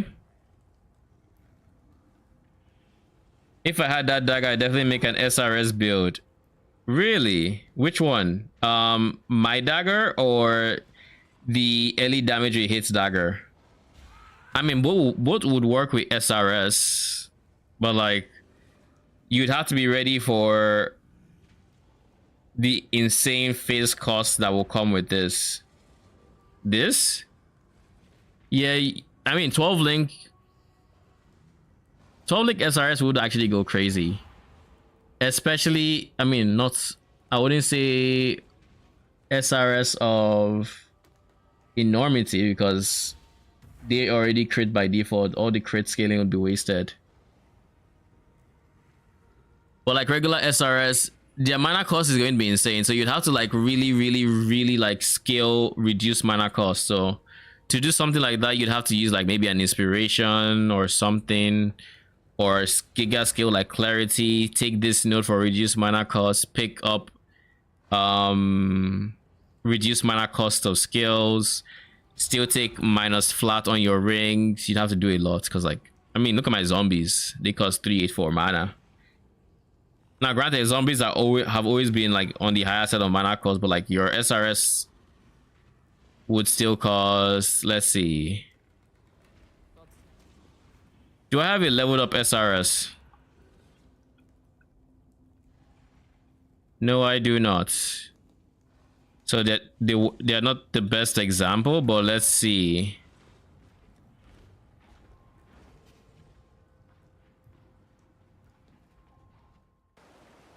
I guess the best would be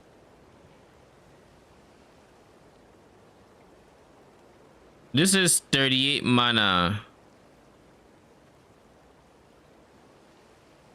384 divided by 38.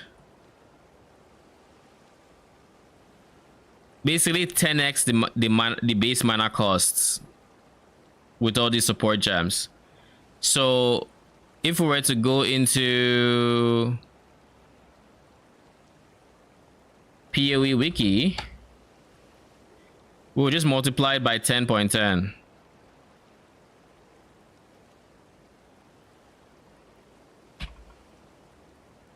Summon Raging Spirits. They would be level 30-ish, so 22.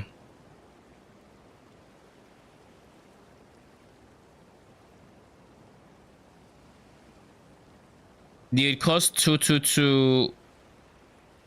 What's it called? 222 mana per cast.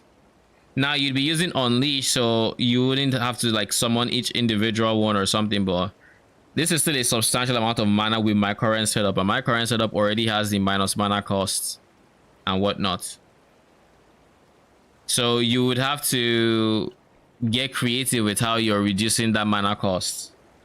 That is it. That has always been the biggest problem with like 12 links and any skill that is temporary, which is why it's predominantly used for permanent minions, because with permanent minions, you don't need to care about its cost. You just slap on your raised zombies and you go, your specters or whatever else, and you go. Things that you don't have to recall. So like the mana cost doesn't really matter because you summon them once and you forget about them. So to summon SRS effectively to get 20 out, you would need a situation where you are regenerating like 200 mana per second or something crazy like that. What if you enchant weapon? Wait, what enchant do you have in mind? Is it the trigger on hits? That would still take mana.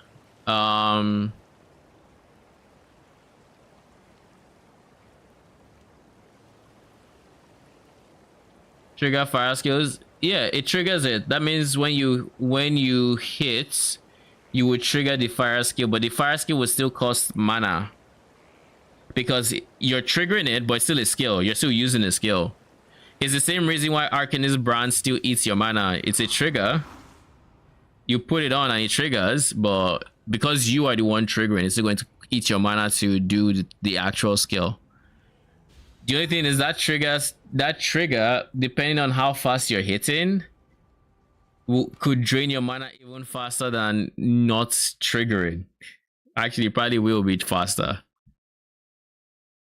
But yeah, your best bet would honestly be inspiration or something that really eats at that mana cost, but inspiration would then be a dead link for the actual minion. So, you know, between a rock and a hard place in getting max efficiency there. Maybe if you had damage taking recouped as mana and then you just went ahead and took obscene amounts of damage, or not obscene, but like you went ahead and sought out damage, that could be your mana engine. Or you went clarity and maybe Val clarity or and stuff like that. I'll work on it as homework. Sounds good. And also, this node would be mandatory for you. You don't want as much mana regen as possible, so this guy will be as mandatory as possible. This guy will probably be mandatory as well because that would help you a lot in just cutting down that cost a tad. Even if it's nothing crazy, but cutting it a bit. And of course, you also have reduced mana cost as a mastery, so you could get 20% reduced there. Maybe that takes you down to like 18% or 180 something mana cost or something.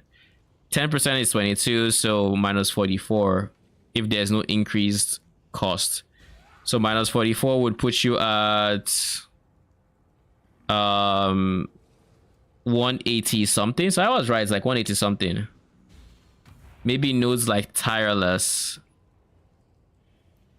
Which one is tireless? Oh yeah, this would also help a lot, but like remember, I already have tireless, so this is accounting for tireless already. So you know, keep that in mind. So that means it would actually cost more than 180 something with these two, because there's already reduced filling out that pool, so it's less effective. But yeah, it'd still be less than 200. So like this would probably be a start. Reduce mana cost or skill, reduce mana cost. Take that. Take mana regen. Take clarity. Maybe Val clarity. Actually, no, you wouldn't use Val clarity unless you're like absolution. No, Architect of Chaos. It would be rough. It might be doable, but it'd be rough, and you need to sacrifice a lot of other things to make it work. But yeah, we are going to be reacting to PoE2 stream tomorrow, the reveal. I'm looking forward to it. I have hopes that they make the right changes. I don't know what that looks like in terms of endgame, because the endgame really needs work for PoE2. But we'll see what they have to say. Hopefully it's good. I mean, I have faith in GGG, so we'll just see if their vision aligns with what I would like from PoE2 as well. Because I think PoE2 is really good, like a really good baseline, but I'm not a big fan of the current endgame. I'm not a big fan of towers. I'm not a big fan of tablets. things like that. So like I don't know if they're going to rethink their stance or play around with the idea more. I don't really care to. I don't care if they don't remove towers, but I think they need to rework how tablets currently function. You want specters in PoE 2? Oh, my fingers are so crossed. Like I'm expecting specters tomorrow because specters were supposed to be out by launch, but due to having many bugs, they were postponed. So I'd assume that by now specters should be done. But you never know when it comes to code, honestly. Fixing one bug could create like 5 down the line, and you just keep going down the web, the web of bugs until you're done, and it's like it quickly starts getting inefficient. So fingers crossed that we get specters. I currently have a list for specters I would like to try in PoE 2. Especially Doriani mobs. Those guys looked very interesting. But yeah, we're going to be reacting to that. We're going to be live about 30 minutes before the stream, and then we're going to be on until afterwards. And afterwards, we're going to do a quick recap of it and what I thought about it. Then we are going to end stream at that point, which would likely be maybe, I'm guessing like 7 p.m. my time, 8 p.m. my time.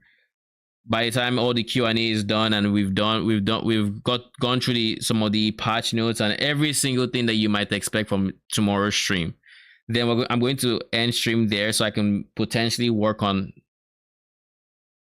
Actually, no, I have stuff to do, but I will be working on a video on the patch. That's what I want to do. So either I work on it tomorrow, I work on it the day after, and then I'll be back on Friday to PoB Arakali, Servant of Arakali with what do you call it? Basically poison Syndicate Operatives, because I think that should be more solid. I think that would honestly be a much better place to start off with. It does mean I have to rethink the dagger because we can't use any damage with attacks or melee fizz, obviously. But we also have things like efficacy that can go on the prefix of a dagger. So we have a lot to work out on Friday. That is the long and short of it. But yeah, thanks for stopping by. I appreciate y'all. I'll be back tomorrow. Till then, good night.